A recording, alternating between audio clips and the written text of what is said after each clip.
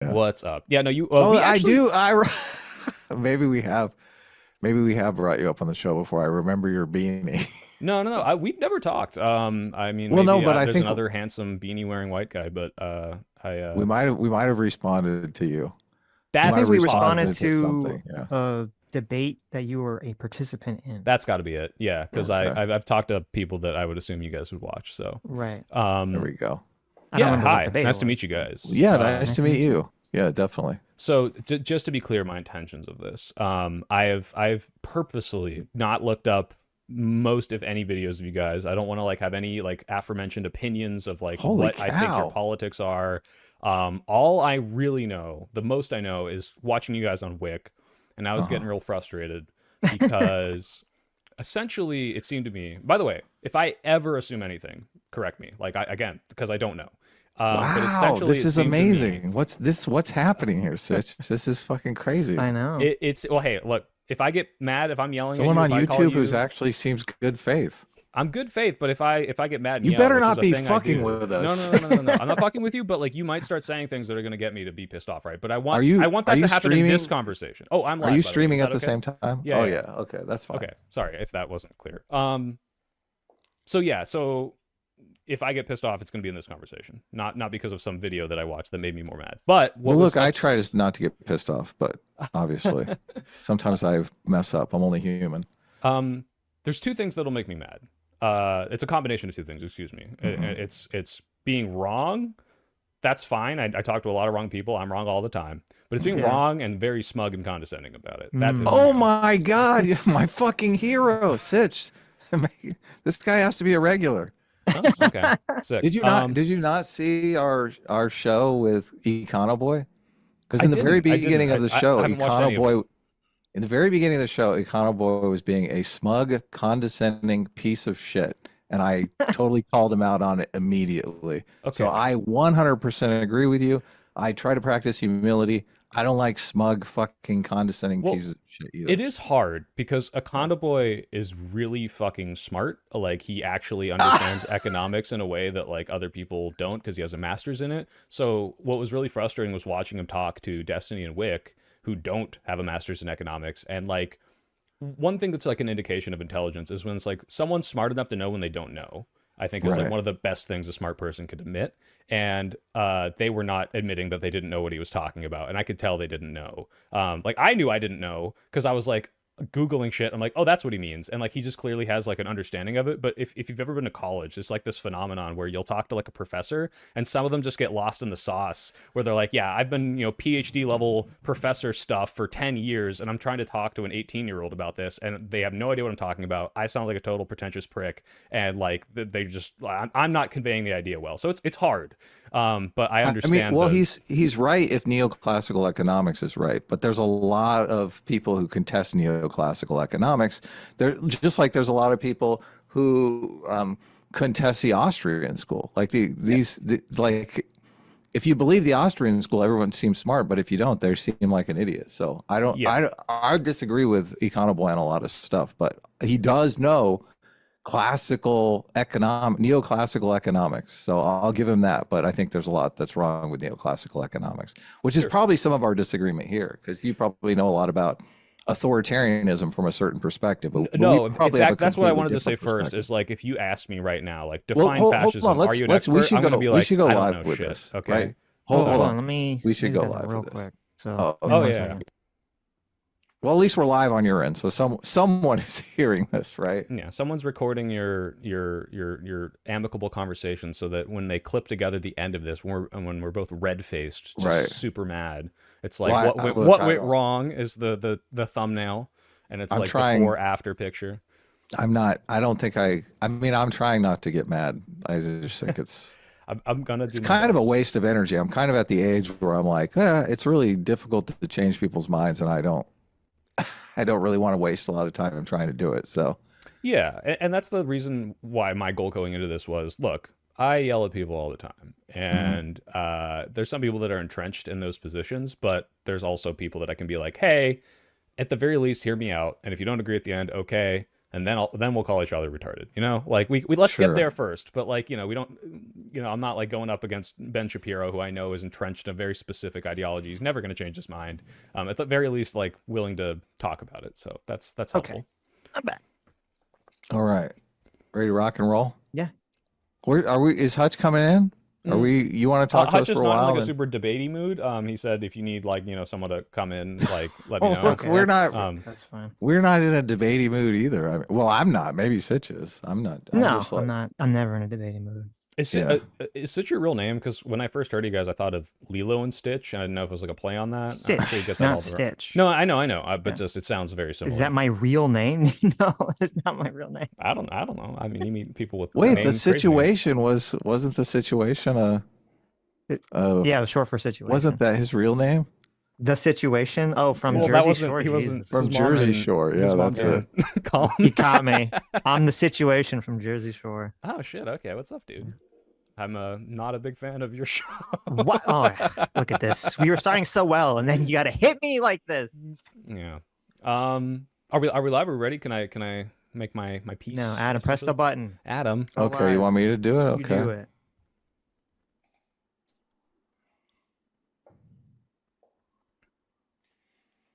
Hello, everybody. How are you doing, Sitch? How are you doing today? Fantastic. Great, cool. Today we got we're a joined guest. by the Soy Pill. Look at this. Hey, Soy Pill. Hey, how's it going? I noticed you have. I just noticed. beanie? We probably should have said this before. You have the green screen. Is there supposed to be something there, or is it just so I'm not using my virtual cam on my Okay. streams. I've been trying to. I have a little like doofy looking avatar drawn in MS Paint, and it goes up behind me. But right now it's not the virtual Gotcha. camera. So yeah, now you just get me looking slightly more incompetent and stupid than normal. Why don't you introduce yourself for our audience so they can kind of know where you're coming from? Obviously, our audience already knows us. So. Yeah. So I make video essays. Bernie progressive, I guess, if you want to like immediately peg my politics. I kind of tried to make it my brand to like reach out to people that disagree in ways that I'm like, hey, if you don't agree with this, I think I can explain it in a way that at least is better than the straw man that the media's been throwing at you. And then also I shout and scream at people at debates, which is the complete antithesis of that. But what I did for this was I saw you guys on Wick a couple days ago, and I saw you saying things I didn't agree with, and I was like, oh, I want to go in, I want to yell at them, blah, blah, blah. And then because I've had more time to think about it, I was like, all right, I don't know much about these guys. I don't know their politics. In fact, I'm purposely not going to look up as much as I can because I want to, if I have to yell and scream, I want it to be because of things said in this conversation. I want no preconceived notions. I just want to come in and explain my piece and see if you guys will at least hear me out, not necessarily change your mind, but yeah. You implied there was some straw manning going on with Wick. What was that? Or what on Wick did you disagree with? Yeah, I don't know about straw. I mean, I probably said that. I don't remember that specific thing. And that's We try not to straw man. We obviously try to get everyone's argument down correctly. So yeah. So my basic contention was, it seemed to me, and by the way, like I said, because I don't know, correct me if I'm assuming your position, but it seemed to me that the ideas you were putting forward were because the left calls Donald Trump a fascist, paints the right wing as a fascist ideology, they are complicit or responsible in some way for the killing of Charlie Kirk. And my issue with that was not that the left doesn't do that. I do that. My issue was whether or not, one, if it's true that I would consider Donald Trump a fascist, or at least fascist in his rhetoric and actions, and two, why that would then be responsible for the assassination. Well, the thing that bothers me a lot about the entire situation is the left has been on this mission for like maybe 20, 30, maybe 40 years, where they believe a lot of racism that marginalized people suffer is because of negative stereotypes, like negative stereotypes of Black people, negative stereotypes of gay people. So they've gone out of their way to minimize these negative stereotypes because they think it's going to result in violence against these groups. That's the argument. Like, even when people were talking about using the term groomer, a lot of people came out and said, look, if you're calling someone a groomer, you're making them a target of violence because you're implying that they're a pedophile. So the left understands this. that these stereotypes can result in dangerous outcomes for certain people. So I don't see, it seems hypocritical to then say, oh yeah, I'm going to call everyone on the right a fascist, Nazi, racist for 20 years, 10 years, however long it's been, and it's not going to result in that same situation. They seem aware of it in one situation and completely in denial in another situation. And it's kind of the hypocrisy that bothers me. I don't know that you could necessarily say it's anyone in particular's fault in the same way, some racist stereotype is anyone in particular's fault. Yeah, exactly. They heard, they heard us talking. Yeah, so let me try to address it from my point of view of what you just said. So one, I don't think whether or not Donald Trump himself, like not the whole Republican Party, but Donald Trump himself is a fascist, I think is separate from whether or not you use that word. So when people were upset about people calling other people groomers, it wasn't the concept of the word groomer. I think most, if not everyone, could agree you shouldn't not use the word groomer for someone who is taking a young person, probably prepubescent or a minor, under your wing, and then making them want to do sexual stuff, or waiting till they're 18, but like planting the seeds in their brain. That is grooming. I don't think anyone has a problem with using that word. What was happening in the context of everyone being upset about it was you had the right wing painting the LGBT community as groomers. You said all trans people are groomers, and not you, by the way, just like that is what you were hearing. And so that word became this dirty, like, let us demonize the entire group as the worst possible thing, a pedophile, and essentially calling all of them a pedophile. And then you saw stuff like Club Q getting shot up, the Pulse nightclub stuff, like this. Obviously that stuff. Look, we're 100% in agreement here. Okay, sure. And then you're saying, if I'm not mistaken, if you say that every Republican is a fascist, you are doing similar things as, hey, you're saying every single person who votes for Trump and is participating in this is part of this group of people that want to do the worst things ever, like akin to pedophilia, right? So you are perpetuating that sort of narrative. You're encouraging people to take action. That's kind of what you're saying. Like, it's a hypocritical. I mean, in the same way, look, you just made the argument that the groomer stereotype caused violence.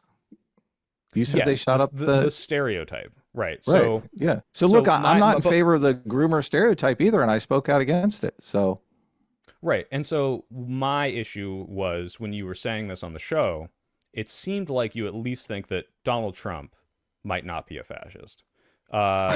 You seemed like at the very least, like that'd be a good assumption. Yeah. Well, we can get into that, but I guess the difference that I see here is, on one hand, you have like, groomers exist everywhere. There's gay groomers, there's trans groomers, there's straight groomers. Pedophilia is old as time, right?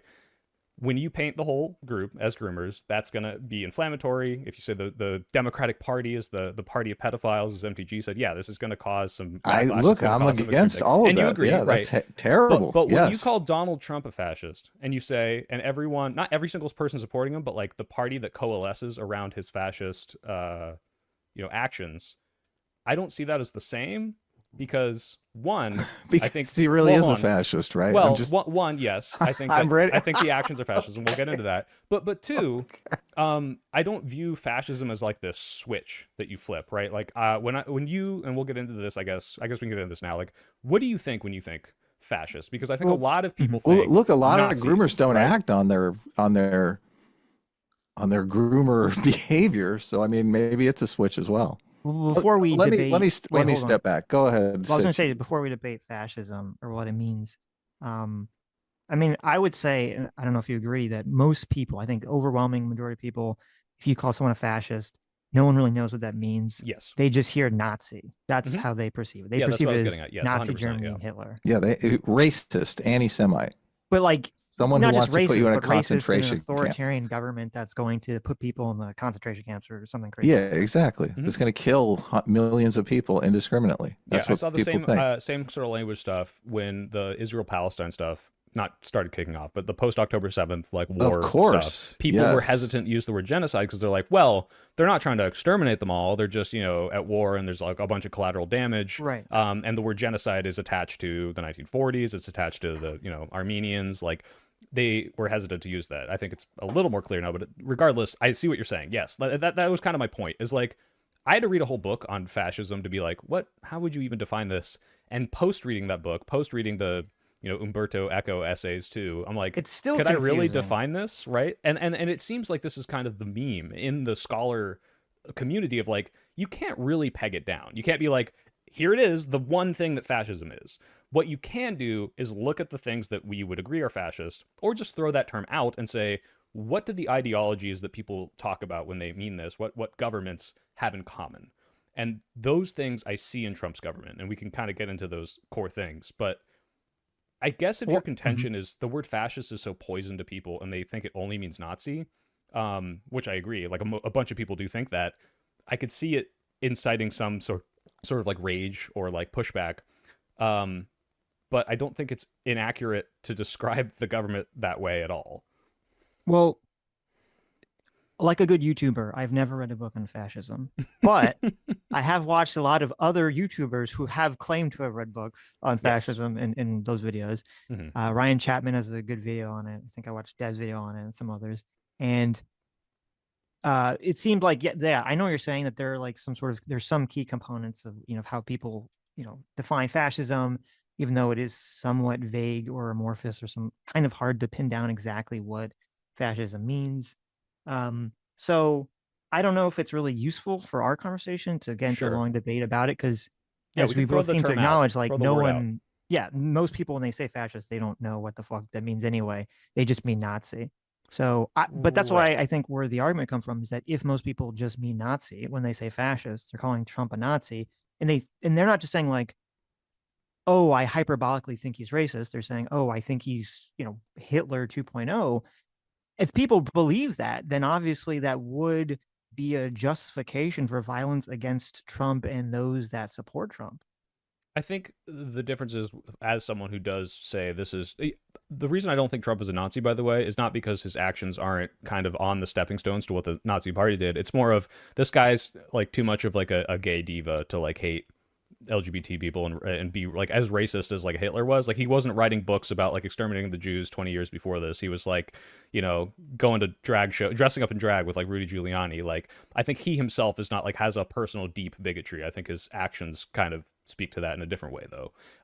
But yeah, the difference here is I do think that Trump is a fascist, or at least on his stepping stones to being a bigger fascist than he already is. Maybe you can call it like pseudo fascism, or like, we're in 1920s Germany instead of 1940s Germany.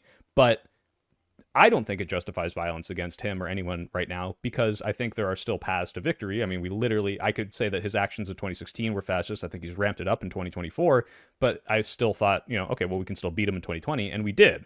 So the only time I think it justifies violence is if it's an existential, immovable threat that it's like, okay, we are not like, he's shut down the voting booths, no more elections. Like we can't do this in any other way but with some sort of like civil war crazy thing. And we're not even close. Well, we're not there yet. So that's why I don't think it necessarily is akin to advocating for violence. When you say that, like, you think Trump is a pseudo fascist, what would be the end goal? Like, what does that look like? Is Trump going to be president forever? Is he going to put brown people in camps? Like, paint that picture for me. Sure. So this is kind of what I wanted to get to with like the tenets of like how fascism works. We can get into the end goal too, but like fascism, as I understand it from these books and like from looking at the different ideologies, is this totality of like ultranationalism, othering some sort of minority group and blaming them for everything, having some sort of like authoritarian leader that like everyone looks up to, who will like never admit fault, almost like godlike, if you will. That's like, hey, this guy is like the answer to all of our problems. This is combined with also this idealization of like this mythical past of, if we can just get back to where everything was good, where we didn't have this group or this, like the liberals weren't doing this. All of these in totality kind of like make up the fascist ideology. Now, you look at that part of the thought, and then you combine that with the, okay, well, what did the Nazis do? Because that's what everyone always goes to, right? So it's like, what's Trump going to do? I think Trump is going to die at some point, right? From old age or whatever. He can't be president forever. But he's seriously floated the idea of, I want to run for a third term. He's tried to overthrow the election in 2020. So when I look at these things, and it's like, this is a person who doesn't believe in the core tenets of democracy that make our country work. He's willing to do bad things to stay in power, illegal things to stay in power. This to me screams not Nazism, or fascism, not Nazism. Even I did it right there. Mm-hmm. Do you kind of see what I'm getting at? Um, so is it, but that's why I'm asking, because like, is it just, do you think that Trump is going to try to be president until he dies? Yeah, Like, I think that's that's a why I'm like, very. I think I don't know like what probability I put it on, but like uh-huh. it would not be crazy to me. Like if you asked me this in 2016, I would say no, of course not. He's he's a buffoon. He's an entertainer, but he's got right wing politics, and he's going to try to be a right wing president, and then he's going to disappear, and they'll replace him. Post 2020, I'm like, Hmm. okay, he lost an election, refused to concede, and then tried to get these like false electors in and violate the Electoral Count Act, and now he's joking or not joking. I think, given that, I don't think he's joking when he says maybe I'll run for a third term, maybe I'll find a way to do this with the 22nd Amendment. Yeah, I think there's a very good chance he does try to stay in power. I don't think that's absurd at all to believe. Okay. And So is that the only, so, well, I guess I'm trying to get at is like, so the element is, okay, Trump might try to be president a third term. And then also, he's blaming immigrants, he's blaming an out group mhm. for America's woes and things of that nature, uh, trying to be nationalistic. Like, to me, I think if you're going to label someone a fascist, there needs to be something a lot more there in terms of fascism-ish things that people think of fascist Italy or fascist Germany in terms to sort of throw that accusation at Trump. Sure. So I would throw in like crackdowns on free speech, a very gross disdain for the press. Those are, I think, really, really big tenets of this. Would you agree with that tenet at least? I still think, yeah, but the problem is that like the way that you're defining Well, yeah, fascism, which okay. I think is Actually, yeah, wait, let's step it, back. What do you need to see for you to call it fascism? well, I was going to say the way that you're defining fascism, which I don't necessarily disagree with. I think the problem with conceptualizing this is if you were to say, okay, those are the core tenets of fascism, I would say, well, in a less extreme version of all those things that you're saying, being more inclined to want to go back to tradition, being more nationalistic, being inclined to blame an outgroup for your problems. Mhm. That's just like a standard conservative ideology. And then the extreme, like if you take that to violence or you take a more extreme version of it, it can become fascist. So, And then I would say that the same thing is true for communism or socialism. The whole idea of like, well, we need, there's too much unfairness in society. We need to flatten hierarchies. We need to, help poor people. We need to make things more equal. Like that's the standard left wing position that the Democrats want. But then if you take it to an extreme, you get communism. So that's why I'm kind of looking for yeah, like to let me me jump in there to because have that extreme element to it. I think you pointed out something really important, which is when you look at people that are like, let's say me, I have progressive politics, and I'm like, I would like to tax people, share the wealth, and have people be lifted up. People say Mm-hmm. the extreme version of that is communism, taking as much wealth as possible, Right. making everyone on the same level, right? The difference being, one of these is my core fundamental value is people can give more to the government, not everyone needs to be on the same level. The government needs to seize control of the means of production, which is what communism would be. But what you Mm-hmm. said for the right wing thing, and I don't know if you did this on purpose, but this is kind of what we're getting at is a lot of conservatives who have those tenets we talked about will absolutely, and a lot of them are right now, going along with fascist ideology. And it's not because it was conservative and fascism is the more extreme version. It's that the Tea Party movement has pushed the party and Trump has pushed the party into a more fascist state where everyone is just kind of okay with that sort of ideology. And it's not extreme version is fascism and they're the conservative light version. It's, hey, you're already at the point where you believe it's okay to crack down on free speech. You're already at the point where you say, yeah, we should jail people for flag burning.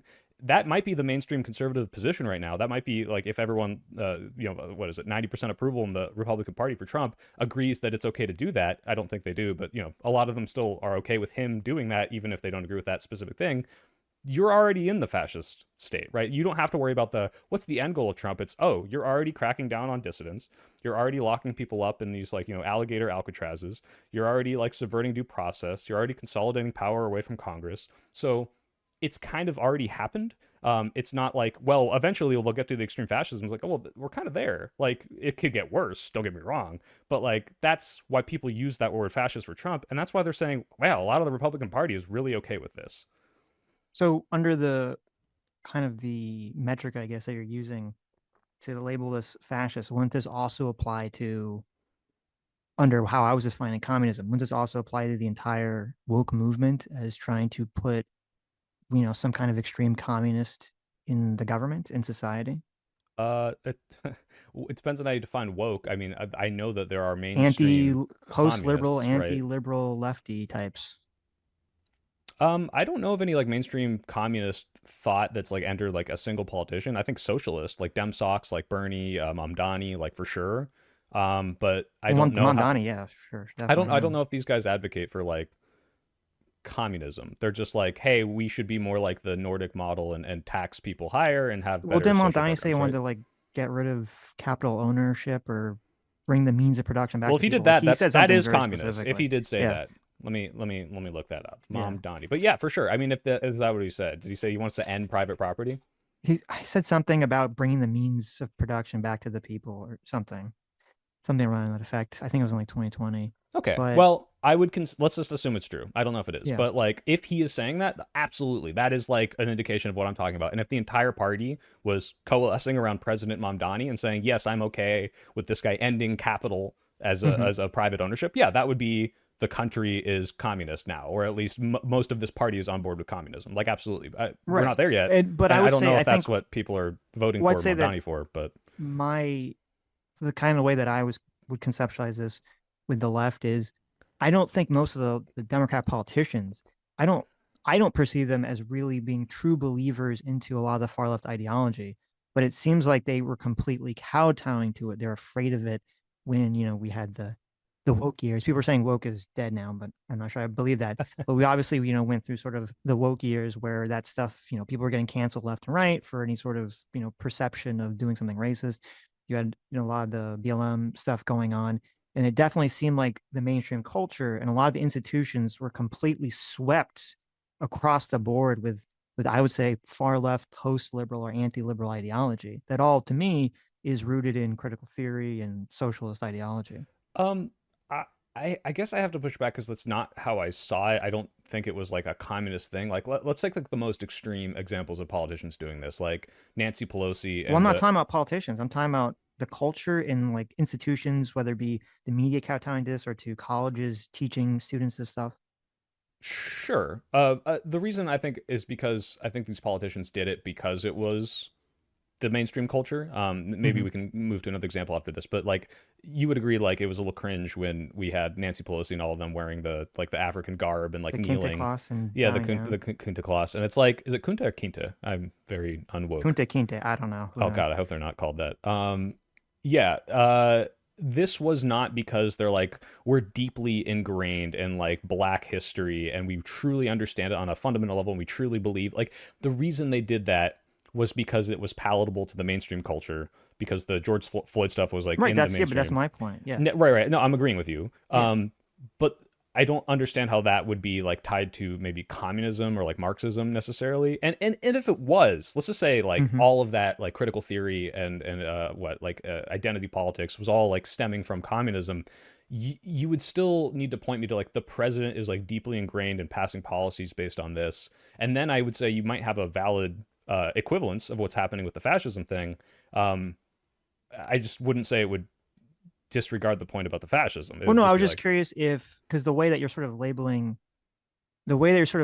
fascist, and I was trying to just see whether it would apply to the what I think is the same level of socialism that's sort of inculcating or going into the culture at the moment now. yeah. So the Um, equivalent for me would be if you had a president, Democratic president, who was following some like pretty mhm. core tenets of communism, who was passing legislation based on this, and if most of the party was pretty on board with that, I would say yeah, it'd pretty be valid to call these people communists. But I Okay. don't think we necessarily got Well, there. with Trump and the fascist thing, because you asked me like what would have to happen for me to call it fascism? Hmm. I would have to see, and I said this in the stream. I don't know if you heard when we were talking to Wick. At some point, I said it.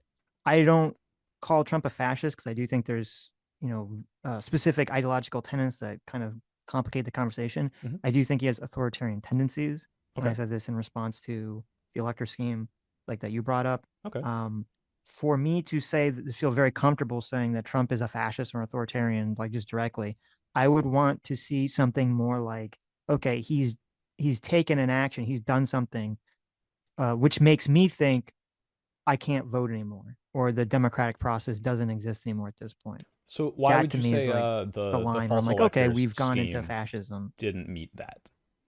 What'd you say? What the January 6th, like why would you say that the January 6th false electors didn't meet that? Like were he to be my understanding is were he to be successful, he would have said whatever you guys voted for in this country, I don't give a shit. I have made false electors and they're picking me now, which meant your vote didn't count. Now he didn't get away with it, thank God. But like Hmm. to me is like this man made it so that the election didn't matter by stealing it. That's like the fascism right there to me.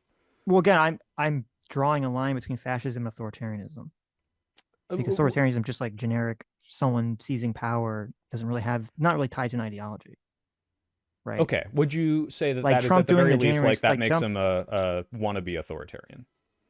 Yeah, that's what I. Yeah, if Trump was successful with overturning the electors and becoming president again, and like Pence signed off on it, Congress signed off on it, Supreme Court signed off on it, we'd be in a very different world. I think political violence would be rampant against, in the streets against the right and people that supported that. So my issue is first of all, if you have a guy who's willing to at least try this and he has no indication that he won't try again, considering he still really hasn't admitted defeat, Hmm. this at the very least, if you want to throw the word fascism out, is an indication that this person is not to be trusted with anything.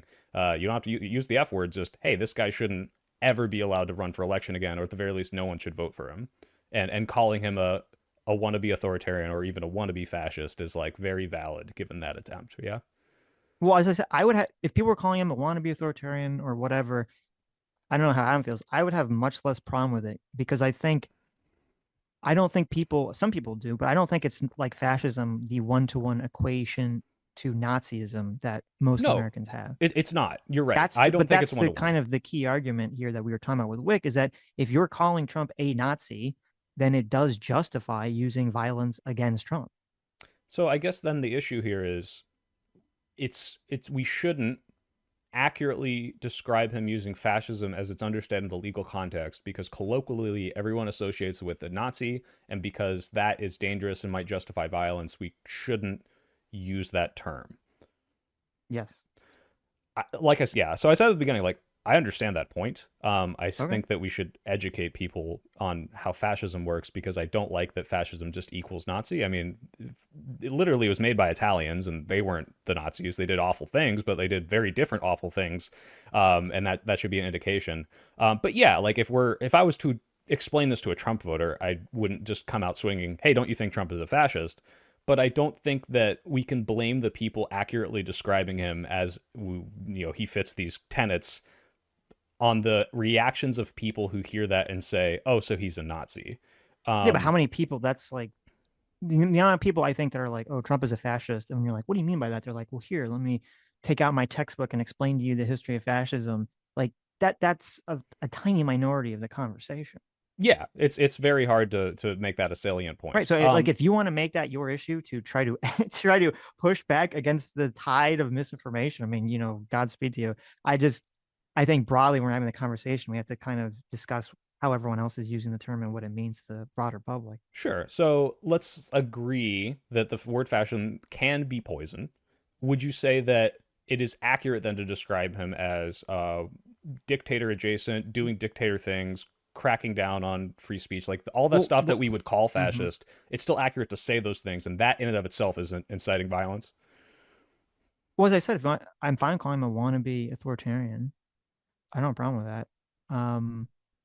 But I'm curious, like, why is it so important, I guess, to call Trump a fascist or a dictator?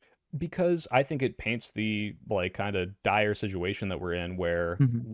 yes, we're not at 1940s Germany and Italy levels yet. We're not there, but this is what it looks like. This is it happening in not slow motion, in regular motion of, hey, like you can watch the steps of these power grabs. You can watch as they escalate to those levels. And it's like, hey, this is like, let's not wait until it's too late to just say, oh, now he's a fascist. He's crossed the line of 1940s fascism, not 1935 fascism. We don't have to worry about it till then. It's like, hey, ring the fucking alarm bells. This guy's on the steps. They're doing these power grabs. I mean, let's take like one example, right? Marco Rubio was floating this bill that says if you criticize Israel or let me be good faith. I think what the actual bill said, like, if you associate or support any amount of terrorism, we can revoke your passport. Now, on its face, I'm sure that bill sounds fine because it's like, yeah, we shouldn't give passports to terrorists. The Hmm. problem is you look at the rhetoric coming from this administration, people that say free Palestine, people that say from the river to the sea are now being labeled as terrorist supporters. Oops, I took your passport. Oh, you're a green card holder who was at a protest, took your passport. That revoking of citizenship, that would be a fascist action in my eyes. And although we are not at the level where we're rounding all those people up, putting them in camps and exterminating them, that is the first step. And when people push back, when people said, hey, this is an infringement of our civil liberties, this is a step towards fascism, they have since walked that back. They've said, oh, outcry got too big. We can't pass that yet. It's not palatable enough. And I think that speaking out and fighting against it is a step in the right direction of, yeah, you can't wait until it crosses the line into the most extreme version. Every step towards this is how you get there, and you have to push back on it every step of the way. And that's why I think, by the way, 2016, everyone was like, Trump's a fascist, Trump's a Nazi, Trump's a fascist. He wasn't doing enough of it yet. Even I wasn't on board with that. I was like, everyone's crying wolf. Everyone has the Donald syndrome. Like, he said some bad things, but we're not there yet. And unfortunately, I have to apologize to every single one of those people in my life, because I'm like, oh, he's doing all that stuff now. Just the writing was on the wall then. Like, he wasn't taking people's passports away for that stuff, but he was indicating that he wanted to ban an entire religion. Like, the language, it starts with the language, it starts with the demonization, it starts with like the rallies, then you get to the more action once he has more power, then you get to the stuff that you're talking about, which is like the extreme Nazi Italy fascism, and we're not there yet. I don't think calling him that means we're there, but I understand why people think that. I just don't think it's wrong to say, hey, look, we're like, you know, the loading bar is at 50%, he's doing all the stuff, and you can look at that stuff and say, this is fascist stuff. Like, this is really scary, and we need to fight back against it.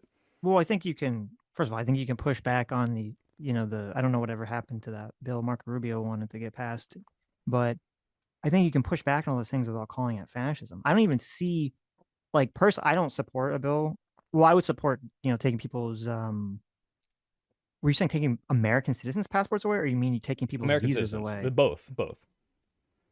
Okay, I don't know how you could take an American's passport away. That seems, unless they were If they make it a law, they can. Unless they were actively supporting. Yeah, if someone's actively supporting some kind of violent terrorist action to some effect that it would be dangerous to let them leave the country and do terrorism in another country, like maybe I'm sure you can make some. I'm sure something like that already good faith, exists. reasonable interpretation of it. Right. But that's I'm the sure thing, there's that's some, not what they're trying right. to do, right? I'm Like, sure some law like that already exists to some capacity or something. yeah, like we ground people, you know, we put them on no-fly lists when they're like legitimate threats, or like, you know, they're Sure. you know, on bail or whatever, right? But like, that's the thing is, based on what they've been saying and doing, that's not what they're trying to do with this bill. But that is a good faith interpretation of it. I just don't think but that's if what's happening. but here's always the problem: if they write the law and you read the text of the law and you say, okay, that's perfectly fine, but then they want to interpret it in some fucking wacky way, then that's up for the courts to say, okay, well, that's not what the law says. You're interpreting it in some sort of bullshit way.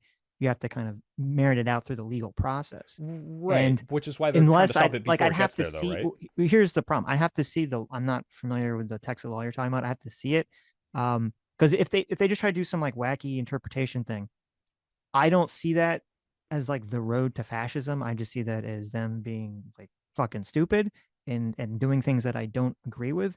And I think it actually, when you frame it the way that you're framing it, I think it's counterproductive, because the whole point it sounds like the whole point of trying to label Trump as a fascist is you're trying to raise the alarm bells to get people on board with saying, okay, what Trump is doing is bad and a problem. We need to fight back, which, first of all, 99% of the left is already on that train, so I'm not sure they need that.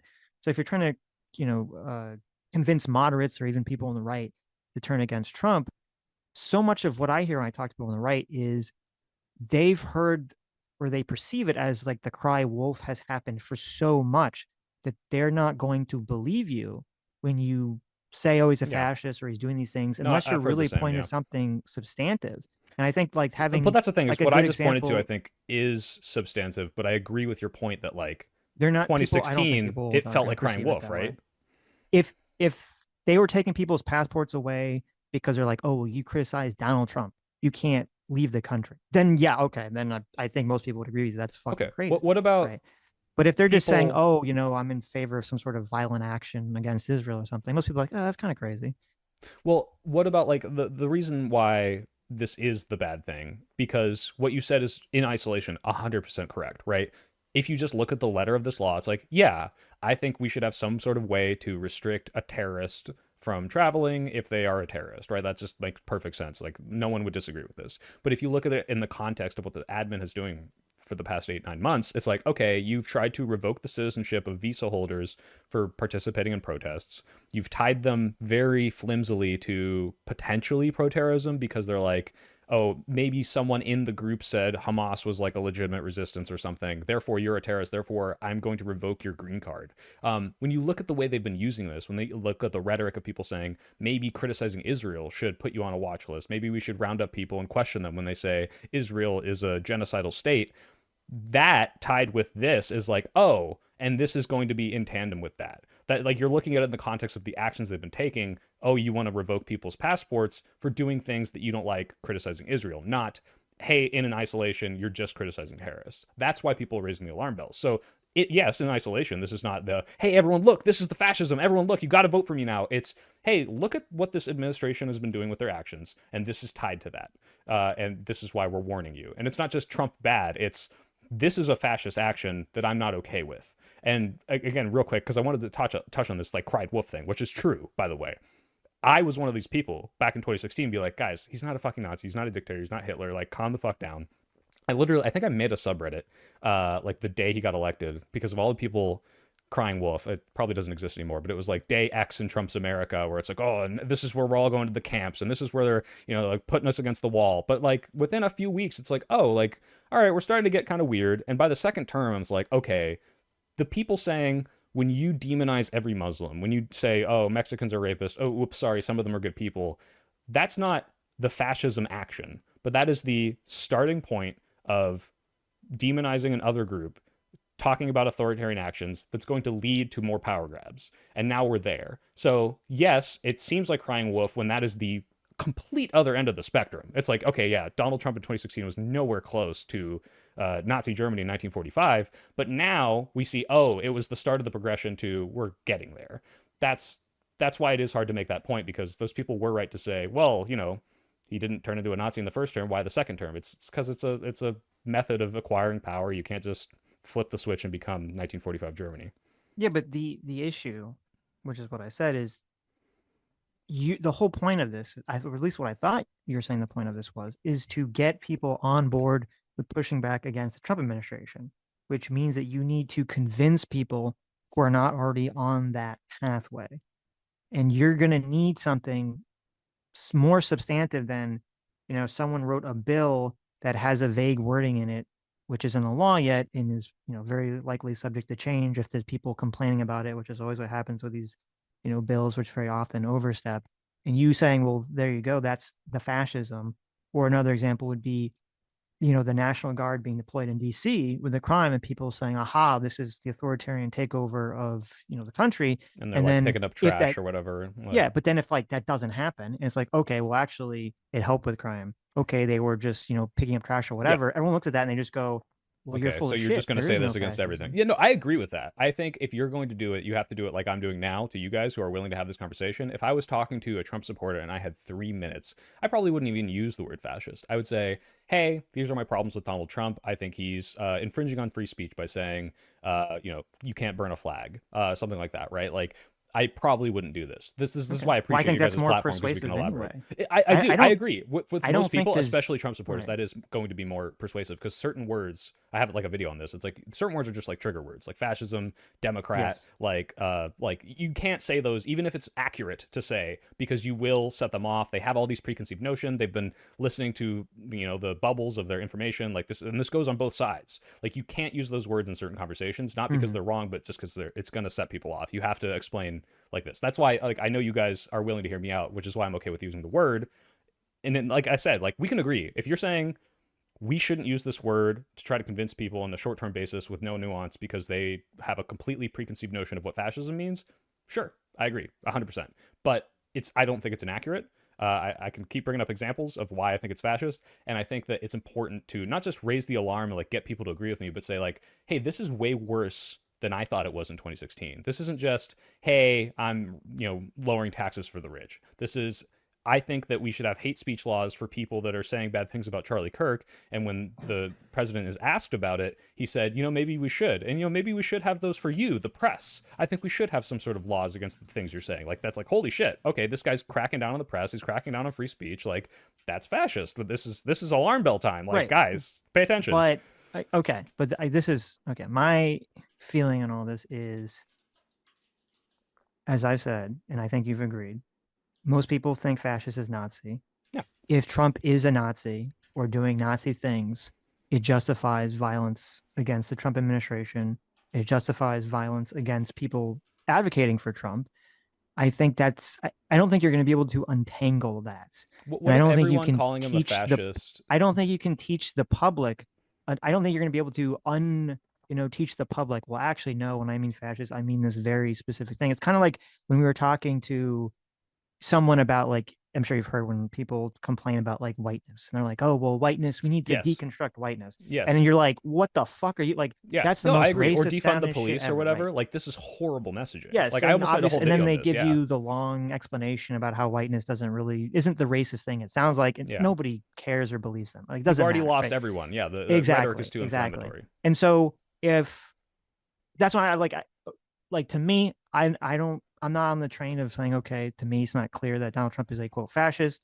And even if I was going to dive deep into what fascist ideology means so that I have the expertise to be like, well, yes, technically here we are, we're engaging in some sort of fascist ideology. Donald Trump is engaged in corporatism on a economic level or something to that effect, then I would still have to like add a 10-minute caveat every time I do it, just because everyone I know who's listening is not going to know what the fuck I'm talking about, and they're going to think I'm just saying. But this doesn't justify violence because technically we can solve it this way. Like, right. So I would just say, here's what Trump's doing. I think this is a bad idea. I think it's anti-freedom, anti-democracy, everything the country stands for. And to me, that's just a more persuasive way and a better way to have the conversation. Yeah, I don't disagree with that. I mean, there's better ways to do it without using the word with a lot of the population. But the problem is, if you do have all those problems with those things, especially as we're getting into the greater stages of, oh, this is actually turning into pretty vicious fascist action, yeah, you could be a little more careful with your words. But at the end of the day, how does saying, hey, Donald Trump is an anti-democracy person who does not care about the election.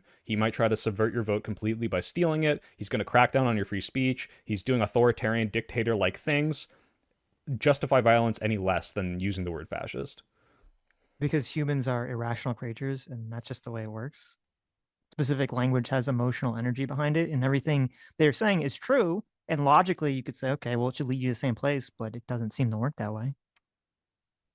Maybe. It's kind of like, as a, JMac in our chat for $100. Thank you so much, JMac. He said something kind of about this, where he's saying it's kind of the same reason that anti-abortion activists will say it's, you're a baby killer, you're a baby murderer, right? It's like, okay, well, is that any different than saying, well, this person, believes in removing the fetus from the womb, and I personally believe that that fetus is a baby? It's the same logical concept, but the word baby killer has so much more of an emotional impact on the person. I think that's an interesting point you bring up. I kind of talked about this before, but think about the fact that truly most pro-life people, almost all of them, believe that you are murdering babies, killing millions, essentially committing a genocide. And they're using this language constantly. And although you do see some attacks on abortion clinics, mostly they're fighting back like legally. Like, they're trying to shut them down. They're putting restrictions. They're cutting funding to Planned Parenthood.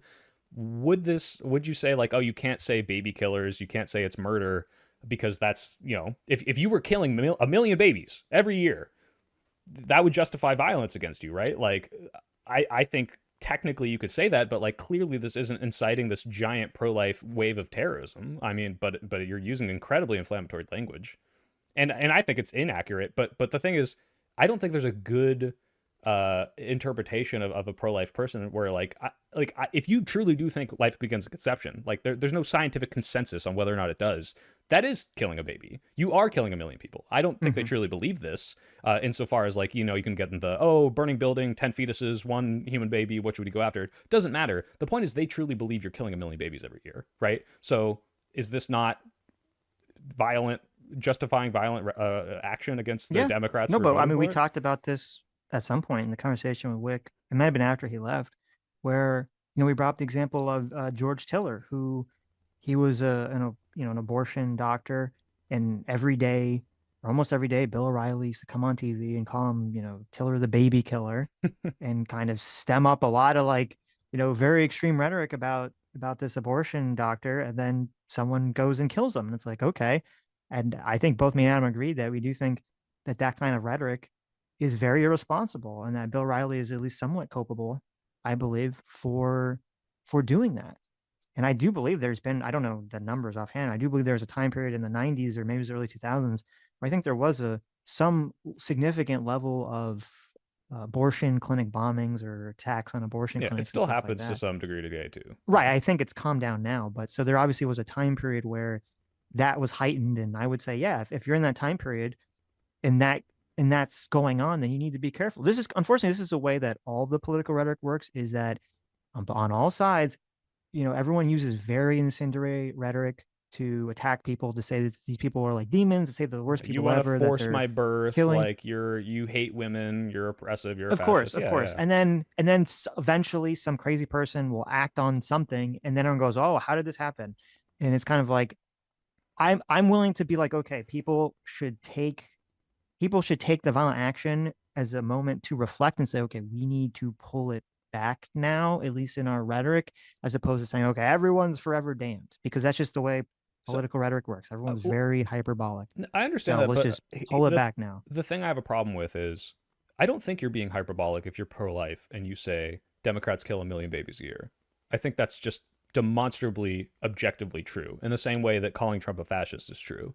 Um, like you truly believe life begins at conception. Every single abortion is a murder. The whole party is advocating for this, right? Like you're not, and then you're asking those people, hey, don't call them, baby killers. Don't say they're killing a million babies a year because someone might get the wrong idea. It's like, well, no, hold on. You truly believe this is happening. So now we have this weird standard where you have to ignore reality because some people might take that reality and do something crazy with it. My point is that the people doing this stuff, saying these things, are not inciting this massive wave of violence. Violence happens, absolutely. And some of those people are inspired by the Bill O'Reillys, by the calling Trump a fascist, whatever, sure. I guess the thing that all of this needs to be paired with, which you already said, was people saying, we do not condone this violence. This is not okay. This is not how we get things done in this country. And I see overwhelmingly that the Democratic politicians and leaders are saying this and not backing down from the calling Trump a fascist, which is okay, good. I think you shouldn't. But the right wing isn't. They're still using the language and they're not saying, oh, and we're going to tone the rhetoric down. So I agree. Yeah, we need to add the little amendment. It's like, yeah, if you're going to call Trump a fascist, at least say, but that doesn't mean we should go and do a violent thing. Violence is not okay. Political violence is not going to solve this, because I don't think it will. Clearly, you know, Charlie Kirk being dead is not going to put a big block in the right wing movement, right? I think the recruitment numbers went up. There's like a million Charlie Kirks. Like he wasn't some like special orator. There's the Michael Knowles, there's Matt Walsh, there's Ben Shapiro. There's a gajillion guys that can all do what Charlie Kirk could do. It's more of now this just makes people more radical, more scared. So you need to condemn the violence, but I don't think this means you shouldn't describe accurately what you see happening, right? Well, going back to the abortion thing for a second, Mm-hmm. one of the big points about living in a democracy based on the principles of liberalism and free speech is the idea that we're all not going to agree with each other. We're going to have some fundamental, powerful disagreements about how society should be run and governed.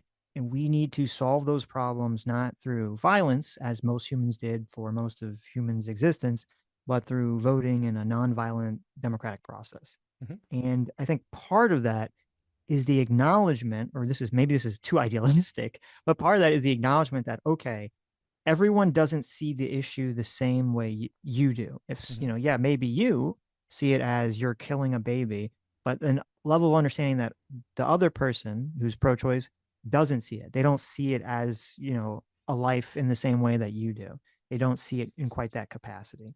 And that you should, even if you in your heart of hearts believe that it's killing a baby, that you should have the awareness that, okay, I understand how insane that is if I go out there and say that the left is perpetuating the largest genocide in human history by killing X number of babies. It's very 1 + 1 = 2 on terms of like how that's very easily could lead people to engage in violence. And maybe you can get away with it until people do start engaging in violence. But if people do, then you need to bring it back. You need to calm it down. Well, You need to tamp down on it. but like, if you want to live in in a that situation, society like where we what don't would you murder advocate each for other. then? Like if they like, look, let's say I'm a pro-lifer, I think that abortion is murder, right? Like this is just a fact to me. And the thing is, again, there's no like consensus, so this is very just as valid as my thing for various reasons. Just because someone bombs an abortion clinic or like, tries to go after a doctor or this Tiller guy, right? Now I have to say, well, abortion isn't murder anymore. Like I have to change my opinion on it, or I just can't talk about abortion. Like, what are they actually supposed to do in that situation? And why are they now responsible for accurately describing, hey, I think this is murder, right? Like, what are you actually supposed to change? Like, if they're going out there and saying someone needs to do something about this, if they're like, inciting, sure. But if they truly believe it's murder, why should they not say that anymore? It seems to me not tenable if we're going to have a situation where someone is going to go out there and they're going to say, hey, and they're going to say every day, hey, this person you don't agree with is doing the most horrible thing imaginable on the face of on earth. Mhm. Now I'm going to tell you, don't do any violence against them, even though they're a literal demon spawn. Mhm. But they're doing the worst thing ever. I don't think that's a realistic situation. And I think, that was kind of the part we were talking about with groomers.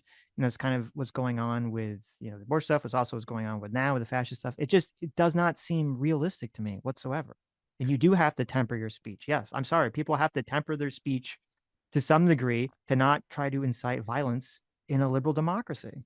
I guess And have an acknowledgement of saying, listen, I might believe that what this person is doing is very horrible, but I understand we live in a fucking free speech society or in a free society, and that's not what the law is, and you have to respect that. You can levy the government to change it, but well, you have to that's respect what it. I'm seeing from the Democrats, right? They're like, look, they think they're like, at least me, think that we're accurately describing Trump's actions as fascist, dangerous, dictatorial, authoritarian, but we don't condone political violence. This is not going to solve the issue. This is going to make things worse. If anything, it justifies him ramping things up. That's what I've been scared of in the past week. And we need to solve this at the ballot box for as long as we can. And then, if he breaks the elections, he says, no more elections. Okay, then you can do whatever you need to do to justify it, but we're not there. So if you're partnering that with this caveat, like you said, and not backing down from what you believe to be the truth, yeah, some crazy person might run away from it with it and do something crazy, but like you're saying don't do that. You're specifically advocating for it and saying there are ways to solve this. You're giving them an outlet that isn't political violence.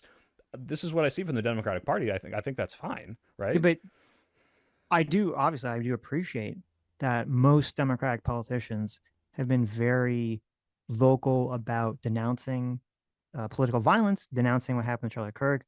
I think Bernie Sanders gave like the best speech about the situation that I've seen on the left as a politician. Yeah. And I appreciate that. I think that's all great. But the counter or the only problem I guess I would have so far with the response is it can be difficult when most people on the right, they're going to view the left as not just politicians. They're going to view it as like the media and colleges. They're going to view it all as this giant amorphous blob. And when you have a situation where for the last 10 years or so, there's been widespread pushing of the narrative of that not only is everyone on the right a racist Nazi, but also that if you're a white man, you're a racist, privileged person, and a complete one-sided hypocrisy, I would say, in the culture in terms of dealing with issues of racism, where racism and sexism against men is just completely allowed in every space, as long as you're a white guy, completely allowed in every single space. And then you have this situation where, Charlie Kirk is killed and there's all these people denouncing it. I think I would guess for people on the right and also for myself, you would need more than just a denouncement of violence. You would need an actual, like, okay, there is a faction of the left that is insane and that is trying to destroy the Democrats, trying to destroy the liberal party and subsume it or subvert it with, socialism or whatever you want to call it. And we need to extricate this from the left. We need to actually denounce them and get rid of them. And I think that's the problem, is at least so far. Now, maybe this will be the wake up call. I would hope it would be. But so far, I'm not confident that this is the wake up call to the left to actually address that issue. In fact, one of the things that triggered the fuck out of me was, right after Charlie Kirk is killed, you have all these people come out and denounce it, which is great. But then almost every single mainstream outlet goes and interviews fucking Hassan Piker on the topic or writes an article about Hassan Piker on the topic, which to me is like fucking insane. And they don't, most of them that I was reading the articles, they don't accurately portray Hassan's views. Like, oh, this is a guy who, supports Houthi terrorist actions or Hezbollah or pals around with people that say October 7th was based or anything like that. They just portray him as like, oh, he's like a very progressive lefty. And it's like, did they not learn anything? Like, what are we doing here? I think they're not lying, by the way. I think they genuinely don't know. Like, these are like the normie liberal journalists who see him as like the left-wing Charlie Kirk. And like, just an example, my mom was like, did you see that cool progressive? Like, and I'm like, who? And she shows me his on. I'm like, no, like, that's not what the problem. That's exactly the problem. Because I think that there are a bunch of boomer writers or editors who are being lied to by their younger staff who do understand that Hassan is a radical. But I guess the issue is using him to subvert everything. Well, I don't know about this subverting everything. First of all, the reason they went to him is because they think he's like the left-wing Charlie Kirk, but also he was like geared up to debate him in like a week or something. I was too, actually. Like the whole Unfuck America. They're not going to you, are they? Well, I'm not big enough to go to. They might have gone to Destiny. Do you think that if Charlie Kirk was going to debate Nick Fuentes in like a couple weeks, that there'd be a bunch of articles written about Nick Fuentes that they probably like, not Fuentes, because he's a lot less palatable mainstream. Yeah, but the point is like they're not going to him because they're like, let's mainstream the terrorism, let's mainstream the communism subverting the Democratic Party. You can call it subversive, and even Hassan admits to this. Like he's like, yeah, I want to use the Democrats to achieve my goals, but that's not how they're viewing it. Maybe you can call them useful idiots. I guess the issue is you're saying, well, yes, every single mainstream Democrat, which is pretty much what the normies are gonna hear, right? Most people don't even know who the fuck Hassan Piker is. Like, are saying this is bad, and they're not tamping down on saying the word fascist or that he's an authoritarian or that he's doing dictatorial power grabs, but they're saying political violence is not acceptable. We all need to come out and condone this. Every single Democratic president, even George Bush, came out and did this. But then the right-wing mainstream people that the normies will listen to, not, I'm not talking about Fuentes. I'm not talking about Matt Walsh. I'm not talking about these crazy online people who obviously are not going to denounce violence. I'm talking about the people like, the president who says, I'm not going to tone down the rhetoric, or the, mainstream right wing, not George Bush, but the other right wing politicians who aren't doing this, or Brian Kilmeade, the Fox and Friends, one of the most viewed shows in the planet, who's coming out and saying, let's forcefully inject homeless people and kill them, right? Like, this is where I see like, okay, yeah, like the Democrats, especially the important ones that are listened to by most people, not specifically the online people. So not Destiny, not Hassan. Yeah, you can criticize them validly. I don't agree with their takes on this. But the people that people are listening to are denouncing violence and also not tamping down on the fascist stuff. The people on the right that people are listening to are absolutely not condemning this in any way, if not making it much, much worse. And I think that's why it's like, okay, you can hyper-focus on, like, I went and argued with Destiny. I was like, you can't say we need to make Republicans more scared by not condemning terrorists. That's insane. I think that's unhinged as fuck. But that is not even close to being as important or worth the attention of what is happening with the main right stream politicians. Yeah, well, as I said in that stream, at some point in that stream, I said repeatedly, I do not like Trump's response to all this. I don't know if you listened to the governor, he's a Republican, the governor of Utah. Cox. Yeah, I think he had a very good response to the whole situation.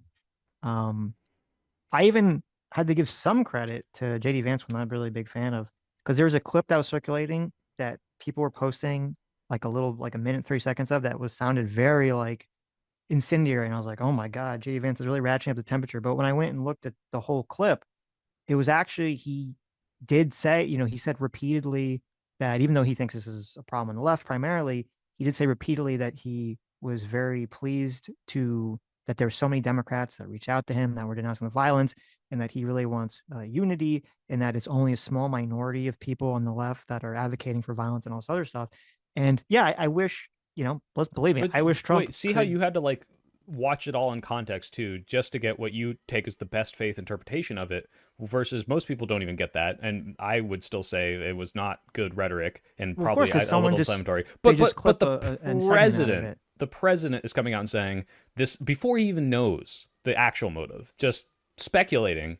This is left-wing violence. We're going to tamp down on this. And then Stephen Miller coming out and saying the Democrats are the problem and we're not going to make any unity with them. So, like, this is like the more important thing I think to focus on. And if anything, what you should be like, making a primary I don't agree at all. No? Okay. Did you Again, watch the whole JD Vance statement? well, I did, but I'd have to go back and look at that. I don't remember. okay. So I don't agree because number one, I think we could do two things at the same time. Okay. And I've said repeatedly, every chance I can get, that I do not like Donald Trump's response. I said not yesterday, on Sunday, that Elon Musk, I think, is acting completely unhinged and irresponsible in how he's ratcheting up all the rhetoric and et cetera, et cetera, et cetera. Mhm. Okay. So, I mean, if you want to go, you can complain about that to someone on the right who's just saying that everything they're doing is fine. I've never said any of that. That's never been my position at all, whatsoever. But I But guess in it term, just seems like you're downplaying it a little. Like like you're how not you clearly how have am the I down? I problem. just said it was No, said it was completely irresponsible and ratcheting up the problem. Right. What I mean is like where it's like in the same breath as saying I like one way to deflect against it. I don't think you're doing this on purpose. Like like I'm trying to minimize it. But it's like you just say, well, I don't like that he's doing that. Versus what my rhetoric on this is, hey, this is insane that the president of the United States is demonizing an entire party and is potentially going to weaponize the government against them. I think we need to speak out and make sure this person can't get elected. And If Donald Trump starts doing some sort of crazy actions against innocent people on the left or groups on the left using Charlie Kirk's death as some excuse, you will hear about it from me. Okay. that is good to So good to know. that's fine. But let me go back a second because I feel like the exact same thing is true when a lot of people on the left talk about this, is that there isn't, to my estimation, there isn't, or my experience, there isn't really an acknowledgement about the how dangerous it is that there are, according to that poll that everyone's bringing up, that 25% of young, very liberal people, though very left-wing people, are fine with political violence, and there was only like 5% or something of very conservative people said that is an I'd want issue to see that what needs to the be do you know what talked the about, do that you know needs to what be the addressed. question And asked? hold on, let me okay, sorry. finish. And so this is the reason I brought up the Hassan thing, is that, again, as I said, I'm happy that most of the mainstream people that I've seen on the left that are like, not on the internet, were denouncing the violence. That's all great. But I've said, and I said this in this conversation, I think most of the left is, with all the Democrats and everything kind of bowing down to a lot of the woke shit. I don't think it's because they believed it. I think it's because they were basically being subverted or tricked into supporting this. And how am I, or really is anyone, supposed to take the left's denouncing violence seriously if they're going to immediately signal that they're just going to continue to fall for this subversion again and again and not address the problem, which is that there is a bunch of radical leftists running around indoctrinating children. And we don't know with 100% certainty what's up with this guy, but I don't think I'd be surprised. I don't think you'd be surprised if that turns out to be the shooter's MO. I don't know. I mean, leftists indoctrinating children sounds like violent rhetoric, Sitch. Someone might hear this and do something, don't you think? It's pretty a heavy accusation. I mean, I'm fucking with you, but like, do you see what I'm saying? Is like you just accurately described how you see the situation. I think what you just said is inflammatory. It is, whether or not I think it's true. There's a spectrum of inflammatoriness. Okay, me saying leftists indoctrinating children is not the same as me saying that the They're next grooming Democrat children president, to be progressives, Sure. right? that the next Democrat president is going to enact authoritarian communism and put everyone to death camps. Yeah, okay? there's a spectrum. There's a wide difference between these two I was statements. mostly fucking around. Well, here's the thing. One, I don't know if you can look at this poll and say, well, even though all of the people with the power to enact legislative change are saying the thing I want them to, 30%, which is a minority of, what is it, Gen Zs, of a specific age demographic, say they are okay with political violence in any case, might say it's sometimes justified. I think political violence is sometimes justified. It depends on what it is, right? Like when you say that, it sounds insane. It's like, okay, do you think we should go and shoot Charlie Kirk? Absolutely not. What if you're in 1940s Germany and you're fighting back against the Nazis? That's political violence. So it depends on what they mean. But also, but no one's. I agree with you, but no one's addressed. The left's not addressing this, and I don't see them addressing this. This is the problem. Addressing the poll, or what do you mean? Addressing the poll, addressing the concept that, again, they either keep falling asleep on this, they don't realize it, or they're hiding it. That there is an extreme faction of the far left that is young and it's growing, and they keep running interference for it. They keep doing, like, even before the recent thing with Hassan, the CNN did a fucking puff piece on Hassan. It's driving me like I'm assuming it drives you crazy because you're not a Yeah, socialist. I'm not You a don't agree Hassan with fan by any means. Hassan I on all do this think the shit. puff pieces are annoying, yeah. But it's not just annoying. It's scary. I don't like that I go on X. You know, I'm Jewish, and I don't like that I go on X and I Oh, see waves of Mazel, fellow Jew. anti-Semitism, okay, and groiper racist shit like every fucking where. I don't Hmm. like that. Yeah. And I'm like, oh my God, like this, maybe, we need to, people need to call us out. People need to do something about this. This is fucking crazy. And that I don't like that I turn to the left and it's like, oh, well, like the young left are fucking unhinged socialists too, that are all, in the Hassan sphere or the October 7th was justified sphere or terrorism is good sphere. And I'm like, what am I supposed to? I feel like I'm fucking like Yeah, lost here. so I don't think you're at all crazy for saying, hey, the amount of influence that Hassan has, courted with the mainstream media, given some of his more extreme views, is insane and scary. My issue is, I would literally walk arm in arm with Hassan, canvassing around the country, making Donald Trump not be in power, and then once Hassan had more of an ability to have more of a like influence on the country, I would then fight back against it. But Donald Trump is just That's like going to so be too much late worse at that than. point. Well, here's the thing. You say it's too late, but like that's how I feel about the fact that the current president is doing the fascist stuff. So, like for example, another polls like 1 in 3 Trump supporters are okay with political violence, right? About the same number as the young youth. But these people have the power right now. These people are able to enact that against us. These people are fine 1 in 3 with. Trump supporters were in favor of political violence. Yeah. Do you want me to link it to you? Sure.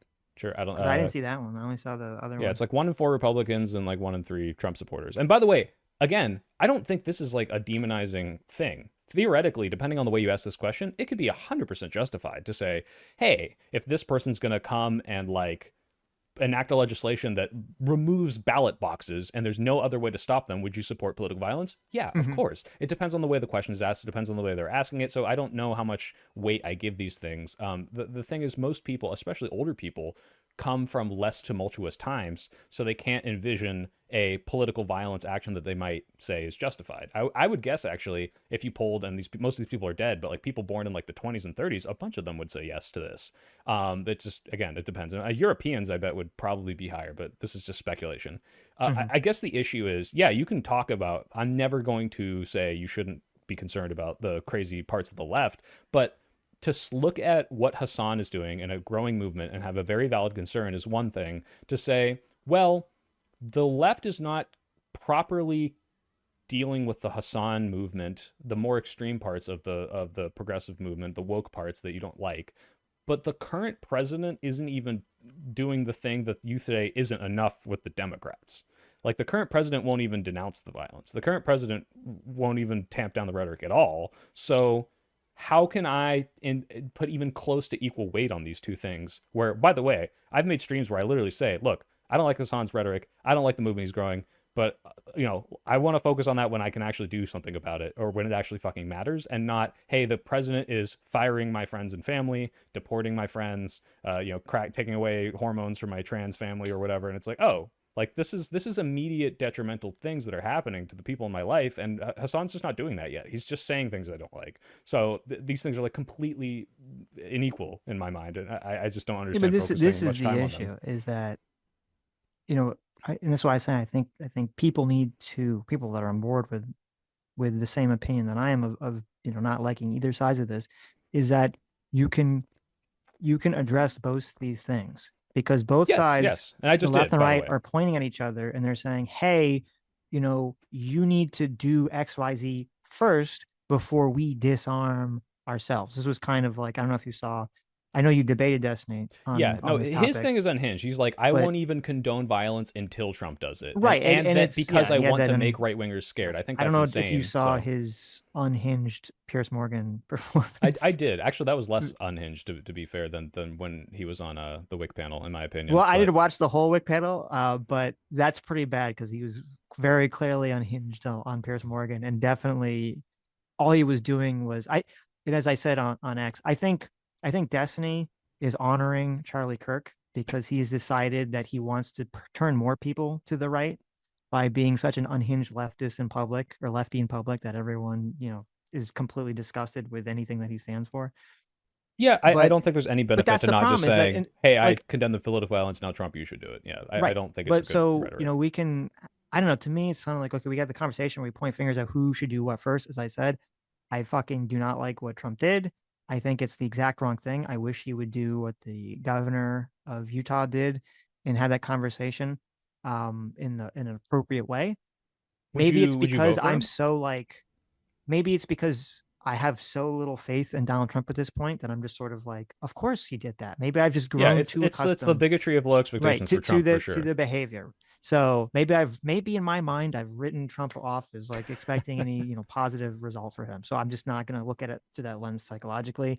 But I do think that we need to have a media in this country that is not fucking insane, that people can trust and people perceive as unbiased and trustworthy. And I'm not seeing us go down that pathway. And Sure. that's I what's mean, again, bothering this me. is a valid concern, but like when I look at like the moment of our time, and the whole reason I have this conversation is like you are making genuine like prescriptions as to we can talk about all of these things. I don't think any of this should be ignored, but how much weight am I putting behind one of these issues being, yeah, the media is a problem. Yeah, the media could report on things better. Yeah, the media is not accurately portraying the worst parts of the Hassan Piker rhetoric.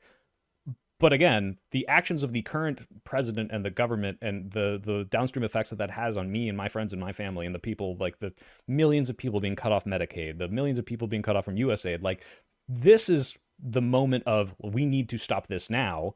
And also, I can say, hey, yeah, that Hassan shit's bad. It's not doing nearly so much demonstrable harm.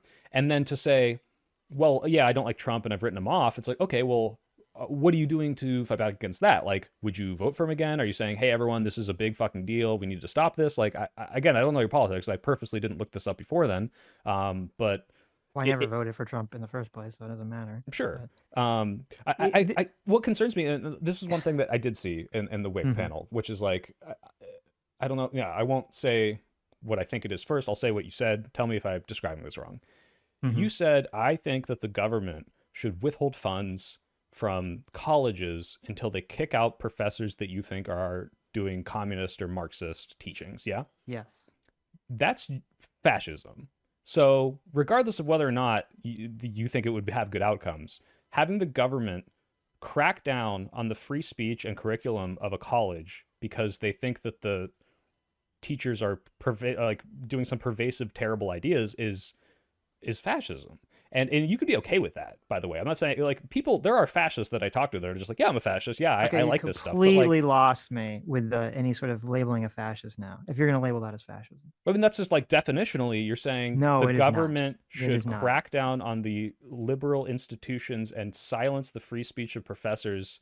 Like that's what it is. Do That's you? a tenet of it. Well, let me ask you this. Let me ask you a question, and there's two versions of it. There's what you think, and how do you think broadly the left would respond to this? Okay, if there was in Harvard University, there was a bunch of classes that were all teaching that black people were inferior to white people, and that you as a student taking this class should accept that black people are inferior to white people, and you should go out there in the world and advocate political policies based on that. Okay. Mm-hmm.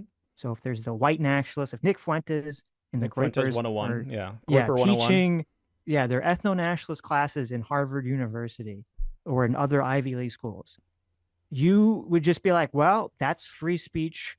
The government should do nothing about that whatsoever. They shouldn't pull any of their federal funding. It's fine that people, the broad public, Well, hold on. tax money goes to a school that is indoctrinating ethno-nationalism into students. You think that's just totally fine? So there's two parts of this. One, you're saying, do I think this is fine? Of course not. And in the same way that you don't like that people are teaching what you describe as like this dangerous Marxist ideology is not fine. But whether or not I think the government should crack down on it by using financial or even physical, like, coercion to say you can't. I said that happen. they should pull federal funding to these institutions if they're going to teach people the idea that America is inherently a racist, evil country that needs to be overturned, and that political violence is acceptable, or that that white people are inherently racist or any other shit. Why am I funding that? Why the fuck should I fund that? Why should any taxpayer fund that? Why are you funding anything? Why would right? Like why would taxes go to all sorts of stuff we don't agree with. How does it make right? any sense that the government and us, people that taxpayers are paying for people to want to overthrow the government with violence? This makes no sense to me. I understand the contradiction there, by the way, totally. Like, obviously, it's like, yes, let's pay the anti-democrat news station to, like with 20% federal funding. Like, why am I funding this? First of all, as someone who went through, I mean, this is anecdotal, obviously, but like, I did gender studies as a meme, like in college, just to see what the fuck these classes were. And they teach a lot of stuff that you might say is hateful, anti-American. Mostly what it stems from is, hey, we're accurately describing the things in history. And if we get some biased teacher or TA that's like, hey, I'm from fucking Guatemala and I hate America because this is what they did to my country. This is a very different saying, and this is why we need to overthrow it. America's the worst, and you should all hate it. It's just people What have. you're saying is actually completely incorrect. Well, hold on. I'm just literally describing my experience. I'm not saying this is what everyone goes through or what these colleges are. Next is what I was going to say is, yes, some of these people might be the most radical extreme version of what you're describing. Like they're just in class and they're being like, all right, here's hate America 101 and here's how to do it. All white people suck, right? Even if that was the case, I don't think the government should be able to crack down on that and say, well, we're going to withhold our like equal opportunity funding that we give to all these schools from specifically you, unless you specifically align with what we say. In the same way that, let's say, like, let's turn the hypothetical into a third one. Let's say they were teaching how, like, it wasn't the extreme version. It's just, hey, this is what racism is, or just describing. Wait, go back to the because I didn't hear the answer to the white nationalist question. Yeah, I think as much as I would not be okay with that class, I don't think the government should say, hey, school, we're going to stop doing this funding for you because of our disagreement. Like, that's my principle is the government. That's insane. Well, my principle is the insane. government shouldn't be like using what they define in the concept of what is allowable speech to monetarily coerce colleges. I don't think that's okay. And yeah, I would have a huge problem with the white supremacist college, of course, but I don't think the government should be the one to say, and this is why we're going to pick and choose which people are fitting into what we deem as acceptable are by speech. giving these schools funding. They're already picking. But they give all the schools funding is the point, right? Like they give schools different amounts of funding based on some. No, that's not true. The federal government. That's 100% not true. Not every federal government gets federal funding. Yes. Wait, hold on. Because this was a big thing that came up with a lot of the Israel protests. Okay. The federal government uses federal funding to colleges in order to get them to engage in specific behaviors. And some of those behaviors are to make sure that they're following the Civil Rights Act and to make sure that they're creating an atmosphere on college campuses where people do not feel discriminated against or that they feel safe and that they're not afraid, for their lives or their safety or whatever. Okay. So the federal government is already doing the thing you're saying you don't want them to do. Okay. So let me then shift this into what I guess would be more of like, okay, am I morally prescribing what we should do? If I'm not okay with the white supremacist 101 class, and I guess based on what you just said, it's illegal for these people to violate the Title VII Civil Rights Act by discriminating against these students. If I truly thought that these professors were discriminating against white kids in the way that you think they are, then I think they should withhold federal funding. I don't think that's what's happening, though. I guess they don't. I'm assuming. Now, I could be wrong. I'm assuming most of those classes, they're not going to point to the white kid and say, stand up, Johnny. That's a whitey. Everyone throw tomatoes at him. No, they're going to just be like, well, we're just promoting the idea that America is inherently racist, that white people are inherently racist. They're going to give the bullshit, oh, when I say whiteness, I don't really mean, the thing that I think I mean. Okay. Right. And that we need to replace democracy with socialism. Blah, sure. Blah, So blah, then blah, that's blah. the ideas, right? That's not the violating a civil rights act by discriminating against anyone. It's, hey, I don't like these ideas. And that's different. So if I'm not saying that violates civil rights act.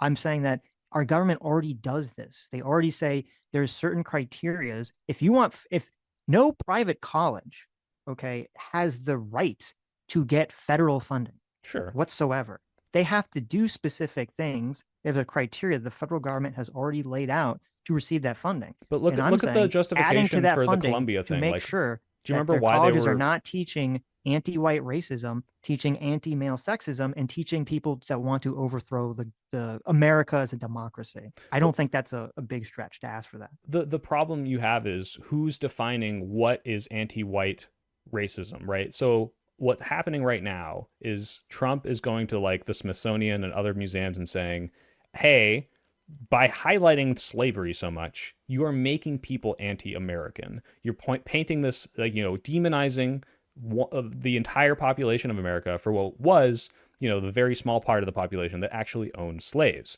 And so because we've deemed that this is a demonization of America, that this is anti-American, we're going to withhold funding. We're going to cut some of these exhibits. We're going to that's what I'm not okay with is the government now saying, well, here's what we think is the acceptable version of the idea. Because if you say, by the way, because I agree with this 100%, obviously, I would say if they're saying, here's how to overthrow America, America's awful, white people are awful, men are awful, and all these people are coming out and becoming these revolutionaries and like joining these insane radical movements, then yeah, I could see how that might be a problem. But the problem is who's defining what is that actual radicalism, and if it's describing history in what I deem as an accurate way, it makes people anti-American, makes people a little anti the concept of whiteness, which we both understand what they mean, but you both know like, okay, this is a really bad way of describing what you mean because it sounds like you're just being racist against white people. I don't want the government to say that that's the thing that I don't think is okay. Now, if you think, yeah, no one's entitled to the money, sure. But if you look at the Columbia thing, and the whole reason this started was they were saying, oh, Jews are feeling unsafe. Now, was that because the Jews were getting hate crimed on campus? Okay, maybe that's a valid reason to go in there and say, federal crackdown, you can't fucking violate literally the Civil Rights Act. You're stopping them from being able to go to class. Now, there's a good argument there for, oh, they're blocking Jewish students from being able to get an education, right? And like, oh, well, they're not Jewish. They were just pro-Israel, or they weren't part of the Gaza movement. I could see an actual valid argument of you are violating their civil rights to get an education by blocking them from getting to class. But that's very different from they're saying ideas I don't like. And what I don't like or what I deem acceptable is what the government says is acceptable. That's my issue. Well, in terms of just the last thing you said first, in terms of how it would be perceived as the Civil Rights Act, if there are classes that are teaching people that white people are inherently racist or bad, I think there's a very strong argument to be made that that violates the Civil Rights Act and makes white kids on campus feel uncomfortable. The same way Well, that if isn't there that what was college a is white for? nationalist class, like if there's a white nationalist class that was teaching that black people were inferior, and it wasn't like we're not saying any specific person on campus is, but we're just saying as a whole that black people can't create, first world countries or whatever they'd say, Mhm. right? I think there'd be a very strong case that that's a violation of the Civil Rights Act. This is part of the In problem. what way? Because Is all that it's doing is making people uncomfortable, right? I can't believe it. Like, look, this is my that's inner the but ACLU that's the coming entire out, argument but for the like, Civil Rights Act is that you can't have a situation where people feel uncomfortable, they feel unsafe or uncomfortable to be on campus because of the basis of their race, creed, color, no, gender, blah blah blah blah blah, that's not what the Civil Rights Act is like. You or can't title bar whatever the people. title of The Title whatever that Seven, the right? Yeah, this Title is Seven that the Title they Seven use. establishes the protected classes and say you can't discriminate insofar as you can't stop them from getting an education, a job. These are very different things from they feel uncomfortable. A lot of people feel uncomfortable in a room full of people that don't look like them. But that's not an entitlement to, well, now you're violating my civil rights. I mean, I don't think saying white people are inherently racist, which, that hearing that would make me uncomfortable if my fucking teacher said that to me. But I'm like, okay, but what do you mean? And like, this isn't, my civil rights aren't being violated. I'm just not comfortable. But that's what college is to put yourself out of your comfort zone and learn all right. new stuff. So all these things that you're talking about have been and will be continued to be adjudicated by a court to determine whether it reaches some sort of legal threshold. And there's already has been a determination that, yes, I'm pretty sure, okay, and you can look this up, I'm pretty confident that if you had a class on a college campus that is teaching that white nationalism is correct and black people are inferior, that school would be violating some element of some title of the Civil Rights Act in terms of getting federal funding. I can almost guarantee you that. Okay. I don't I'm have not a legal scholar. the case You might be offhand, right. but you I'm can not go sure. look it up after the stream. I can guarantee you that's going to be the case. Okay. Well, my problem is if we're viewing this, let's just say that's true, I think there's a very valid reason to say, hey, you're promoting the division of white and black students to the point of like things that led to violence in the past versus people describing what you say is like, oh, this is whiteness and this is the concept that has shifted, and like you can accurately track the anthropological timeline of what constituted as white and why it's kind of silly that we the say Goypers just all need white to like have a bunch of gobbledygook to like hide their racism. We say it's gobbledygook, but it's like an accurate like description, right? So it's like not an accurate description. That's why I'm saying that you were incorrect in your description of critical theory. Let's put a pin on that real quick, but before we talk about whiteness, because I do think it's a fun conversation. Have you like been to any of these colleges? Can't like I say I'm not trying to like one up you. Oh, like I went and you didn't, but it's just like I've been in some of his classes, but I did. I'm a little bit older, so when I went to college, it was before a lot of stuff happened, right? So my own personal experience.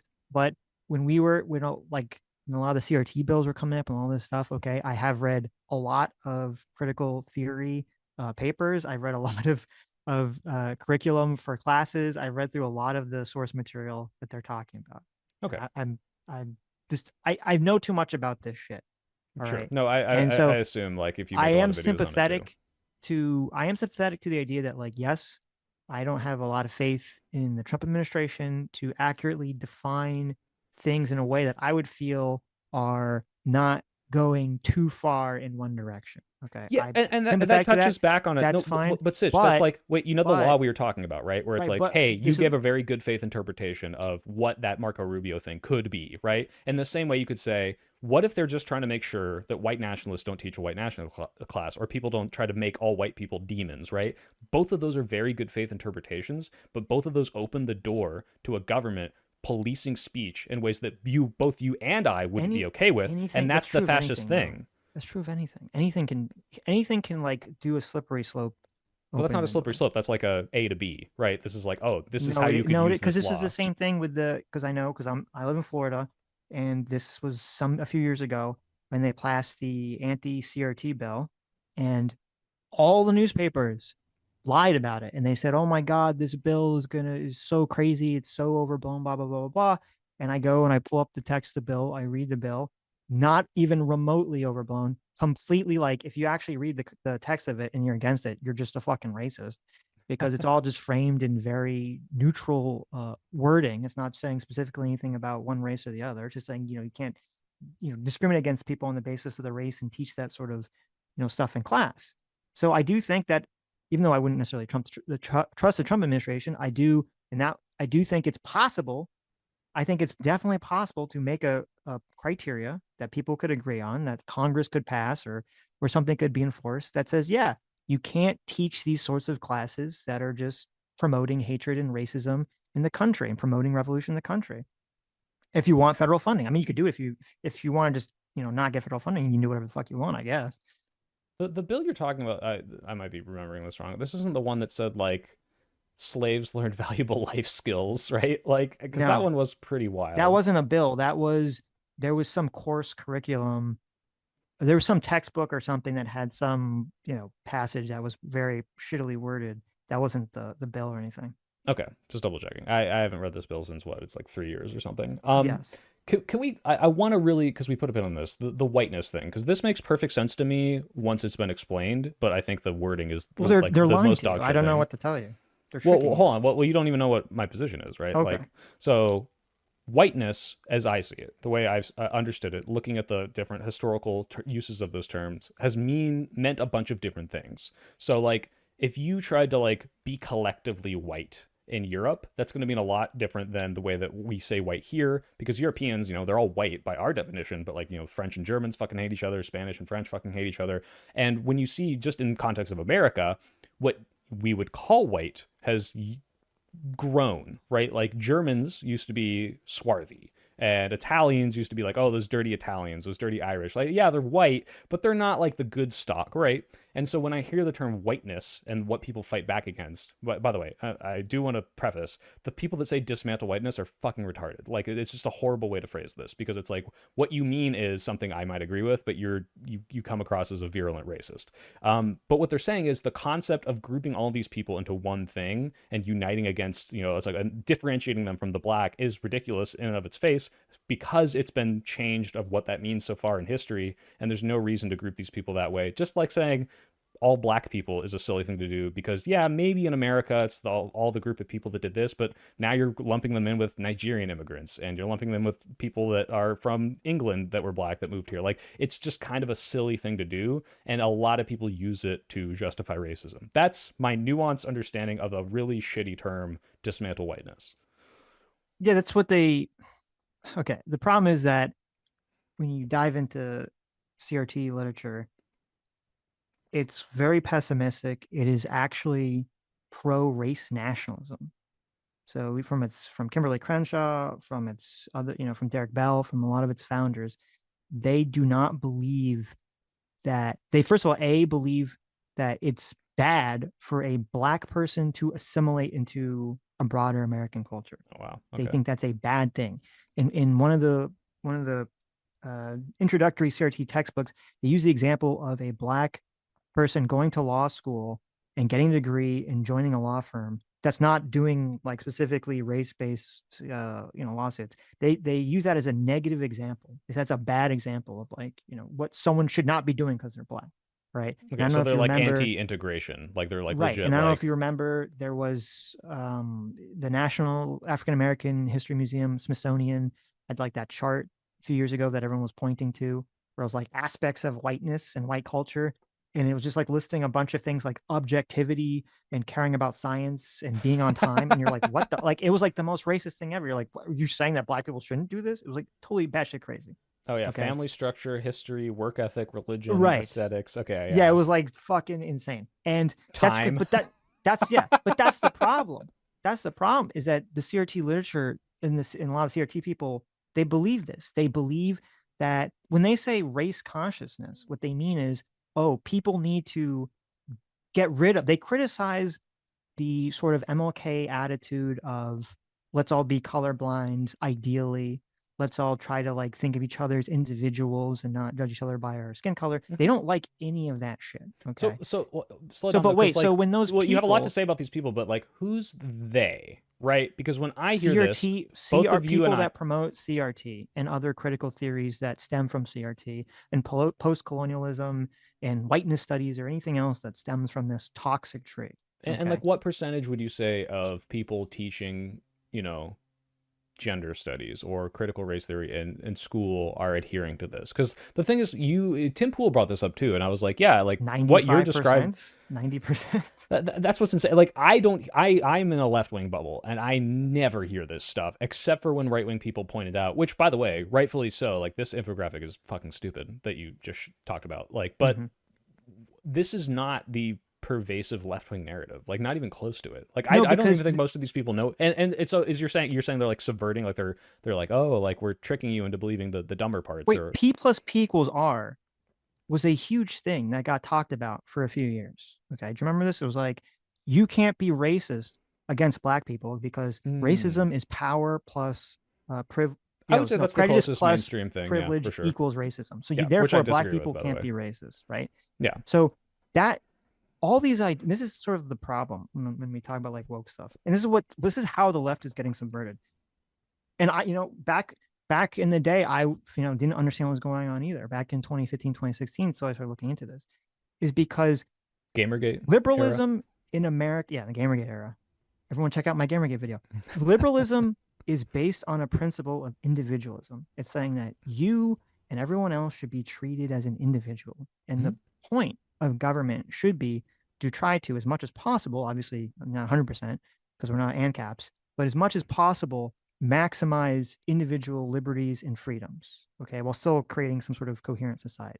That's the point of liberalism. And then the problem is they have this kind of woke shit come in. They don't fucking believe in that. They're anti-liberalism. They're socialists. They believe in collectivism. Socialism was written as a critique to liberalism. They do not like the concept of liberalism. They do not like the concept of individualism. So they start promoting all these ideas that are not based on people as individuals. They're based on people as part of a group of people, as part of a class of people. And that's how you get P plus P equals R. And a lot of this stuff is not, they don't explicitly tell you. They just sort of tell you a little bit of things about it. This is how you get Robin DiAngelo on the Tonight Show talking about white privilege and on why all the white people in the country are racist, or they can't fight. How dare you as a white person say that you're not racist, and all this other Well, stuff. Robin DiAngelo says she gets uncomfortable when she's in a grocery store with a black person and doesn't know what to say because she wants to signal her virtue. Right, but that's what I'm saying. This is all based on a collectivist framework, and they don't directly say it, but this is how they kind of subvert. They just say, oh, don't you want to not be racist? They hit you with a care harm. They say, oh, don't you want to be a caring, loving lefty who's not racist? And you go, of course I do. And they hit you. Yeah. And here's the thing is, that was not me insofar as I was doing that, but like, I'm the target audience for that. And people like me on the left are able to look at that and say, hey, when you say power plus privilege, or what is it? Was people speak power plus prejudice? Power plus prejudice equals racism. If you're saying white people don't have systemic oppression against them in America in that way, okay, and those people just kind of leave the conversation there. And if the people say, oh, you can't be racist against a white guy, they also say, okay, you can just be prejudiced and awful, you can use that definition, you're stupid. But this idea that like you're subverting it to a degree, now everyone is on board with doing some horrible, awful, like anti-white thing, like I don't see this borne out. And this is the same with like the Groyper subversion of the right wing like movement.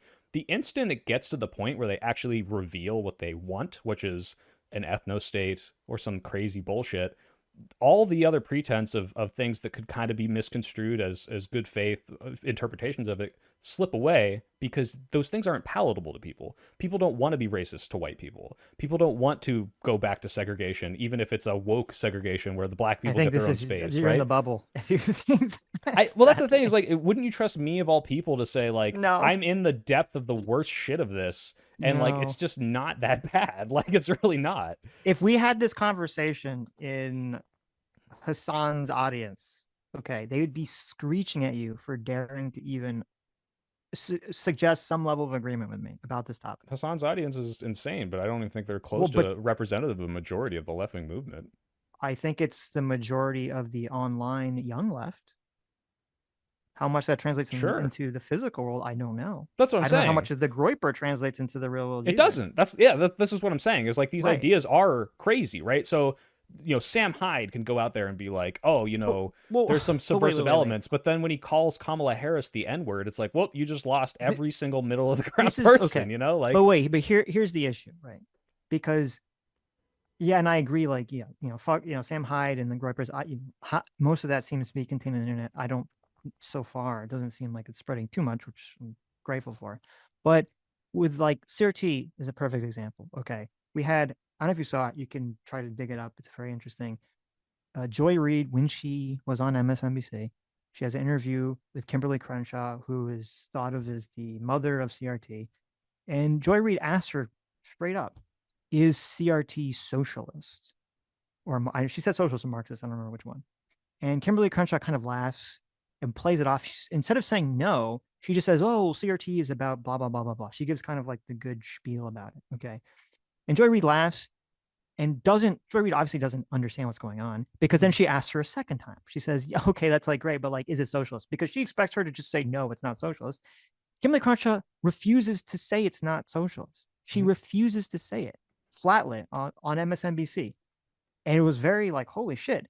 And then you turn around and I see articles written by the New York Times and other mainstream publications back when the CRT conversation was like a lot more prominent, all defending CRT. And they all did the same lie. They all say, oh, CRT is just about teaching history. It's just about teaching history in America. And the evil right wingers, they don't want you to know about the dangers of slavery and all this other bullshit.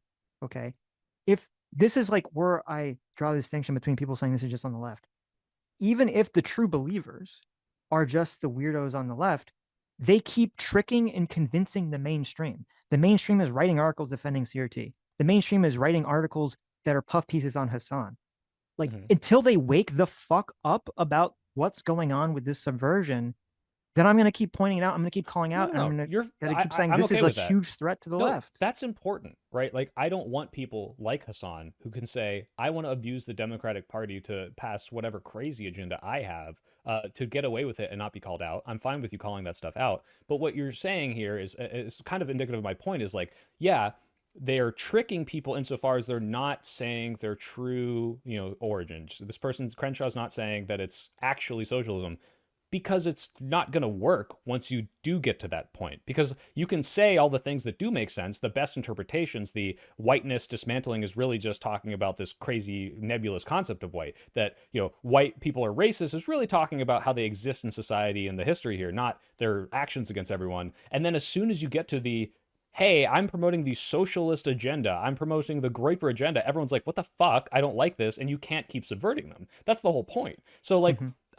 it's an issue insofar as I don't like when they, get more radical ideas and kind of disguise them. But once they do come out and actually try to enact something radical, it just doesn't work out that way because people don't like it. You can kind of tease them into slightly more radical positions, but nothing close to like the worst parts of supporting Houthis or like, the crazy white nationalism stuff. Like, it's just not palatable to most people. So to kind of summarize my thoughts on this is like we started this conversation kind of talking about I think the current president of the United States is fascist, or whatever word you want to use, and we're talking about something that is, you and I could both agree, is a legitimate issue, but is so irrelevant to me and my everyday life and the problems that it causes me, that I just don't want to spend too much time on anything other than, hey, this is bad, hey, I'm going to point it out when it pops up in a fucking mainstream article, sure, like Hassan does, but holy shit, we're in the fascist takeover of the country moment, and this is really important to me to fight back against it and try to convince people like this is a much bigger deal than anything that Hassan's doing. Yeah, but part of the way that we got off on this sidetrack here is because you said that me wanting to tamp down on this stuff in colleges is fascism. If you And yeah, that's if you why want the like, government to can't. tamp down on professors' speech, I think Yes. that's fascism. Yeah. Okay, but now this is you're using fascism so broadly. You're saying any sort of government trying to police college professors' speech is fascism, which they already I think do. So then technically technically we already live in a fascist if you want to get country really by that specific, definition. what fascism is a hyper anti-liberal ideology that paints liberalism as a virus, which is kind of funny because the woke mind virus I don't think stemmed from fascism, but it fits very well into the whole like they perpetuate these ideas of like liberalism and all these crazy ideas, and we need to crack down on it. That specifically is the fascist part. Now, if you want to say it's authoritarian from my point of view for government to coerce speech using physical or monetary force, sure, we can just leave that as my position. But like specifically, if you look at the fascist ideologies of the past and how they crack down on the institutions of universities and liberal pervasive thought, is like literally what fascism is. So we can just not use that word because you're just talking about using the government to get rid of things you don't like based on the funding. Sure. So wait, are you saying that that's not fascism now? Or are you saying it is fascism? I'm saying it is, but if you don't want to call it that, because like I said, wait, how is so? Okay, so under your definition, the government saying that you can't have classes that promote white nationalism, that's also fascism under your definition. No, under my definition, I have a problem with the way that the government uses their, force to crack down on your speech, specifically when it's like, this is going to sound so biased, but when you're doing it against liberalism, that's like what the fascism is. Like fascism is this like anti-liberal ideology cracking down on liberal thought. Although I guess you would call CRT not liberal, you'd call it It's like explicitly Marxism, not right? liberal. But it's also like painting, that's kind of the point, is like painting what I would consider not insane things from these professors as this Marxist, dangerous, indoctrinating ideology. That's what the fascist governments did. They're like, hey, let's burn these books. That's all the Marxist like university thought, right? Like just because fascists and Nazis were very cracking down on speech, and they were specifically very big liberal on speech that they paint as Marxism. They were not very. Yes, obviously the fascists were not very big on anything that was a left-wing ideology. Obviously, right? Of course, and they were burning books and they were cracking down on college campuses. Sure, okay. Same thing, obviously, is what happened in China and the USSR with the communists cracking down on any speech that had any smattering of anything that was to the right of communism. Mm-hmm. So I just, to me, sure. it doesn't make sense the communists cracking down on the for you speech. to say that the government I can clear cracking it up. down on racism in college campuses is fascism. Well, I'm saying that's not. Well, that's the thing. Nazis didn't say, let's get all the terrible freedom out of the schools. They said they're teaching evil things to make people hate Aryans. The Jews are subverting and indoctrinating you into a crazy, they didn't say woke, but transgenderism or whatever they called it back then. And it's like, yeah, that's still fascism, but you can paint it as and you can have valid interpretations, and you can say, look, communism, China cracking down on free speech isn't fascism, because although they are cracking down on certain speech they don't like and cracking down on liberalism, yeah, that's like a tenet of fascism, but then you're also going to pair that with the other things and be like, okay, well, they kind of have a collective ownership in different ways, and like this is awful and authoritarian to dictate anti-free speech and all that, but like the reason that specifically the cracking down on the liberal like Marxist thing is the fascism is because that's what the fascists did. So if we're just talking about cracking down on speech that we don't like based on the federal funding, that's why I said, well, we can just call that authoritarian overreach that we don't like. And my saying, I still don't think you should bar the white nationalists insofar as what you nebulously describe as the idea that's not allowed is less about being anti-fascist and more about... but then you would have to say that the federal government currently, which uses federal funding to influence colleges, if they're doing it for a purpose that you would deem as left wing, you're going to call that authoritarian communism. And if they're doing it for any purpose that seems even remotely right wing, you're going to say it's authoritarian fascism. Yeah, I think that's an accurate descriptor of Okay, it, so depending on how they do it. your position on college campuses is that we should completely get rid of. There should be zero requirements for college campuses to receive federal funding. No, I'm saying that in order to withhold federal funding for the types of things taught, there must be an incredibly, incredibly agreed upon generous definition of what is not allowed. So saying, hey, only white kids in this class is like, holy shit. Yeah, absolutely. I think maybe the government should come in. But saying, like, well, people might walk away from this thinking that white people might have some sort of benefit in society, which some people might say is racist against white people, and therefore the government can crack down on it. I'm not okay with that. I don't think the government should be the ones drawing those lines. My problem is it's hard for me to, and I don't know. Listen, I'm not you. I don't know you.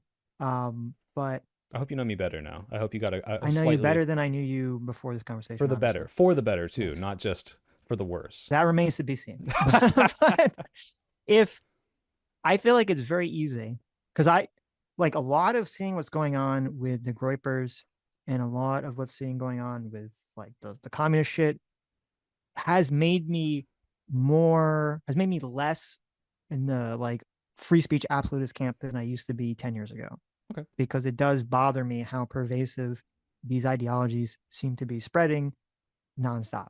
And it's hard for me to imagine that if we lived in a world where the politics of the colleges were reversed, and you saw But we did. that all these colleges seem to be promoting ethno-nationalism, that you would just be like, well, I guess it's free speech, so we just have to put up with it and we have to keep funding it ourselves. But we don't have to imagine this. This is the world we used to live in. This was the in the 50s and the 1800s. I mean, we had phrenology class. And the government put a stop to all that.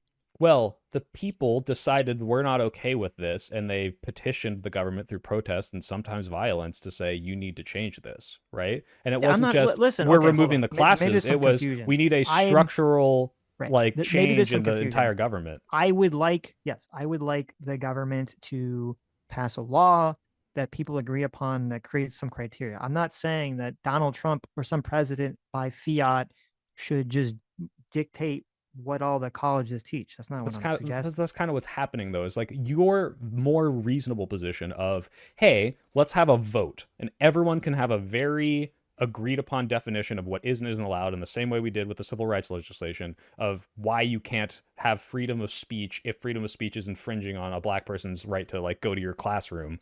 That's not okay. That's a reasonable position. That's what we did. Your position is now lumped into the president and Stephen Miller and Marco Rubio are trying to just unilaterally decide what is and isn't acceptable speech. So you're getting your reasonable take lumped in with this and saying, well, I don't trust them to do it. No, I know. You don't trust them. What I'm saying is when you're kind of upset at the way they're doing this and you're saying like, okay, this is the same thing with the whiteness thing, right? I hear you say, I want them to come in and take away these professors' funding and all this. And I'm like, holy shit, this sounds fascist. And then you're like, well, I would be okay with a very democratic process of defining a very good and agreed upon definition. That's getting lumped in with all the awful shit that the admin is doing. So like you need to be able to distinguish yourself from that and not like attach yourself to certain actions there and condemn that stuff and then say, well, and here's how we should do it. Okay. I guess. I don't know.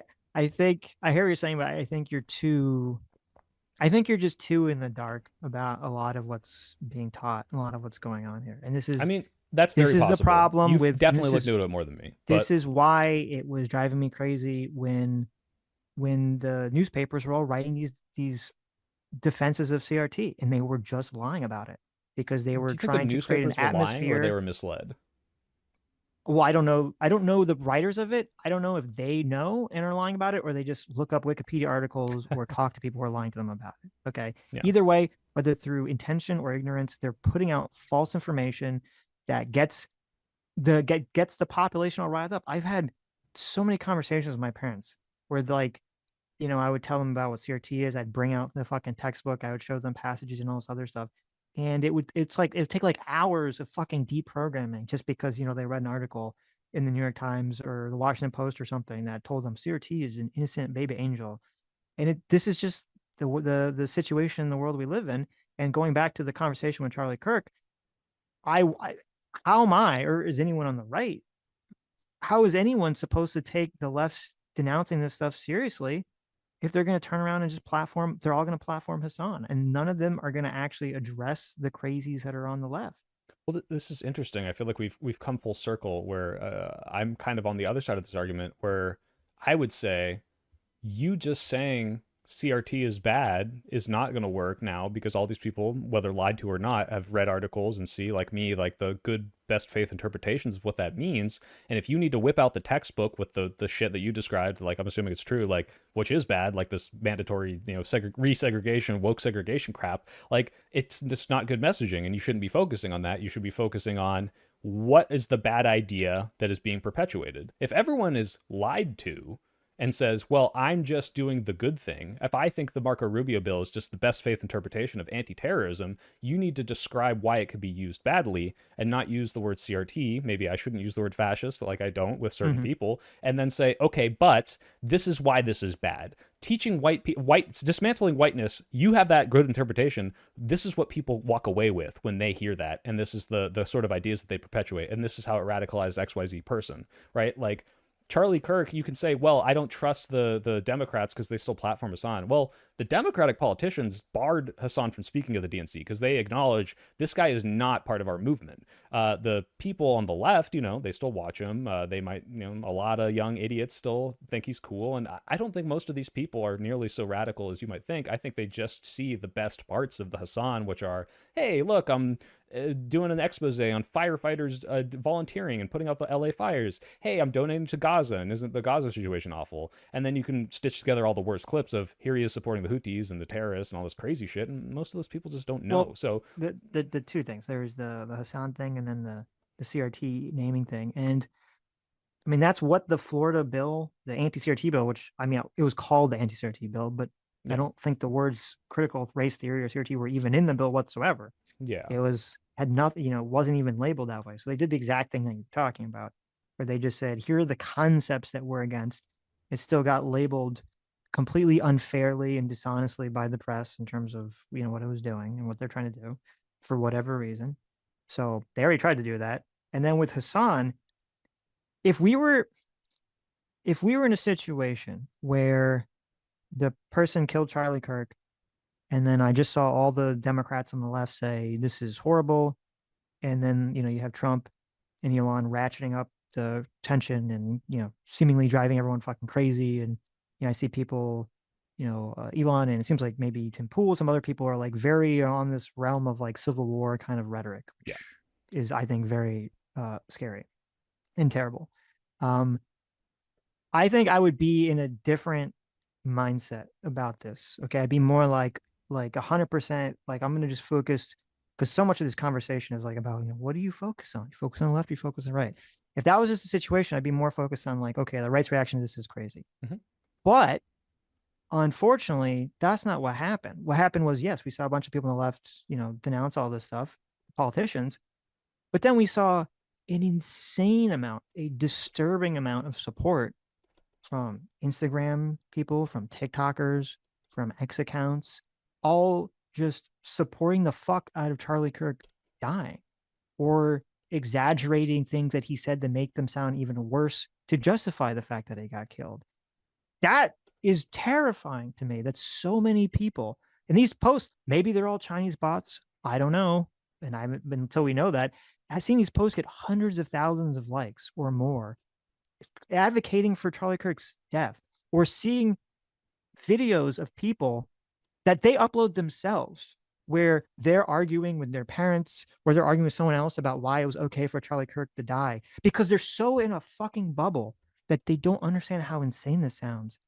Yeah, that's crazy. But again, like scary. you're And I talking about don't. the If the left online was bubble. wait, hold like, on. If the mainstream left was addressing that, and they're saying, aren't they? this is a problem, we denounce what happened, and we acknowledge and agree that there is this fucked up shit going on in the left on the internet at the moment, even though we don't support it and it's a minority of people, we acknowledge that we have to deal with this, then I'd be like, they're doing everything that we can ask for them. They're doing the right stuff. The right needs to fucking, So you so know, why does tamper that down why does everything. denouncing violence not encompass that extra? It's like, by the way, we acknowledge that people on the left are celebrating, and we specifically denounce this. Like it's like such a very specific call out of a specific subgroup of the left that is hyper online, that are posting all these things. And if the Democratic, like fucking Joe Biden doesn't know about these fucking Instagram posts, like if he doesn't call those people out specifically, like it's not enough. Like this just seems like They know what's going. No, they know what's going on.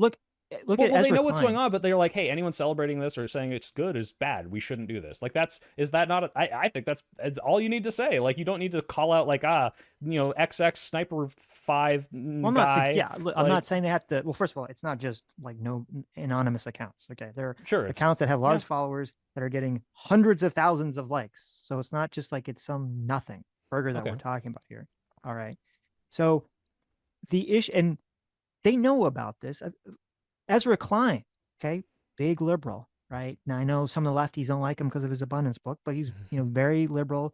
He's argued with Jordan Peterson, Sam Harris, and all these fucking people, and he seems to be very aware of what's going on. And he talked about it in several places about, holy shit, like this is a little crazy. We need to tamp down this stuff. Okay, so I don't like Ezra Klein because he said Charlie Kirk did it the right way, and I think that's whitewashing Charlie Kirk. So. Well, regardless of how you want to do that, he is a person on the left, in the mainstream left, who is very aware of how radicalized, or seem to be very aware, at least in this moment, of how radicalized so many of the young left people are. Because he probably got death threats for just writing abundance or something crazy. But that's unfortunately, this is unfortunately the way it seems like it has to go, is that someone has to actually experience it for themselves before they wake the fuck up and they go, oh shit, maybe these people are right. There is a problem on the left here. I don't think most Democrats would say that if they were confronted with the worst ideas coming from like the Hassan part of the left would say that's good or it's ignorable. And I mean, you've talked to me. I'm in this space far more than the average person, and I think it's a problem. But they're ignoring it. That's the problem. They are. So here's the thing, though. It's like we're going back to this. Like I don't want to. This might sound like whataboutism, but like. You can say, well, they're denouncing, but they're not denouncing this growing movement, and I'm uncomfortable with that, and that's a fair concern.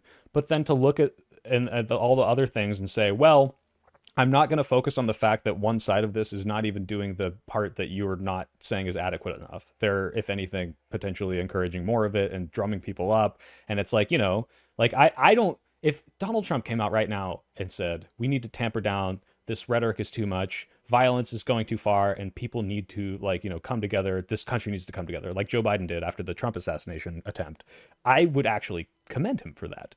But if he didn't call out like the Groyper movement specifically, I wouldn't say that that's like, oh, like if he didn't do that specific thing, suddenly this is not okay and we need to hyper focus on the fact that he didn't do that. I'd be like, thank God he turned down the fucking temperature and called out like violence and said, let's come together. And that's the message of unity we need, which is what like Bernie Sanders did. Like the difference I would say is that we've all lived through the last, few years where we've seen all of this shit, all the Hassan audiences ideology subvert and bleed into so many of the mainstream institutions already. So that's why they need to, from my mind, actually, I'm not saying that to call out Hassan or call out someone by name, but at least call out the idea that these things are subverting them and that they need to actually get them out of the left or the mainstream Democrat Party. Okay. Well, like focusing on the fact that there are elements of the left that we both don't like and should be addressed, I can agree. I just don't see it as like majorly priority. Real quick, I brought up we had we had these insane level of protest under the BLM protest, many which grew out of riots that was based around a false narrative about the prevalence of police killing unarmed black men, which wasn't even true. Wait. Hold on. This might start a whole nother conversation. First of all, the Democrats, except for I think the only two things I can think of, I think Maxine Waters is like the one Democrat I know that's kind of like, go out there and go riot there, like, or go cause trouble for them. I think that's the closest you get to incitement there. And maybe Kamala Harris retweeting the like, hey, help out people's bail funds might have encouraged them to do more rioting. But every Democrat was out there saying, don't be violent, protest peacefully, like this is not okay. We could talk That's about my point, though. That's why that's not enough. The Democrats could keep coming out and giving these feckless, don't be violent, and then everyone's violent, and the media, and they don't actually seem to address the problem, which is, well, maybe it wasn't a good idea to push a narrative that made people think, because when they polled them, people thought that like there were thousands, if not tens of thousands of unarmed black people being killed every year by the police. And it was like, no, it was like 20 or something, right? It was, some low number. So it's like, yeah, they can come out and say, and that was spawned bad. off the George Floyd video, right? It's like some visceral thing of a guy and then his neck kneeled on caused people to have this explosive reaction to. And again, it was, you had the George Floyd situation, which, by the way, was like people, they never even really addressed, a lot of the elements of why he even was on the ground in the first place, how he put himself there, how he was probably, again, I don't. Yeah, you're preaching to the choir. I made a video on this, but trust me, it's still. The guy was. Well, hold on. Let me just say, I don't think Derek Chauvin, and I've said this repeatedly, I do think he should have been charged, because when you're a cop, you have people's lives in your hands. You need to attest to their medical needs. But it was not talked about correctly with, the fact that this guy was probably fucking tripping off balls of the fentanyl that he swallowed and all this other stuff. And he was freaking out of his mind. And that would be part of why the cops wouldn't trust him. And then that led to the Kyle Rittenhouse situation, where he was 1,000% innocent. And we saw videos of that on like the day that it happened. And yet he got railroaded through trial.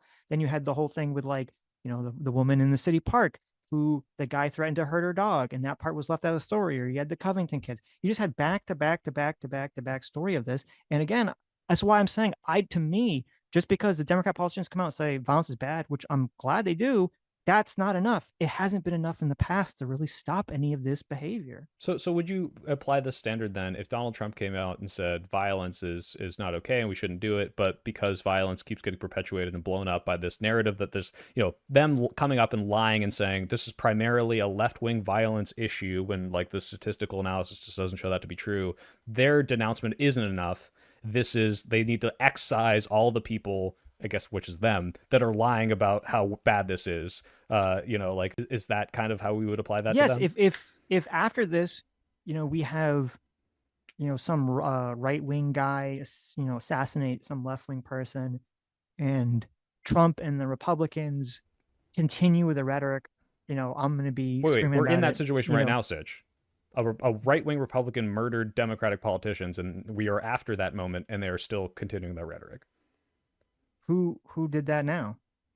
A few months ago, the Minnesota legislators. Oh, no. Okay, well, first of all, number one, it's when I was reading about that guy, even though they think that he was doing it for anti-abortion purposes, he also was telling the FBI that Tim Walz told him to do it, and he had this like whole hallucination about it, and the FBI doesn't know if he's lying to try to get off or if he's just generally fucking crazy. So, okay, that's sort of up in there.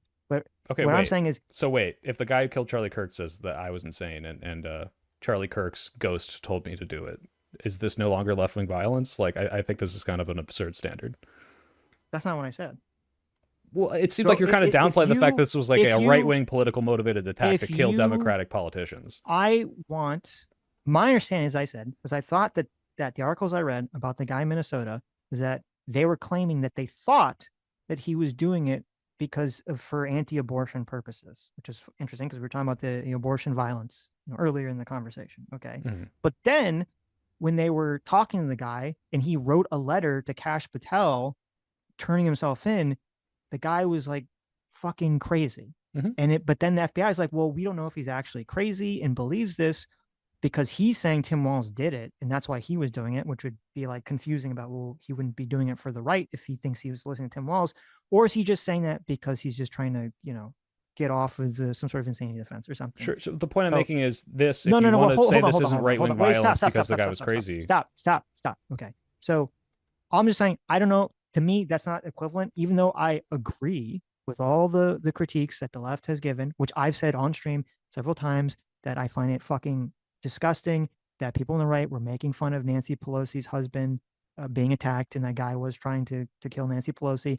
And I find it really fucked up that the right didn't take seriously, the Minnesota guy, and that there's all this like pointing of blame of like who's the stuff and all this other things. Okay, what I said before we got off on the sidetrack was, if in response, because that's what we're talking about, you're saying Donald Trump is ratcheting up the rhetoric. Mm-hmm.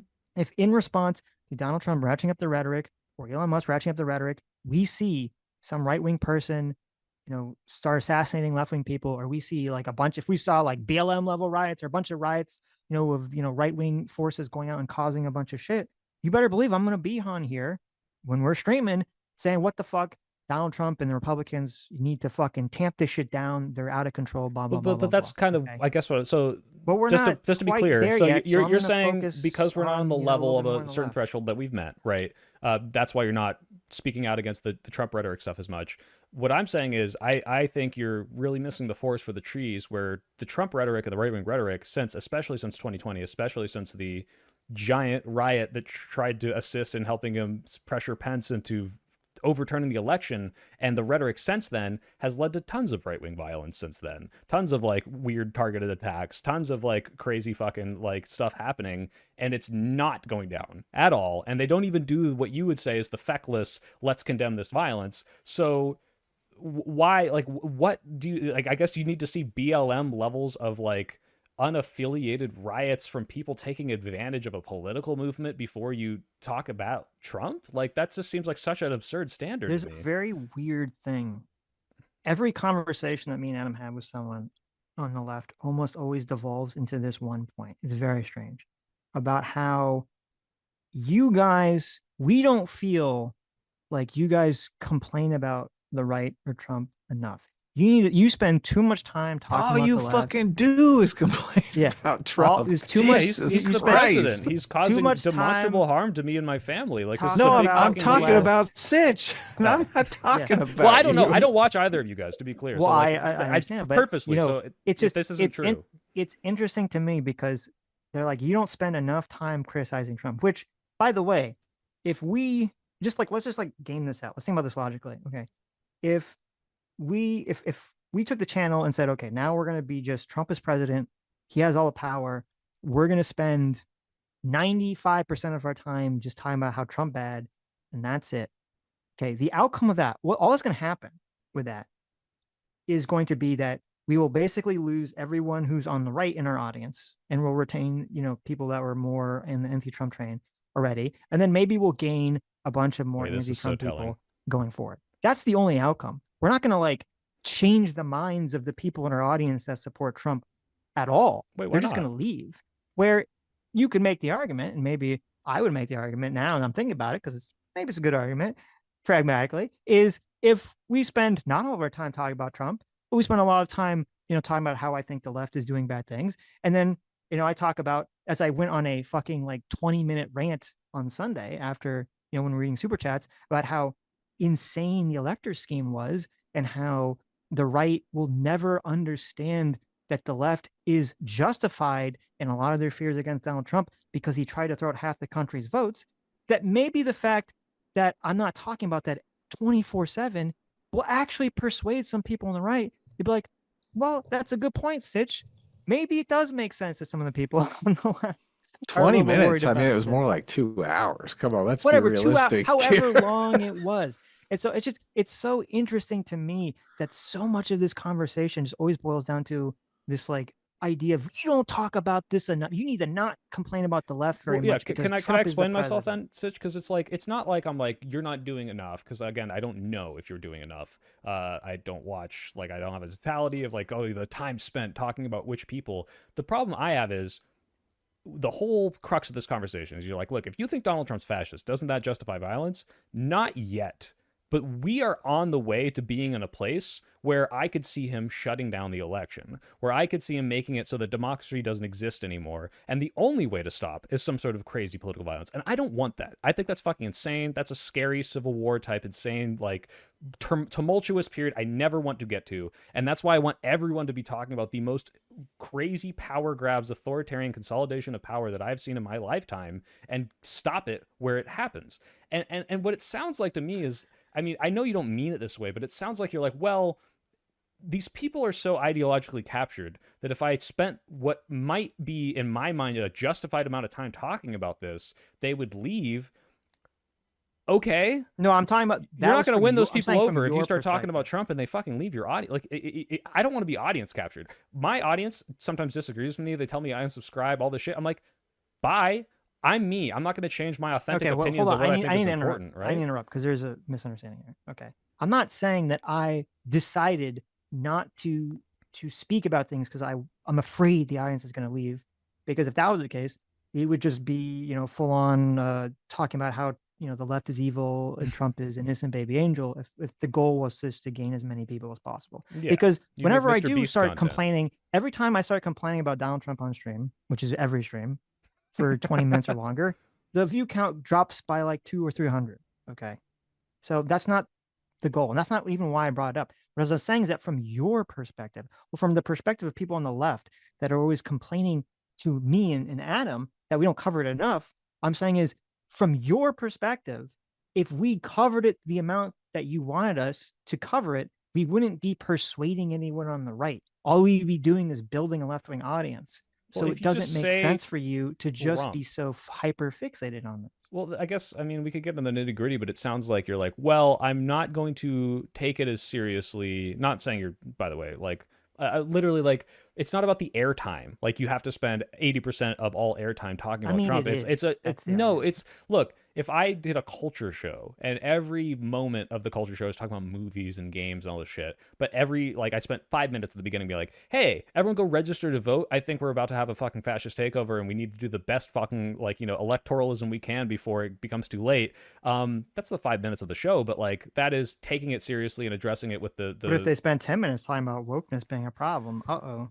No, if you want to talk, if you want to have your whole show be the anti-woke show, I guess Okay. it's just I don't see how that is then addressing it and saying that it's as serious as a problem, right? Like if wokeness and the things that come down from wokeness and leftism and like the Hassan crew are the things that affect you materially on a day-to-day basis in ways that you don't like I see all these fucking bullshit tweets, it's making my media worse. I understand that. That's why people watch, the quartering and these people, because it's like most of the shit that happens in politics does not affect their day-to-day lives. It's like gas prices, groceries, and then fuck off, right? The reason I think it's fucking serious is because I think we're going into a place where we will not be able to vote, where we will not be able to have like free discussion, where media will be tampered down on. And it's like, I think this is like we need to do something or we're fucked. I took a 40% pay cut from a cushy software engineering job because I'm like, people need to fucking talk about this. If you look at my video history, you'll see me criticizing the left and calling out like the Majority Report. And I stopped doing those because it's just not worth the amount of effort you put into it for what is happening and the things that are affecting me. So yeah, I appreciate that you're understanding, like, yeah, you need to be a little like middle of the road. You need to be able to not appear like some partisan hack to be able to convince a lot of the people in your audience. But I just want to make sure, and I don't know because I haven't seen, that you're taking this as seriously as someone like me It's is. insane. It's insane to ask us to be driven by your delusion, though. Well, if you think it's delusional, that's a different story. Yeah, Like, I if think you were you're like a fucking right up delusional. right I winger, think like, you're. yeah. I think you're insane and delusional. So why am I going to structure my life around your delusion? No, you don't have to. If you literally think my thank you. reality is delusional, I can't fucking convince you otherwise. Everything you're saying is delusional. I'm laughing about all of it. Spoke up. You Actually, said, I guess we can get into that. I don't remember if it was in your conversation with Destiny about Charlie Kirk or if it was you had another stream that was before that where people kept asking you, why can't we use violence, or when can we use violence? Yeah. And you kept saying, we're not there yet, we're not there yet, we're not there yet. Okay, the only difference I think is that I'm going to say the same thing to you when you're saying that, oh, we need to go and say Donald Trump is a fascist and you're not going to be able to vote again, all this stuff. If that happens, and I feel it's happening, you better believe I'm going to be out there preaching that message. I don't think we're there yet. I don't see what. Can I tell you why I'm there yet?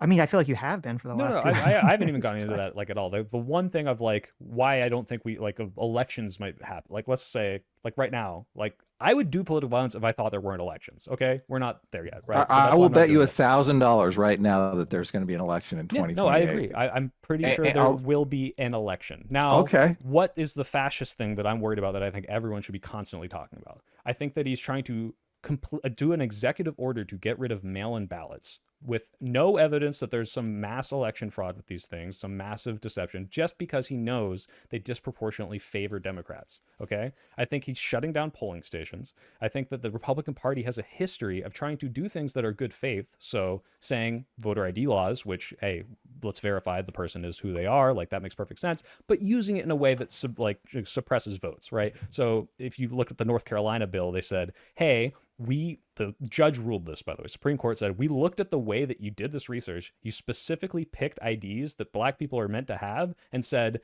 these IDs are not valid. Like they went in with like racist pretensions and excluded black people. And they say it's because the black people are disproportionately Democrat. Doesn't matter. They like did this. This was like proven in court. And it's like, okay, so you have these three things, which I think are just demonstrably like on the path to making this election less democratic and not winning based on the merits. I think we should be speaking up against this.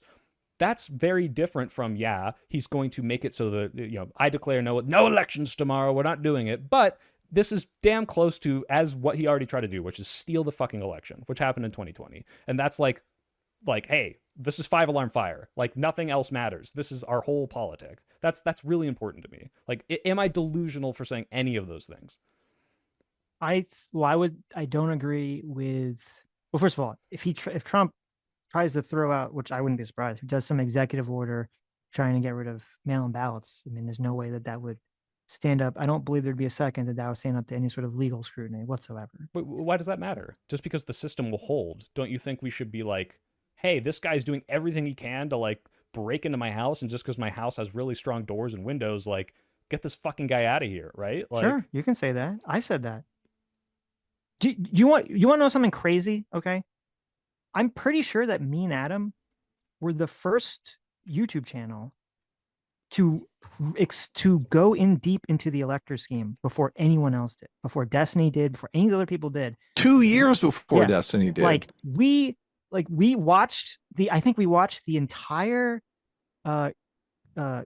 congressional hearing where they talked to like the White House lawyers, and they were going over like how they were telling Trump that this is a fucking terrible idea and how this is crazy. And we watched the entire congressional hearing, and we talked about how fucking batshit crazy it was. And I've debated so many fucking people on how insane the elector scheme was. And I said on this channel that I would never vote for Donald Trump because of the elector scheme. And yet I still get this accusation against me that I don't take Donald Trump seriously because I don't want to call him a fascist, because I don't spend all my time talking about Donald Trump and all this other stuff, even though I spent a lot of time talking about and complaining about Donald Trump. Let me. It drives me crazy. This is the bridge bill, right? Like, if what you're saying is true to me, like, because like I said, I haven't watched this. I'm just assuming that you're being 100% honest here. Like, awesome that you're pointing out like one of the worst ways to subvert the democratic process. And like, yeah, if you have all these Trump supporters in your audience, like anytime they bring anything up, like, I know it's going to sound like TDS, but you should bring up the fact that he tried to overthrow the election. That's insane, and he should never be taken seriously again. Like, you're on board. You're like, I'm never voting for this. He brought it up 2 days ago for like 2 hours. No, I'm not saying you don't do Holy this. shit. I'm not saying you don't, Adam. I'm saying, awesome. If this is the case, it sounds like that you are doing what I think is important, which is, no, but then, hey, then every time this guy is mentioned, it should be brought up. Like that, right? Good. But it's just it's every conversation has to become like the whole. You need to bring up every time you criticize Trump to prove that you actually don't like Donald Trump. No, it's not a purity test. It's, hey, if anyone's taking this politician seriously, I've made it like, established on my channel. Like, yeah, but here's the difference. I talked about all those things, okay, but I'm not going to go out here and say to every person, if you voted for Donald Trump or you like Donald Trump, you're an evil bad man. Okay, that's I guess where the line is that I'm drawing, because I don't do that. But you do focus on like the dangers of the college, like, supporting the political violence and all that. Yeah. And it's like, why not dedicate the same energy to the poll I sent you on the fact that, Republicans are okay with this in the same degree, to the same numbers, or maybe even more, depending on the number of people that are like college youth this age and Republican Trump supporters. So it's like 1 in 3. Like you understand, like, obviously, if anyone's trying to fit you into like, you're pro-Trump, that is wild. That's delusional. Like, clearly you're not. But if you're coming at this and like people are kind of like critical of the way that you're addressing and dedicating energy to these things, like, I would say, and based on my experience of being, in the anti-SJW community, not in the community, but, watching those kind of videos, like growing up and going to college during 2014 to 2018, it's like that stuff was hyper-focused in my brain because it was something I dealt with every day. But like, you probably dedicate a disproportionate amount of time and energy to that because it's more important to you, or it invigorates you, or it does better with the Trump supporters. And there's nothing necessarily wrong with that. Like, you can call that stuff out. What I'm saying is, like, this isn't like the people coming at you aren't coming at you because they're like you're Trumper. It's you're clearly have some sort of bias, like everyone does, towards a certain area. And I don't think it's insane for people to say, why are you going so hard on this one issue, on this one party, on these people, but you refuse to dedicate the same amount of energy when it's either worse on the other side, or you're just like completely ignoring it. Like, That's not what's happening. What's happening is everyone looks upon this on this insanely base level, tribal, emotional way where they go, I want to have soldiers on my side against the soldiers of darkness on the other side. And, Sitch is just too, he flirts too much with some of the talkie boys, spends too much time saying things where he criticizes the left. So therefore, is he a soldier on the Trump side? I can't tell. It makes me uncomfortable that I can't classify in my brain where Sitch is. would you And then you go in my chat, wait. and all the Trump supporters are like, Sitch is TDS. Yeah, no, Sitch, it's the shut same up. with. Here, can I describe a phenomenon I've seen, and you can tell me if this is like a valid assessment. So Tim Pool, in my estimations, based on all the way he votes and talks, is so clearly a right winger to a degree, but he is not nowhere near like as right wing as like the most right wing people. But in his audience, you're like, Tim's a fucking lib. Tim's not fully red pilled yet. But no matter what, all of his rhetoric is contributing to anti-left wing stuff. So in the same way, it's all he talks about. no, it's not all he talks. It's like Tim, hugely disproportionately. Tim defended.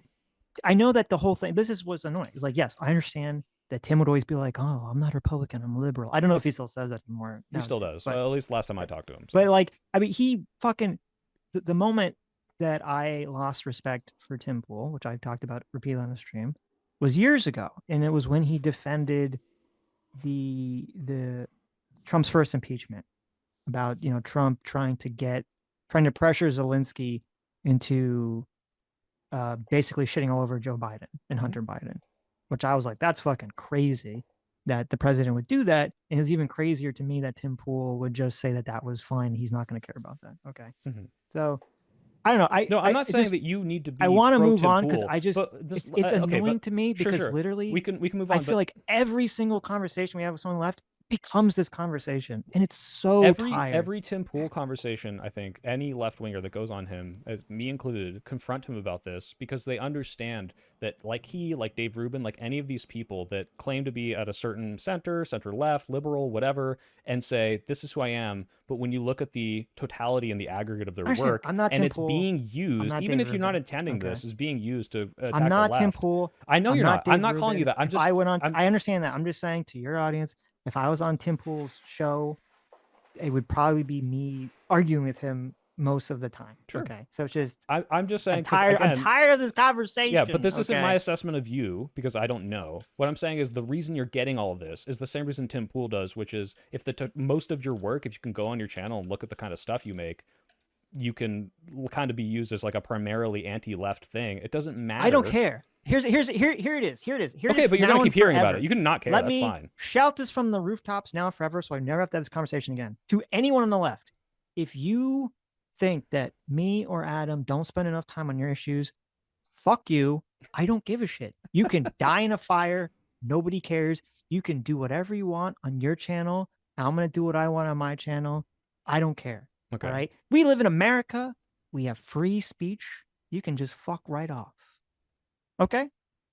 I mean, again, I'm not one of these people because I don't know yet, but like even in this conversation, we have moved away from the poll I brought up about Republicans supporting political violence several times, and it does seem like we've talked about the left much more. So it's like if you want to listen, and it's also too. I'm a reformed enlightened centrist. I'm not an enlightened centrist anymore, but I'm a reformed one. So I still have an inclination, okay, as all horrible centrists do, to want to both sides all the issues. So if you say, listen, Sitch, I know everyone on the right is throwing around this poll that shows that's the left that likes violence, but here I found a poll that shows the right also likes violence. I'd be like, thank you, soy pill. Okay. That's like manna from heaven to me. I could say, yes, both sides. Oh my God. It's so juicy. So yes, that's great. I'm glad I look forward to the Republican violence. I love to look tomorrow. into it because I agree. I think both sides need to calm the fuck down. I think both sides need to be better. Okay, would you say one side is demonstrably doing a worse job right now? Yes, Which side is that? the left What? by a long What? shot. There you go. There you go. What? How? Wait, we both agree. Well, the left just lies incessantly. That's why that poll is all fucking bullshit. So Okay. Well, look, Adam, they, you kind of they undermined all control the academia stuff. and the media. Whoa. So Wait, what? which allows him to completely lie indiscriminately. So, but look, this did you are Stitch? Are you done? Do you want to move on Yeah. to super chats, or what do you want to Sure, do? we can. Can I ask one real quick thing before the super chats? Because I did read this thing. This is like the one thing that I just picked out in the bill. I remember reading this a while ago. The DeSantis CRT bill. It said this one thing I disagree with, right? Because a lot of this is like on its face very anti-racist. Right? I already know where you're going, but you can Which go one? there. Wait, I'm curious. Which one? The whole making white people feel uncomfortable. No. Actually, I wasn't going to even talk about Oh, that. wow, It was, I'm shocked. It was Oh number my god, 3. I'm so sorry. It was number apologize. 3. Tell me. No, it's fine. That would be like, but I see what they're doing. Okay. It's saying an individual's moral character or status as either privileged or oppressed is necessarily determined by his or her race, color, sex, or national origin. Yeah. So they're like fighting back against that idea. So the concept of white privilege makes perfect sense to me, and all it is to me, and tell me if this is crazy, because this is how I understand it. Maybe the CRT evil tendrils have already subverted me. All it says to me, and this is something I think is like accepted as kind of like a meme, is if you are white, it doesn't mean your life is good. It doesn't mean your life is automatically better. It just means that you don't have to be black and face the things that could come with being black. And those things suck sometimes, like being treated worse by the cops. That's what that means to me. That's an example of it.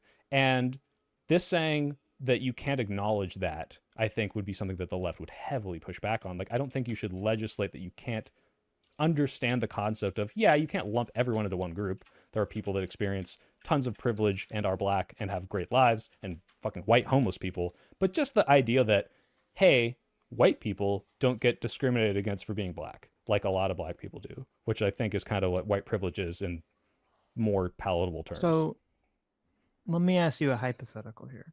Sure. If we have a white guy who grew up in extreme poverty and worked through high school to pay for their, to pay for college, and they're applying for a job somewhere, okay, and they got good grades and all this other stuff, and the other person in the job application pool is a black kid who grew up wealthy and didn't have to work and everything was provided for them, lived a very cushy life, and he gets like affirmative action into should the the spot. employer say, well, because of the concept of white privilege, we should favor the black kid in the job application process? Absolutely not.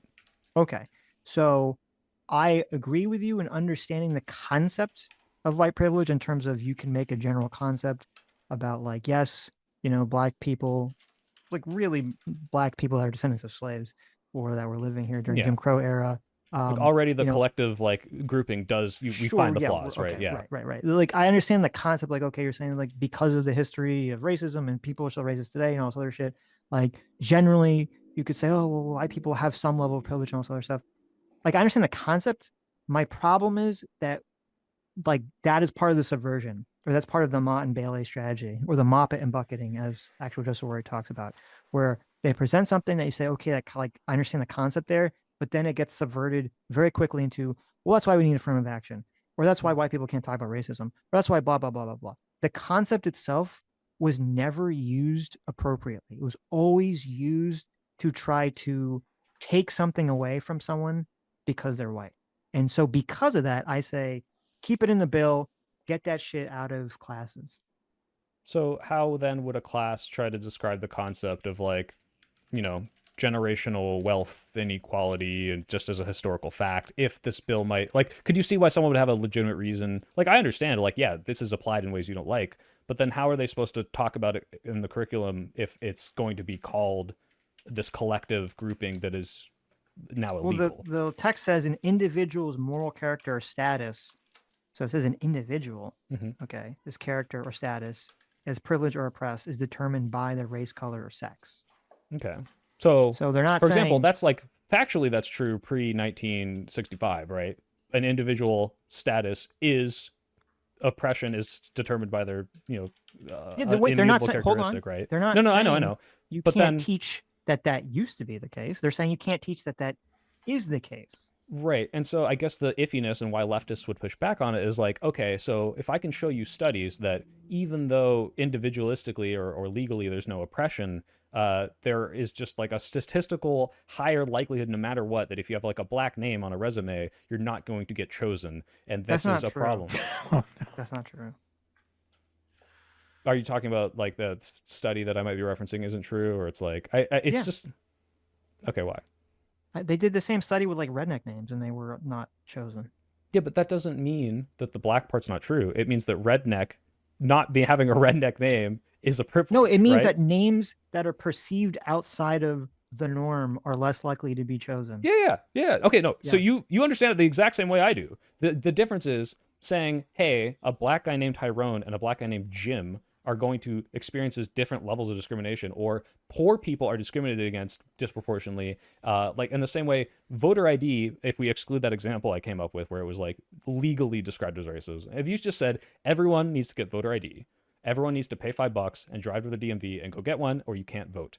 That's not racist to say, but it will disproportionately affect poor people who are disproportionately black, which is not oppression from the government that says, oh, black people, we're making it so you don't vote. But the downstream effects of these are going to disproportionately affect a certain group, and white people as a whole are going to deal with this as less than they do. And calling that out in the way that I just did might be illegal under the way this bill is written, which is why people were worried Well, about no, it. it wouldn't be under the. I don't even know how you could get that. It says an Well, maybe not. individual's moral character status as privileged or oppressed is necessarily determined by his or her race or color or sex.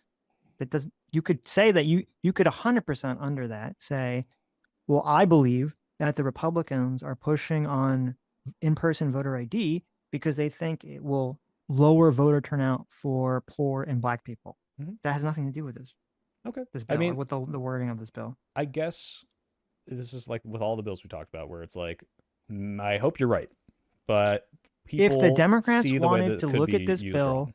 if the Democrats wanted to look in Florida, this so much of politics is performative, okay? Because if the Democrats in Florida looked at that bill and they said, listen, we think that this bill is worded too broadly, that you can't talk about generational wealth, or we think that you can't talk about the history of systemic racism or the history of how people used to be, judged in this way or whatever. Like, let us try to tweak the language a little bit to alleviate these concerns. Okay, I'd be all for that. So, okay, well, show me your rewritten version of this, and we'll kind of hash it out. But they didn't do that. They said, "Fuck you, Republicans! You're all racist white nationalists who don't want people to know about slavery." So I'd say, don't be so performative. Okay.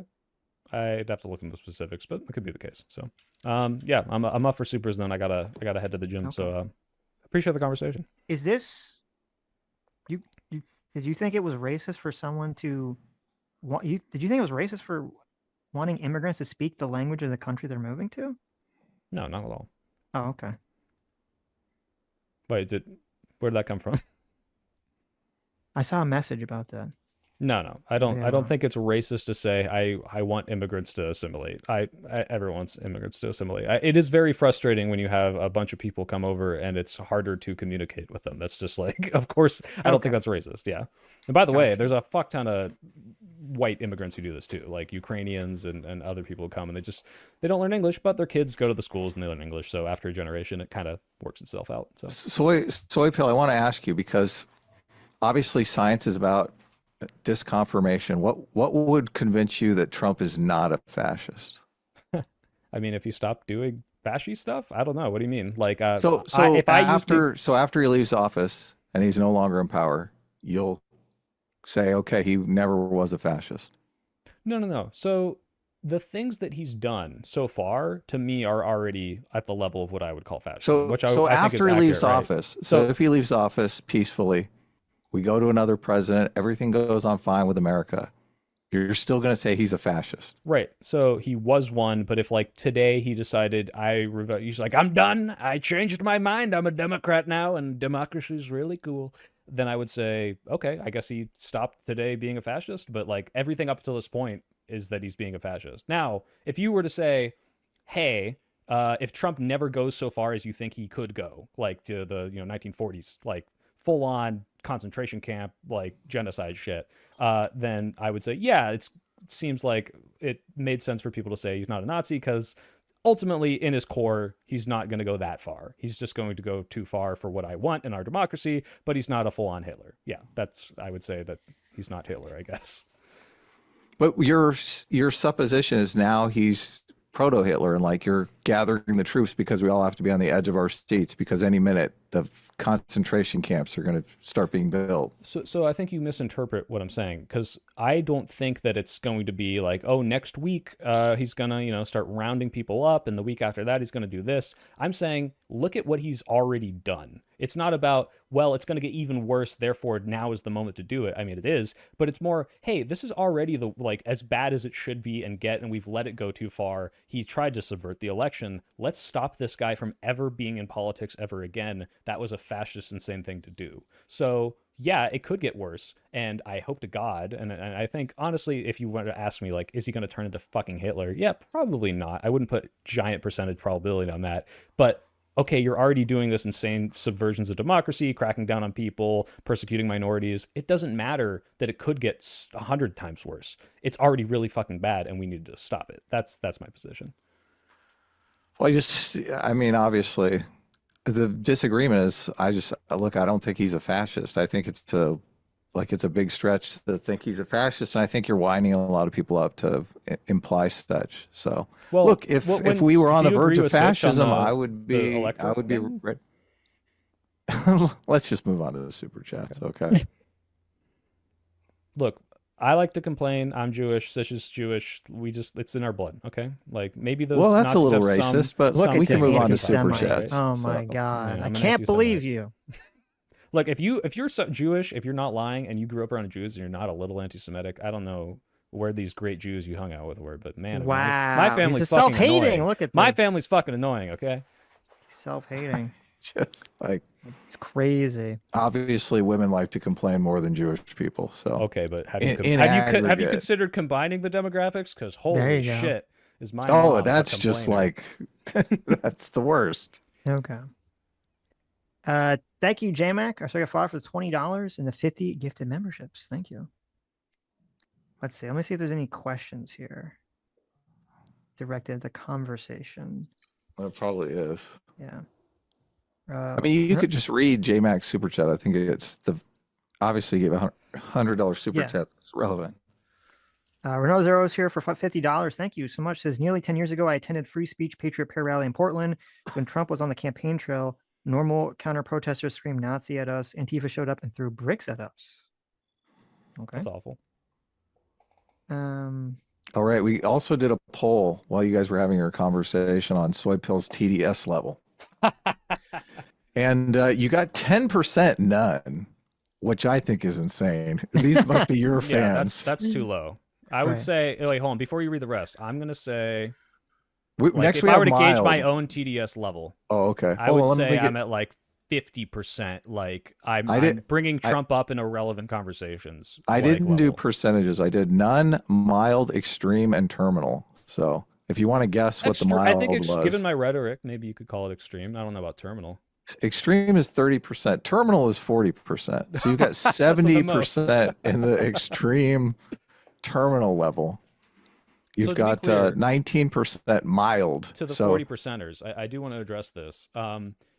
My dad has TDS. When I say TDS, it's like you were bringing up Trump in just like the most irrelevant times. If I'm constantly complaining about the president and the actions that I think are bad, I think that's not really TDS. I think it's pretty valid to talk about the president you think is doing bad things. My dad will be like, we were watching fucking The Bourne Identity, and they're on a train in Germany. And out of nowhere, he just turns to me. He's like, we'd have trains like this if Trump wasn't president. I was like, what the fuck are you talking about? Like, what does that have to do with the movie we're watching? So that's TDS. So I don't think that's terminal so far for me, but I don't know. All right. And just to be fair, I asked also, does short fat, for a poll on short fat tacos TDS level too. So he actually beat you on the terminal by 8 points. Wow. So, I would assume I'm more than him, but okay. I would too. It's just more familiar with look, that. I think this poll is. I think you guys are crazy. They rigged the votes.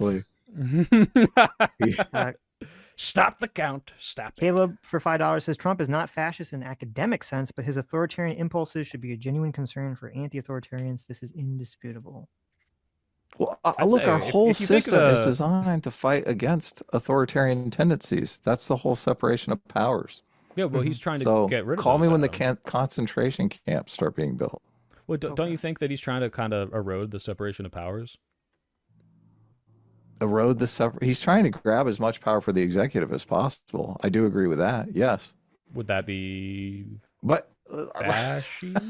it depends upon how he uses that power. Obviously, So wait, okay. If I concentrated all of the power into one branch and I said I'm abolishing Congress and the judicial, but then I did socialism, like I was just like, all right, and we're taxing rich people and we're passing the let's then say you'd the be a democratic socialist, platform. right? Would that be Yeah. fascist? No, you'd be what? You'd be a socialist. What are you talking about? but it would be authoritarianism, obviously. Oh, obviously, So, sure. Yeah. Okay. yeah, a huge power grab by the executive. We're in a weird state though because Congress almost doesn't really want to do a lot because they don't want to take the fallout from acting. So they're happy with pushing it a lot on Well, yeah, that's Trump what. because if Trump does it and it turns out to be a huge disaster, they can just say, "Oh well, I didn't do it. It wasn't me. I didn't vote for it." Well, yeah, and the Democrats didn't want to do the shutdown, which I guess they're gonna try now because they're like, we'll wait till Trump's more unpopular before we For actually the do debt something about it. ceiling, Yeah, the debt for the ceiling shutdown. the debt ceiling already got solved though. That got solved in the big beautiful bill. No, Um, no, no, no. For there's another opportunity to do a shutdown that Adam Schiff was talking. Not Adam Schiff, excuse me. a shutdown. I think they increased the debt ceiling by 5 trillion though. So I don't like. It seems like the debt ceiling's not going to be a thing as long as Trump is president. I The also did a poll on whether or not nations that don't allow mail-in voting are fascist, and 5% of our audience thinks that it is actually fascism not to have mail-in voting. So, I don't even think that. Why would you say it's inherently fascist just to not have well, mail-in voting? you cited the fact that Trump was trying to get rid of mail-in voting as fascism. Right. So the difference is the concept of a voter ID is not fascist. The concept of getting rid of mail-in voting is not fascist. Taking these things that exist and function correctly without issues and using them as tools to make it so that less democracy happens is the fascist thing. Donald Trump is not worried about mail-in voting legitimately. Donald Trump was complaining about mail-in voting before the election where the COVID stuff happened because he knew that if he could get his base on board, it would make the Democratic turnout lower and he would have a better chance of winning. Trying to boost the turnout for your party through legal means is something Democrats do as well. All the parties do this. That's what they do. Suppressing the vote? Suppressing the vote of the opposite party and turning out their own voters. Yes, both parties do this. So why do you think the Democrats let 20 million illegal immigrants into the country? They thought it would help them electorally. In the House seats or whatever? Yes. That's why they did it. So yeah, okay.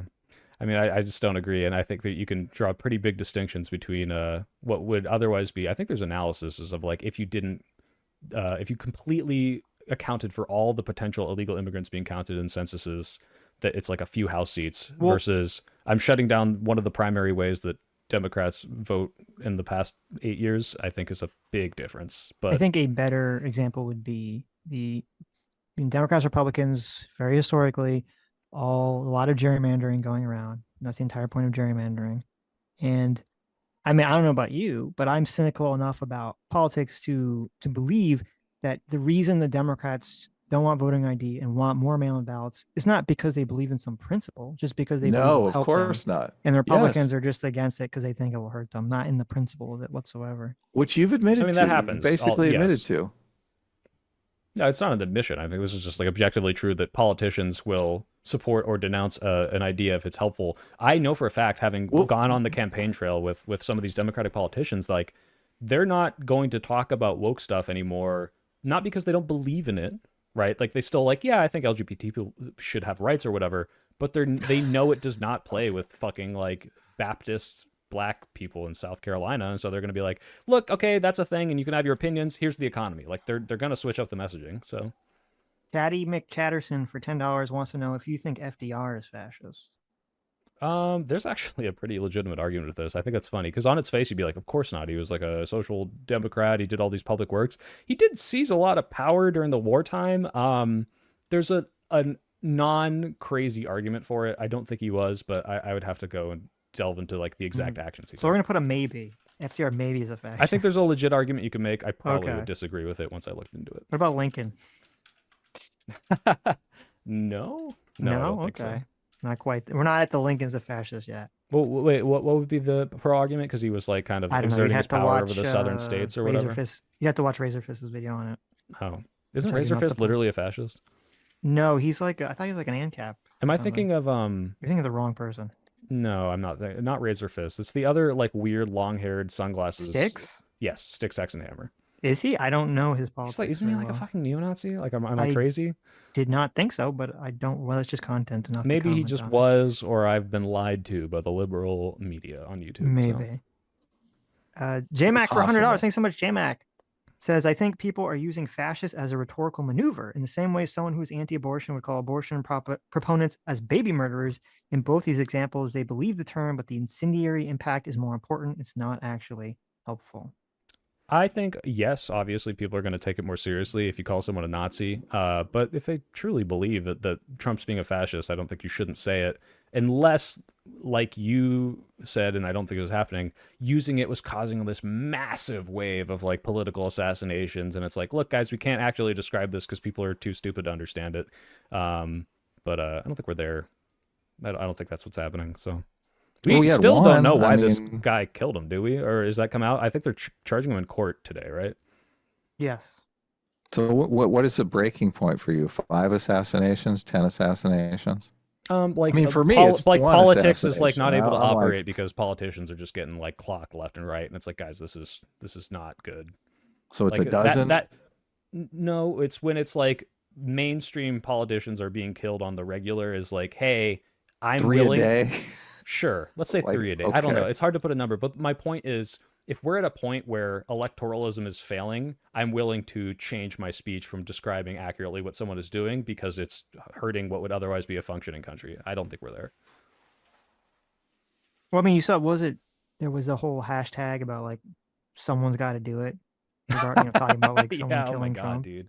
That was And fucking Taylor wild. Lorenz did like a whole video on it. Yeah, that's the Yeah. whole reason I know Taylor is I brought up that video and I thought it was very. You didn't know about her before that? Oh, geez. No. Like know her. Like with I confronted her on her phrasing in Oh, that video. I thought it wasn't really very. interesting. What'd she say? You can watch. She obfuscated as she always does. Okay, There's some obfuscation. Yeah. right. I mean, it's funny because I don't know if she's ever really denounced Charlie Kirk getting killed.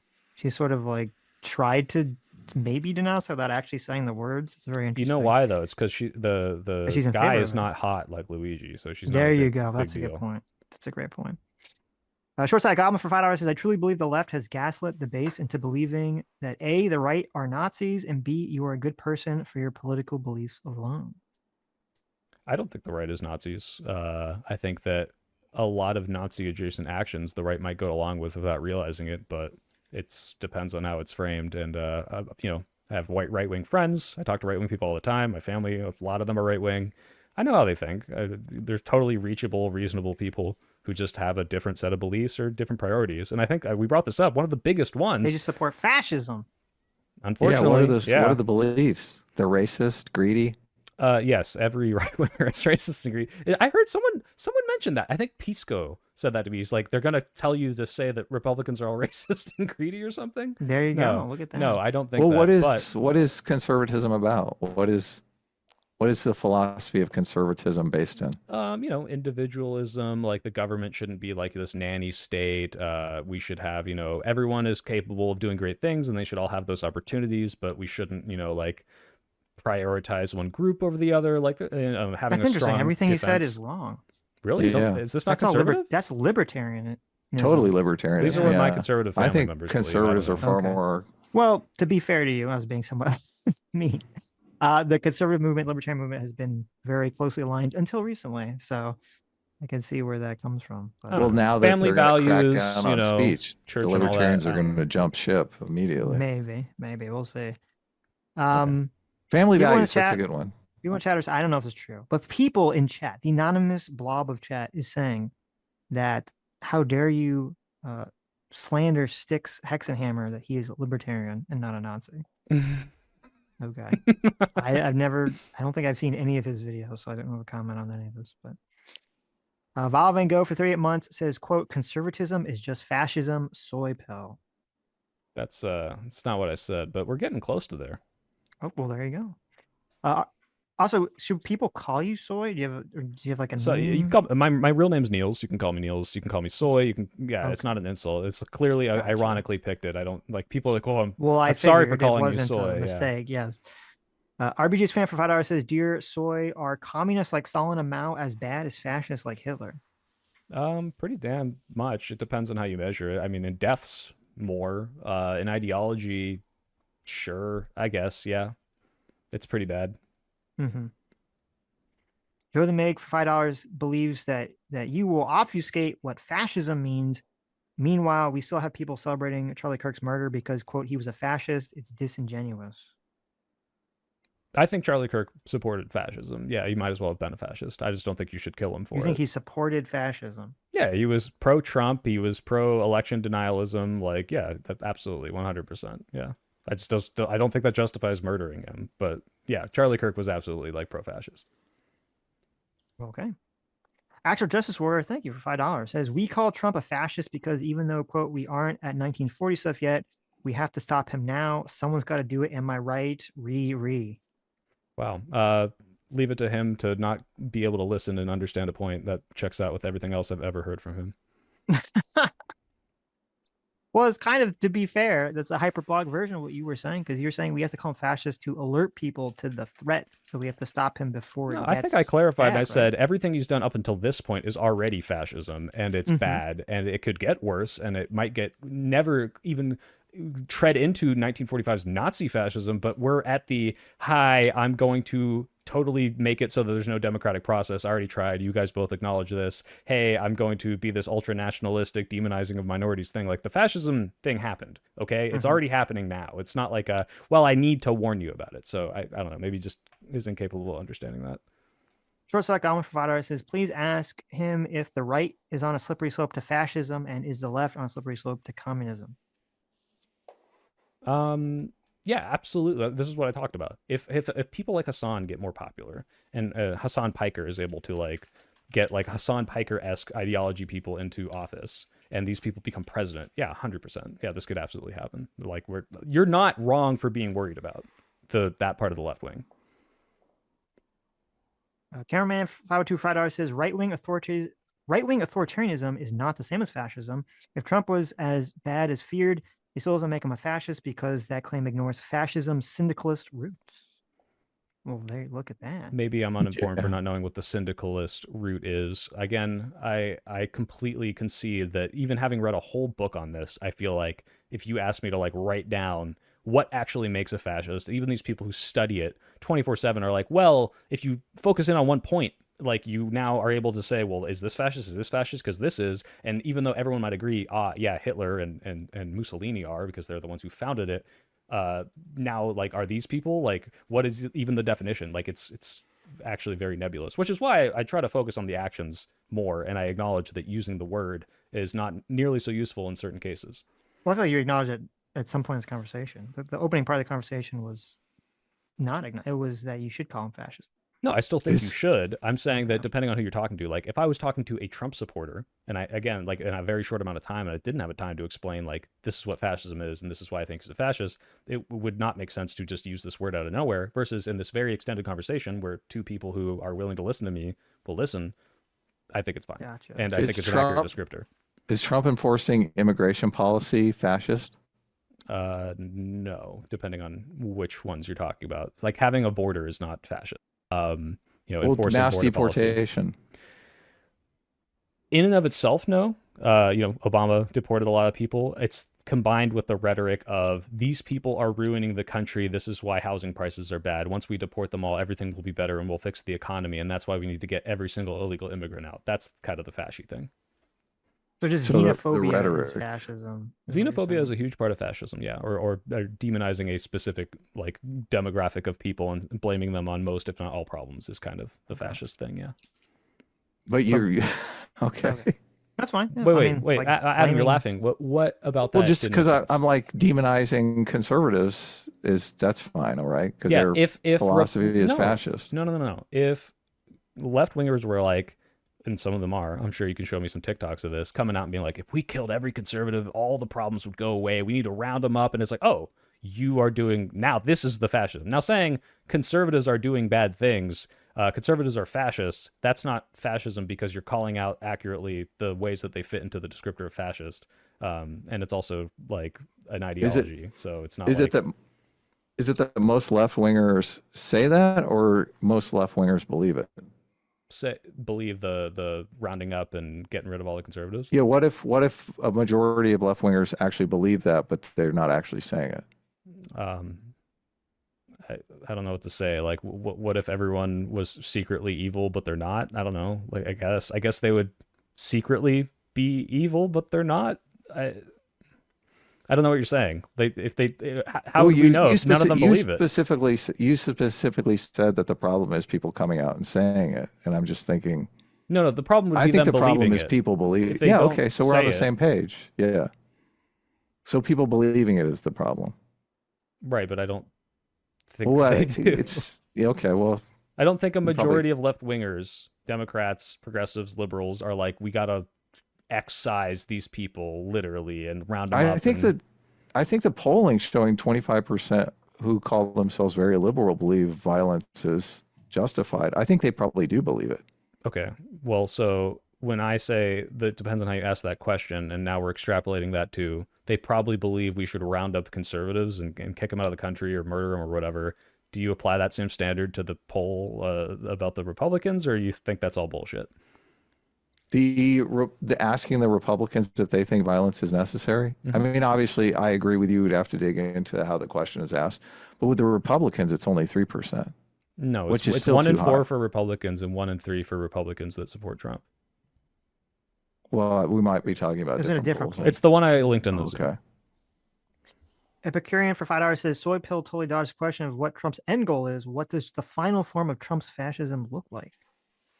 Here's the thing is the reason I dodged is because it isn't something that we can just know. I mean, if you were to ask me, would we be here in 2016? I would have called you crazy. I would have said you have TDS. I would have said, of course, he's not a fascist, but now we're here. So right now, even today, I don't think that Trump's going to be rounding people up in camps the same way the Nazis were, even though, you know, we're rounding people up, but it's like in the name of immigration laws. And it's like, this justifiable. These people aren't here, blah, blah, blah, blah.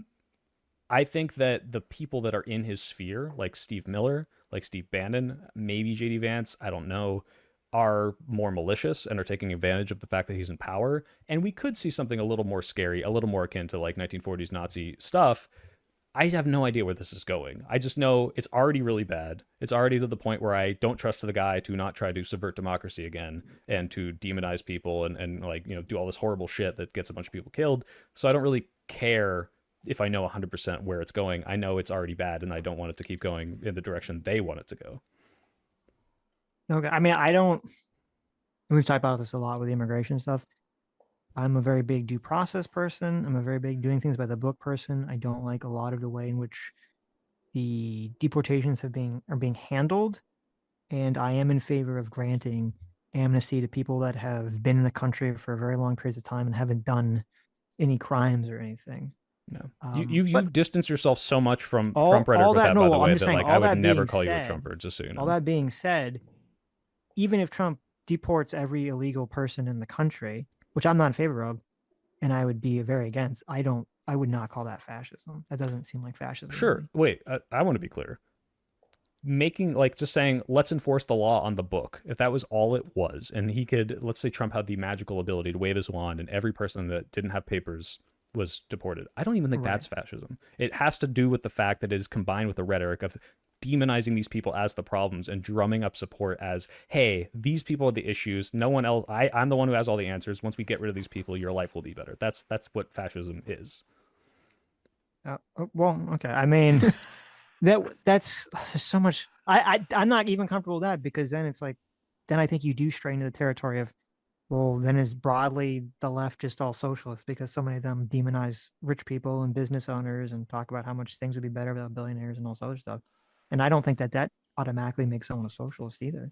Are you talking about socialism in terms of like the redistribute wealth, or are you talking about the like seize the means of production people, like The communism? actual socialism people, yes, the making it so you can't have private business. Yeah, I guess I wouldn't call them all that. But the thing is, the thing that makes them socialist is the private business thing, not the demonizing the whole group of people. And if you were to say, hey, all of these people are in favor of demonizing rich people, or a bunch of them are, and they're all sock dems, it's like, well, they are. Like Well, they no, what I'm saying is demonizing foreigners, which I don't like, but and I think is bad. I don't think that that automatically is like, okay, well, you're a fascist because you're demonizing foreigners. no, Because it's then part it's of like, it. well, were the people that didn't like the Irish, were they fascists like back in those like time period before fascism was really a thing anyone was talking about? Like, Kind of. I no, mean, you not can look really. at the fascist tendencies of the people who are like, "Let the Irish Okay. are causing all of our I mean, I problems." I don't mean, was the and then okay, whatever. And I mean, you're really talking about Nazism because I could be wrong, but I don't think Italian fascism was very heavily on like the whole expunging the outsiders. I thought it was based on something else. But if you want to call them Nazis, that's well, I their don't, prerogative, because I guess. it's not as accurate as fascist, which people, Okay. like you said, intertwine, and that's why it's not the best word to use in certain contexts. Our Hiltert for $2 says the left loves Luigi Mangione. They love violence.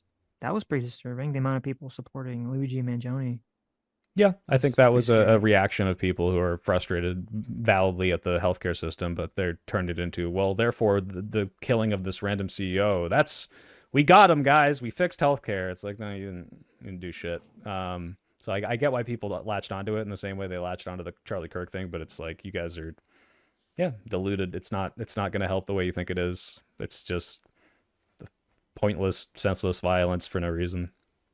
Chachi makes swag for $50 says soy pill choosing a priority is missing the point. Trump and MAGA became popular largely in response to the far left cultural ecosystem the Democratic Party quietly nurtures or at best ignores. Empowering that to fight Trump will make another Trump. That's I a don't, good I don't point. know. I think like one of the most woke eras we were in was like the BLM 2020 stuff, and we won that election. So I acknowledge the backlash, and the people who view the craziest parts of the left was a huge reason for the rise of Trump. I literally had one of my friends say the SJWs forced my hand. I had to vote Trump. But the idea that like if this is to perpetuate, that's inevitably going to lead to another Trump. I don't think so necessarily, because in the same breath, I could say, hey, the crazy fascist right wing stuff you're doing is going to lead to a crazy Democrat getting elected because we're going to react to that. Like it just depends on who's doing better ground game and gets more votes. So JMac for $20 says, not that I'm a Trump defender, but when Trump was asked when Trump was asked how Kirk's supporters should react to his death, Trump said Charlie was nonviolent, so they should be too. A crumb, to be sure, but huge in Trump terms. So I bought into that too until I watched the full clip. He said, don't be violent, go to the voting booth. I was like, holy shit, Trump just amazing. I can't believe he finally did that. And then he's like, but, they're saying it's rigged. And it's like, oh, so you said don't be violent, go to the voting booth, but you're saying the voting booth is literally illegitimate in the same way that, like, yeah, he didn't say go storm the Capitol. He just said go make your voices peacefully heard or whatever. But just so the elections are completely illegitimate. There's nothing you can do legally to make sure this gets overturned. So, who knows what happens after that? It's like this horribly irresponsible for him to say. So it's not even close Well, to the reporter denouncing kind of it. fed him the line anyway. So How is that any different though than using the fascist label? I mean, Because by all your of the own, Democrats are like, the election is still legitimate and we can win and vote him out of power. And he's no, not doing that. look, you're saying he's causing people to question the election, and that can cause people to act based No, on no. those He's beliefs. saying the voting booth is not a valid way for you to express your revenge, but you should be like, get your vengeance or whatever. Like, he's saying that you can't trust these things. This is the thing you should do. Well, He actually, said, well, not really. he's saying that the election might be rigged, correct? Right. So don't trust the vote. The vote Yeah, isn't the so way he's that this is saying, going to look, work. so he's saying, yes, that the election might be rigged. He's giving people the belief that the election might be rigged. Okay. How is that any different than giving people the belief that we're on the verge of fascism? According to you, as long because as you believe that we're on the verge of fascism, you can do that. But at the same time, he could believe that the election is rigged. because one of them is saying you do not have a peaceful option to express yourself in a way that will like be in Charlie's nonviolent message, which I don't plan to, by the way, because And he said we should both say execute calling Joe calling Biden. everyone And a the fascist other one is telling you that you have a peaceful option. Yeah, because in the same breath I do that, I say, and we need to win the election before it's too late, and we don't have elections. Oh my Let's God, vote. okay. Yeah, exactly. These Okay, things are. okay. If you cut every other word I say out of the fascist part and just say the word fascist, yeah, that would be a legitimate argument. In my opinion, you're both doing the exact same thing. You and Trump are doing the exact same thing. Okay. You're putting people in a situation where they don't really have any alternative but to turn to violence. But when I say you have an alternative and violence isn't the answer, we specifically should go vote, and the voting is not rigged, and we got to get it before it becomes rigged, and this is still a you could legitimate vote, option. and the fascists could win the election. Then what are you going to do? Oh my That's what God! happened. That's what happened. And if this Look, person makes this is the reason so why we Charlie Kirk got killed, is because the fascists won the election. I mean, we don't know about that. We still don't know his motive. So, but even if it was, like, no, it's not, because this person didn't believe in electoralism, and this is definitely why a lot of people are celebrating, even if the killer's motive was different. I don't think people are celebrating because Charlie Kirk was a fascist. People are celebrating because he said a bunch of hateful, awful stuff, They're and celebrating he's not doing because it anymore. Because he got a fascist elected. But anyway, we can move on. Meme spread for 7 months says it's fascism for the country to not fund organizations that are actively against the country. Give me a break. This guy totally lost me now. That's actually not what I said. I said, if anything, it would just be an overreach I'm not okay with, but specifically the thing tied to the liberalism and the universities and demonizing them as Marxist and indoctrinating is the fascism part, not the whether or not you fund the university. RBGH fam on the same topic for $5 says, should taxpayers be forced to pay for schools that deploy or teach any of the following as a good thing and not discrimination? CRT, DEI, or affirmative action? Teach that they are not discrimination. See, this is the thing. I could take all three of those things and accurately describe them in ways that people on the left would be like, yep, that's exactly what those mean. They're not discriminatory. And you could do the exact same and on the opposite end say, this is why affirmative action is bad. This is why DEI is bad. I don't want the government to decide whether or not that is a valid interpretation of how those things work. And I don't want them to withhold funding from a public school for that. Private schools are, I'd have to look into exactly how and why they're funded. But yeah, like DEI could mean, I'm like the example you bring. It's like, here's a guy who worked his ass off and here's this rich privileged black guy. Let's pick the black guy because he's black. If that's what DEI was, if that's what was an accurate description of it, I'd be like, yeah, that's not good. And I don't think anyone should be teaching this is what we should be doing. However, I could say DEI or what I experience in the fucking software industry is like, hey, when you're hiring this person, make sure you've taken their entire background into account and you're not like discriminating against them, which is like, yeah, that's common sense. Okay, well, like which one of those is right? Should the government then decide which one is right and punish the people who believe the wrong thing? Like, I don't know. Like, it's a little scary. Tad Father for $10 says TED Talk refused to release Coleman Hughes' talk on color blindness. Oh yeah, I remember that. That was crazy. Is that a good example of the indoctrination of woke leftism into main institutions? I have no idea what the talk was or why they wouldn't release it. So you know who Coleman Hughes is? I don't. Coleman Hughes is a black moderate YouTuber, I guess. He talks about a lot of cultural issues. He did a TED Talk. You should actually check this out. It's very disturbing. He did a TED Talk, which you would find nothing objectionable in. He was just talking about the concept of colorblindness, which used to be the idea the left pushed, especially during civil rights movement. And he did a talk about why he thought that was better than sort of the more leftist woke version of race consciousness. And TED Talk got some amount of pushback from somebody, and they refused to release the TED Talk unless he did a debate with someone else about whether colorblindness is good or bad. Okay. I mean, was it TEDx? Was it TED? Like, this seems like a organization takes their business into account and says, we made a business decision to say whether or not we should release this. They should release it. But if they're like, this might hurt us or make us look bad, I can understand it. Well, wasn't that scary? It was TED, not TEDx.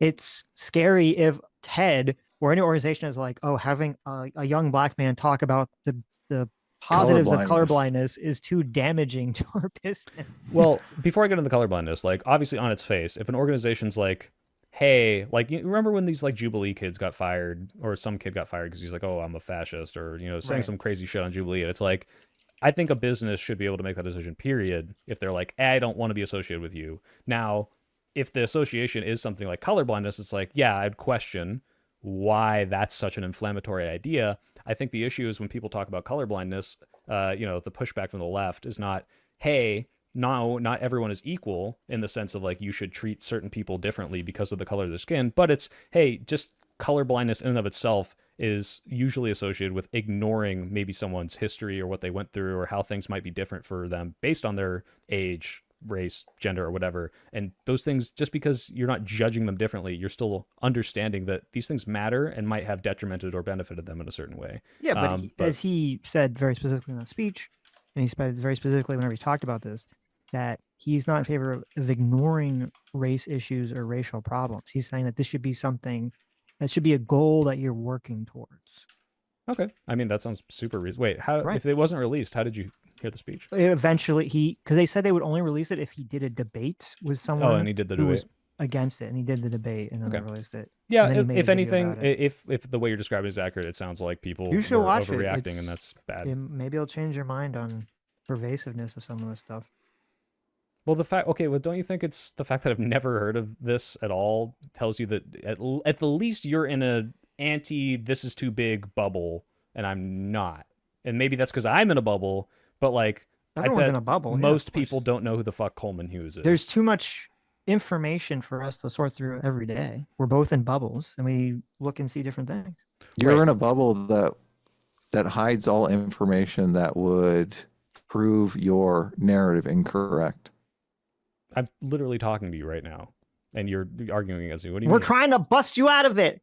We got the pin here. We're trying to pop the bubble, all right? You're not presenting me with like, you're like, oh, like now that I've seen this fact, I've changed my mind. It's like we fundamentally disagree on certain things, and I don't think we have different facts. Maybe we might disagree on that, but like we definitely have different. We definitely have different facts. Sure, but like what I'm saying is the way like, people make their decisions is based on which facts they choose to believe.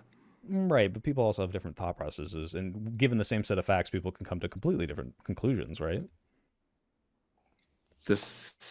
Actually, I think more people select the facts to come to the conclusion that they want to come to. I'd probably agree with that. I think there's studies that show that, but yeah. One going in, Leprechaun Superman from Saturn for $20. Thank you so much. It says, hey, Sitch, I have 2 questions for Soypill. Number 1, do you think you can defeat a horse-sized great blue heron or an elephant-sized honey badger? Oh my god, definitely the fucking great blue heron. Their bones are still hollow, right? Like the honey badger would kick my ass. Defeat a horse-sized. Oh, I thought I had to choose between them. I think I could still probably get the horse-sized heron if I got a good lick in and it didn't get me. I don't think birds have good reaction time, but the honey badger would kick my ass. Well, wait a minute. So this stems from, because I always said that I could defeat a horse-sized duck by breaking its legs with the hollow bone. I use the hollow bones argument too. Yeah. But the heron, they got that little sharp bill, and they sit in the water, and then they wait for the fish, and they go bam, and they grab it. Wait, am I underwater? No, but you're saying if I'm on land, you're saying they don't have a good I reaction no diff the speed. heron. I don't think that's accurate at all for herons. They're pretty quick. Well, like, yeah, he'd have to one-shot me is what I'm saying. And if I'm underwater, I'm fucked. But if I'm on land, I think the power of man. You're gonna zigzag the heron. Okay. I'm a serpentine. I'm gonna go for sweep the legs, and it's gone. It's done. Okay. And obviously you get annihilated by the honey badger. I think a real honey badger could probably potentially kill me, depending on how vicious it was. Also, what is your opinion on Star Trek's positive outlook of the future? It depends on which fucking series. All the way up till 2000. New shit. Come on. Yeah, all the new shit is like, well, in the future, Stacey Abrams is president of Earth. Fucking hey, dude. No. Like, I don't know. Yeah, none of that. Sitch and Adam show new clips channel. Thank you so much. That's right, everyone. We have a new clip channel. Adam, throw the link in the description. I did. Clip channel. I already did. Look, I think we're almost up to 100 subscribers. So there you go. Subscribe to that channel. Says, was expecting a short and loud conversation with Adam, but this soy pill is like 90% less condescending than the one I know from the Wick panels. Also, Ace DM me. You know why? It's because I can't see your smug faces, so I'm giving you the best faith interpretation. There you go. I'm not being smug. Maybe you would interpret it as smug. Wait, what race are you, Adam? I got to decide how I would treat you. Oh, really? I'm black. I want the black privilege. All right, you do whatever you want ever. I'm sorry. You really don't know what I look like? I mean, you were watching the stream the other day. No, that's true. I did kind of see you. You had your camera on. I remember. The yes, I'm white. Well, he has his camera on. You just can't see it in Zoom. If you watch it on our channel, you can see his camera. Oh, okay. But actual justice. Yeah. Oh, go ahead. Actual justice warrior for another $5 says this conversation is fake and gay. All minimalization and deflection. This is exactly how the left hides the power level. Boo! Everyone, boo this man. I don't know what to say. I mean, Boo. again, complete lack of substance at all. It's typical AJW stuff. Yeah. Stuck for $5 says, I can't wait for Soypill to remove his mask and reveal himself to be Jangles in disguise. Is this true? Are you actually Jangles? Who's Jangles? Is this like a There you character? go. Oh, thank God, we've reached the who is Jangles. That's true. No one cares about Jangles timeline. anymore. I haven't thought of that. That's a name I haven't heard in a long time. That's perfect. Yes. RBGH Fan for Jar says, should public funds be used to teach creationism in class? I think if you had a creationism class and the public decided that it was a acceptable curriculum to teach, I guess. I wouldn't be happy about it, though. Especially if it's... no, I guess because it's religious. You know, you want to keep the religion out of the schools. Mm-hmm. Did you see FD Signifier was in the chat? He stopped by for a while. Yeah, he said hi. Oh, he's in your chat or my chat? I saw him in my chat, too. Oh, okay. Yeah, he was in our chat as well. Debated him. Talked to him for extended period of times. He's been on before. What are your thoughts on him? I think he's a massive racist and he hates white people. Wait, what? but am I one of the good ones? He's so nice to me. He is? Oh yeah, but he thinks down on you. It's true. I mean, he is a bigger YouTuber and clearly he's got his shit together. He just patronizes you. Look, there's a lot of white guilt out there. Obviously, he's making a killing off of it. I vehemently disagree with FT Signifier on race issues, but I do appreciate that he's one of the few people that not only will talk to us about it, but it seems like he's knowledgeable enough to talk about it where I don't have to play this is what they believe game, and then they say, no, it's not. He's like, yes, that is what they believe, but I agree with him. So I do appreciate that he seems What's very the craziest FD take that you've heard so I can confront him about it in DMs? I don't know. I don't have a list off the top of my head. Right, but okay, like if I said this guy's racist, like, you know, I say Nick Fuentes is a neo-Nazi. It's like, why? It's like, oh, well, he said we shouldn't do miscegenation and Jews control the world or whatever. So why is FD racist? I'd have to go back and listen to our conversation. Okay. Honestly, I don't remember off the top of my head. I expect a DM homework on my desk I will give you a DM on FT Signifier's CRT. At least 3 slurs, you can go back double and you can listen to our debates/conversations where we've talked about a lot of these issues. We had him on recently. So we had him recently, but I do appreciate that he's very open with having these conversations.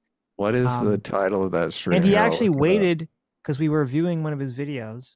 And he waited till we watched the entire video, reviewed it, and then he came on. So I do appreciate that he's willing to throw down. He is the title of that video was crazy too. It was a crazy video, but oh wait, FD Signifier really hates white people. There you go. There you go. It worked though. We put that title just to get him to come I think in. I think you're inviting violence against him by doing that. Well, look, you shouldn't use that sort of language in your titles. All of the really violent people think that it's impossible for black people to be racist against white people. So checkmate. There you go. Yes. So actually, I'm not inviting any violence towards him, and that's why he laughs about it and comes on the stream. Gotcha. Mason Jordan for 23 months says Brandon Herrera said he was out to lunch when Charlie Kirk's death was announced, and the table next to him started high-fiving and celebrating. Oh my God. It was crazy because I'm sure you saw everyone had that clip of like the TMZ office celebrating. Oh yeah. You know what's so funny about that? Then they said like, oh, well, they were watching a car chase. And then someone dug up the car chase and it was like, yeah, they were watching car chase. And at the time they said that Charlie Kirk died is when they started cheering in the car chase. So who's the guy? I want to meet the guy who was like, you know, before that I was really on board the TMZ. They were good people, but now absolutely not. I disavow. Like, who the fuck liked TMZ before this? Like, they've always been the most disgusting piece of shit paparazzi people ever. And like that, even if the Charlie Kirk thing was true, it was like, oh wow, I can't believe these people who invade the private lives of celebrities and try to bait them into violence so that they can turn it into money and waste all their time just being the like scum of the fucking earth. Like, oh, they're cheering on Charlie Kirk dying. Oh, Now I don't like them. It's like, no, they've always been awful. Well, I think it was just that it was no one likes TMZ, but it was just to show how widespread that this isn't just some sort of niche belief. That was the point of bringing it up. Oh, okay. And for people Well, to I point just it wouldn't out. hold any. I hope no one holds TMZ to some sort of moral standard that they look up to. No one's surprised by it. They're just like, oh, okay. It's California. That's what people expect. Yeah, They just it's true. openly talk about how conservatives are racist pieces of shit. I mean, some of them Are you in California? I'm in So the I Bay Area. I'm in the most Oh, look at progressive, this. libtarded place you can So they, imagine. look, Jesus. then you know. Every step I take, I'm walking over 6 trans people. Okay, they're everywhere. Trans homeless people. You can go on anywhere drugs. you can go to any bar in the Bay Area and order a drink and yell "fuck Trump," and the whole bar will just yell in unison, "Yes!" Yeah, I mean, you could do Look, let's he go he Brendan in like agrees. every red state. Yeah, same thing, dude. Like, yeah, that's our politics are Let's go, divided. let's go, Brandon. Yeah. I mean, you might be right. Daniel Irish for $5 says Sitch can't stop whining about Trump. What the fuck? Yeah, See, Sitch, there- shut thank up. you, Daniel. I know. Why I not? mean, I thought we had a good discussion about the January 6th stuff on Sunday. So Yes. Our League for $2 says, why do mail-in ballots favor Democrats? And the Oceanist for $5 says, lots of MAGA did mail-in voting and early voting. Look at people like Scott Pressler, who got lots of people to turn out. Yeah. So traditionally, in fact, it was mostly like a military thing, which is mostly right wing. But then in 2020, Trump tried to get ahead of it and said, oh, actually, the mail in ballots are totally fraudulent, which all of his advisors said, dude, don't fucking do this. You're going to get a bunch of our people not to mail in vote. But that's why in that election, more of the people who were mail in voting for their protection from the fucking pandemic were left wing because their leader didn't tell them not to. do you think that Democrats sent out ballots to people who didn't actually request mail-in ballots so that they would get more votes for Democrats? Everything but the last part. I don't think they did this because they're like, ah, yes, and now we'll get like double votes. Because if they mailed it to people because they want to give as many people mail-in ballots as they want, and they get two from the same person, You know how like, they're you know gonna how fill mail-in that one ballots out. work, right? Like Yeah, I I vote mail by my mail. ballot in, so I request one and they send me one. Mhm. But mailing them to people who don't request them, I mean, that's just like a huge lowering of the barriers of entry to voting, right? Yeah, And I think they also, did that if I specifically during the mail, pandemic because it's like, hey, if people don't know about this and they don't go out, it's going to be a huge voter suppression so it was thing. just done for magnanimous reasons. It wasn't done because they thought it would help them electorally. I don't think those things are They just mutually did it to be exclusive. nice to the voters. No, it's both. It's, hey, people Oh, okay. might need this, but also this will probably help us This will because these people okay. might not otherwise vote. Yeah, it's these aren't mutually exclusive. Yeah. So look, if you mail ballots out to a whole household, Mhm. right? None of these people have requested ballots, but you mail them all ballots. Couldn't someone in that household fill out all those ballots, regardless of whether or not other people in the households voted? It could happen, and then if they Would were that somehow boost able the to vote? forge all of the signatures and they checked against the addresses and the signatures and they didn't see a discrepancy, that guy just committed 4 counts of felony voter fraud. Yeah, that's possible. Okay. I think so too. I think that's super possible. Yeah. I don't see Hmm. evidence of it happening widespread though, so I don't think it's a big deal. Moondoggy for $5 says, I swear every time a left-leaning person comes on here, it boils down an attempt at conversion therapy by the guest. Look at that. It's I don't true. believe in conversion therapy. It doesn't What work. is I what knew is- I was never going to change your mind. Don't worry. There's like a content policing thing. People always talk about tone policing, but there's also this content policing. Like you don't make enough content like the kind of content that I want. No, again, this is more like the narrative of like, if you are what you say to be, like if Tim Pool truly was a liberal who would support the Democrats, and it's like, why is 90% of your content shitting on the Democrats? And it's not, hey, I want to reform them to where I want them to be. It's, I'm very explicitly have a pro-Trump audience. So I'm not saying you guys do this, by the way, because I don't know. But if people were criticizing you, my guess Well, would not well, be look. you need to make more anti-Trump content. It would be you're saying one thing, but your content suggests otherwise. How do you do that though? If you try to bring the Democratic Party more into line with liberal values, and the first thing that they do is throw you out of the Democratic Party and call you a right-wing fascist. Well, that's a very specific hypothetical, which I would agree would be untenable with the ability to increment them back to where you want them. But the difference is I'm constantly saying, hey, Democrats suck. here's how we can get them to be more progressive, and no one's throwing me out of the party. But if I made all my content doing like pretty much pro-Trump talking points of like, hey, Democrats are like evil or baby killers, blah blah blah. I'm not saying you do this, by the way. I'm just saying, let's say I did this, and they're like, yeah, you're not a Democrat, and I bitched and moaned and be like, why are you content policing just because I want you guys to be, more pro-life? Like, it's just definitionally your content and your ideals don't align with what the party actually is. I think you have to, in order to appeal to the kind of audience that you have, I think you have to just slam Trump 24/7. You have to be monomaniacally focused on Trump and saying Trump is a fascist. Okay. Do you think I'm saying it even though I don't believe it? Or do you think I really believe it? That Trump, I don't know what you believe, to be honest with you. No, if you had to guess, like, do you think I'm like grifting because I want the views? I mean, not really. I wouldn't accuse you of that just because. I wouldn't mind I if you think did. I think, like, I if I think come you're across as sincere inauthentic. I think you're sincere about your content.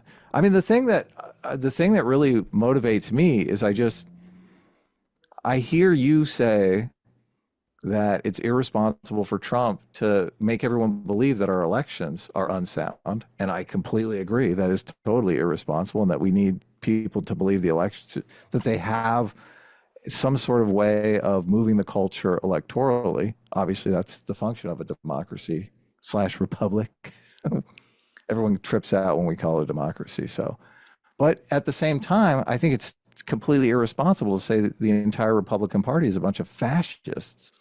So, but you're okay with one of those. I One of don't those think we you're should just call the entire completely fine Republican with. Party a fascist. I think that is dangerous. Well, by implication, that's what you're saying. Yeah, I think the leader of the current Republican Party is a fascist. I think a lot So of everyone people who are voted okay for with him it. is just are No, and delusional that's why I draw the people. line. I don't think you should call all those voters fascist. One, because the same reason you wouldn't. I don't think they understand it. So even if you agreed with my tenets of why he would meet the definition of fascism, I don't think voters even understand this to a degree. I think voters could easily be swayed by, hey, I don't like illegal things. This person is an illegal immigrant, therefore I vote for this guy. These people don't know. I talk to these people all the time. These are my family and my friends.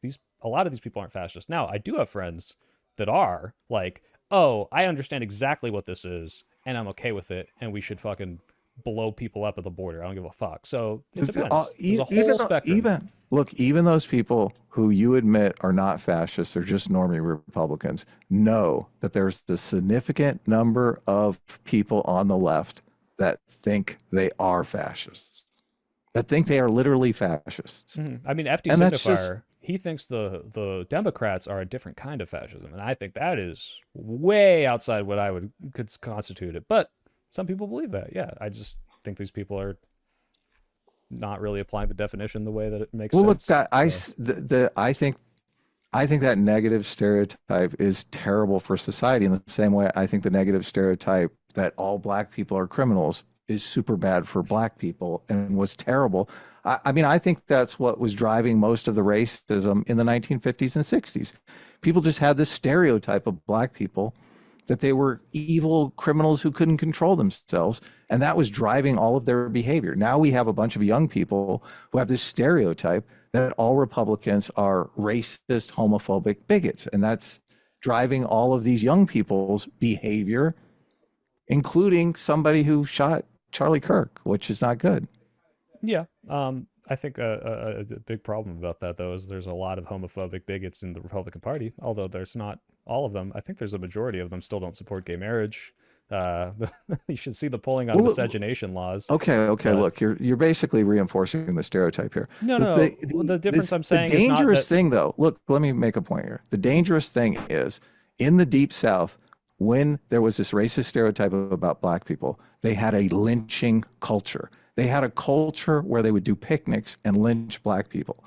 I think the culture and what we're seeing, especially after the Charlie Kirk thing, is a kind of culture where a lot of people on the left would have a fucking picnic and lynch Republicans, fucking lynch them and celebrate it. Like, that's the I don't think culture. a single That's a left-wing person scary has the fucking strength. culture. Not a single left-wing person has the strength to tie a rope and lift up a 300-pound obese Southerner on a tree. It's not happening. They couldn't Oh, even I do think, it if they look, tried. they're at Their least bones are too brittle. fantasizing about it. You got to admit they're at least fantasizing about it, and that is insane.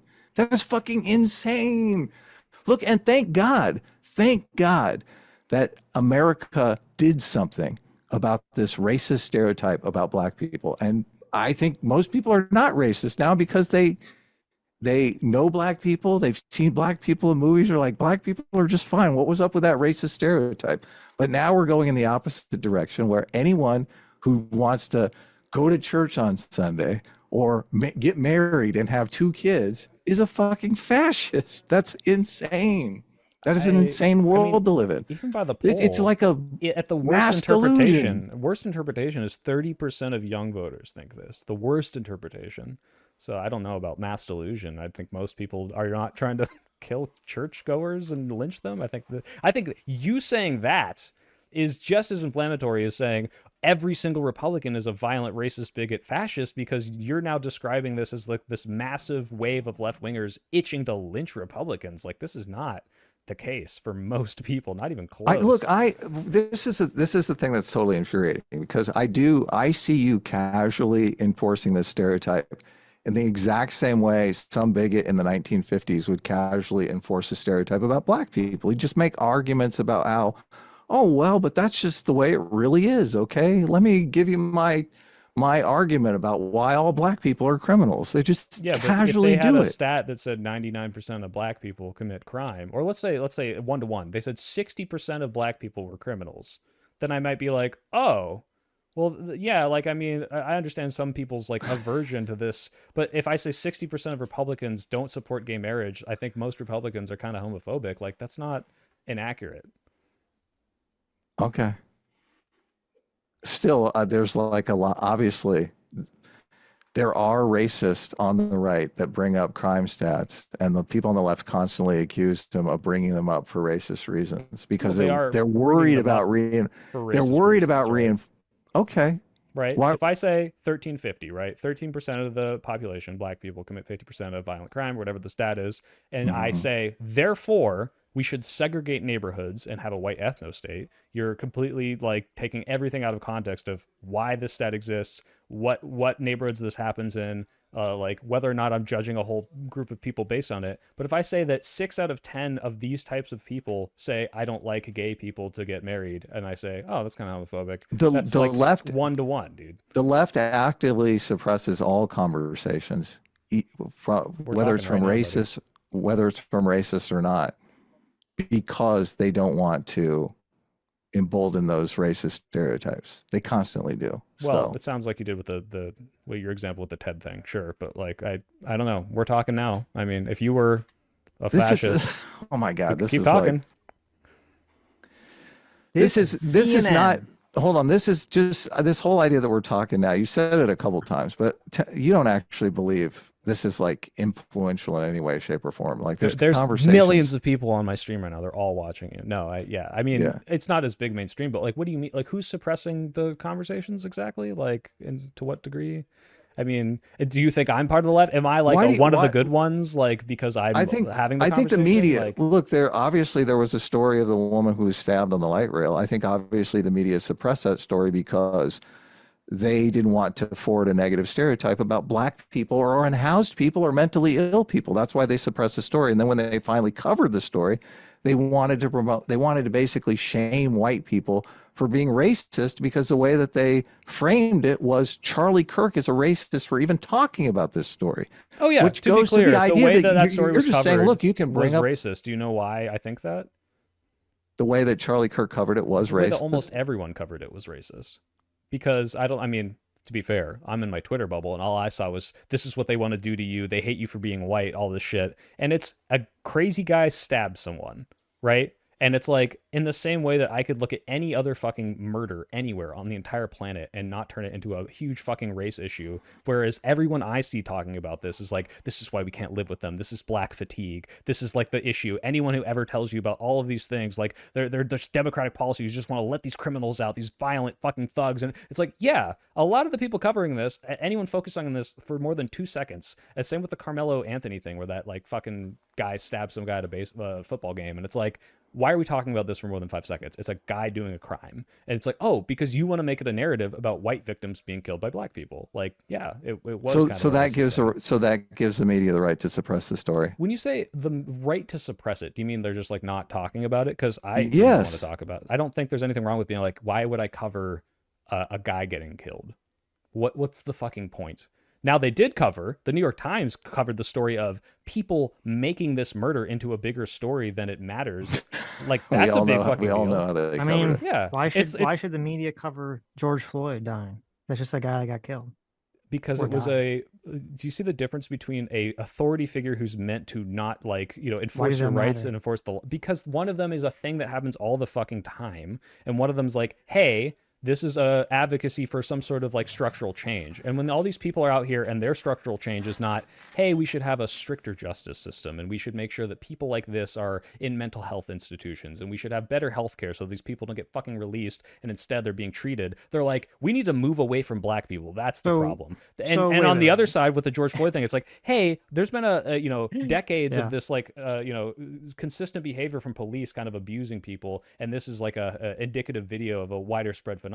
We should have police body cams, and So- then we got that. It's like, okay, When you like, said this happens all the time, did you mean that police killing black people happens all the time, or No, that's like crazy 10 a people on year or trains something. killing people, innocent people, happens all the time? crazy people killing people happens all the time. People killing people happens all the So time. shouldn't that be the focus of trying to change the policy? 'Cause What that happens all policy the has the time? right advocated for after this? To remove a lot of the soft. Well, first of all, the right has always been against a lot of these soft on crime policies that the left seems to be very broadly on board with.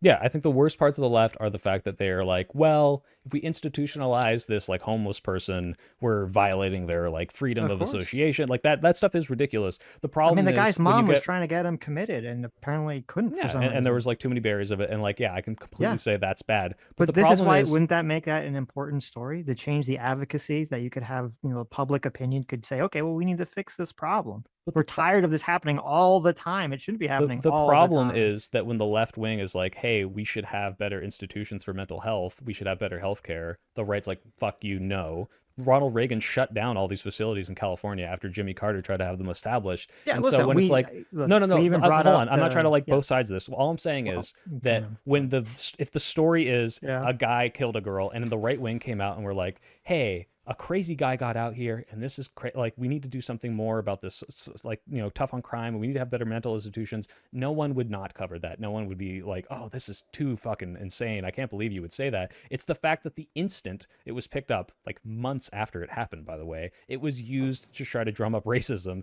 and make this like white victimhood complex, which is the same reason why you So- see side by side images of the girl who got stabbed and fucking Charlie Kirk when these things have nothing to do with each other. And it's like, oh, now you care about Ukraine, or why don't you care about Ukraine, the left? It's all part of this stupid culture war bullshit and not about actually instituting mental health change. So with the mental health institution stuff, I wildly disagree with you in terms of you saying the left would be in favor of this. The left has been broadly calling for weakening the ability to keep people in jail, put people in jail, put people in the mental institutions. They might say, yes, we want to provide more funding to these things, but that doesn't mean that's going to solve any of the problems of getting people off the street. It's preemptive, So, right? They want the it's not healthcare so that- that these that's people an- aren't, but that's by the the problem. time they're There's like, this fanciful notion that some people on the left have that if you're soft on crime, or you just have social workers go out to everyone instead of police, that somehow they're going to magically cure the crazy people and the drug addicts, and it doesn't happen and it doesn't work. it's not about So I curing don't them. think It's that's about an the fact accurate that depiction of the in other situation. countries you see this happening far less because they have a better ability for people to get access to this kind of treatment and therapy and healthcare. And in this country, we fucking The neglect guy's these mom people. was trying to get him institutionalized No, and no, no. couldn't. But the institutionalization, and I've already agreed to this, the idea that it's harder now to put people in places like this because of It the is. super yeah, that is a left policy. That is a legitimate thing to have a problem Okay, with so of I the think it's Democrats, important to talk for the media Me- to cover. And then me too, but that's not the way the the- right was framing the it, which second is why the part, media which is what isn't you're talking saying about it about that way. that there were people that were bringing the stabbing up because they're racist, which I agree with. And in fact, I do not like, and I'm very disturbed, and I've talked about this on stream a lot, that there are a lot of X accounts that all they do is they'll find videos and images of black people committing crime against white people, and they just post it in order to build up racial animosity, you know, and make people racist. That 100% happens. Okay. That being said, because it definitely happens, the problem with the way that the left reacts to this is if only the racist, if only the groypers are going to talk about the fact that a lot of white people feel that they're being discriminated against, that there's a lot of young white men who are not succeeding in society and feel like they're getting left behind. If only the white nationalists talk about that, all you're in the left or the mainstream refuses to address it, all they're doing is giving the Yeah, they're groypers giving the them the power, platform. Yeah. 100%. And so it's the same thing with this stabbing. If the media says, well, we're not going to cover this because people are talking about it for racist reasons, that just justifies everything they're saying to a large audience, saying, well, look, maybe they're right. Well, They hold don't on. want to talk about the When you violence. They say don't they're want refusing to cover it, right? Like when this happened months ago, this wasn't like a bunch of I think the people video ran to just their came out recently. Isn't that why it kind of went viral? maybe, but the point is like some It was actually, 2 I weeks think before it was released. I It's do not 2 think months. Just fact check. months, weeks. The point is like when it happened, like someone took this video and exploded it. I think the person specifically who exploded it was a Groiper. I don't remember. So you can fact check me on that. The point being, when you're elevating this out of nowhere, which is in other cases any other thing that happens in any other city all the time, which is homicides, and it's like, why would we cover this as anything if no one's talking about it and it's just day-to-day business, which shouldn't be happening but does? How is that media suppression seeding grounds to groypers and not groypers taking a specific instance that they knew they could frame as a pro-white anti-black narrative, blowing it up, and then the media being like, okay, now I'm reacting to the fact that this blew up, and not, hey, let's make a fucking headline about every murder that happens? The story or the video went pretty viral outside of the Groyper sphere on X. Yeah. And was being broadly discussed. Yeah, it was a very visceral, gross thing of like a of course innocent woman being and stabbed to death or something, right? And so don't you think, well, I'm assuming, and I assume you would agree, that large media outlets have people whose entire job it is to troll social media to see what's the viral story and to report on it.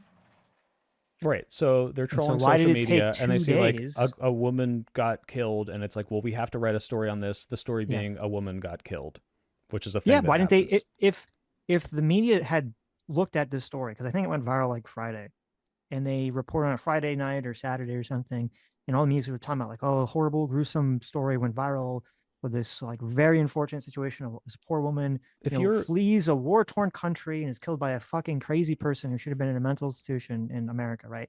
Then the story, I don't think would have even blown up, because so much of what made the story blow up was they're not going to cover the story, and then they didn't. And then when they finally do cover the story, a lot of the coverage was, well, racist people are being racist about the story.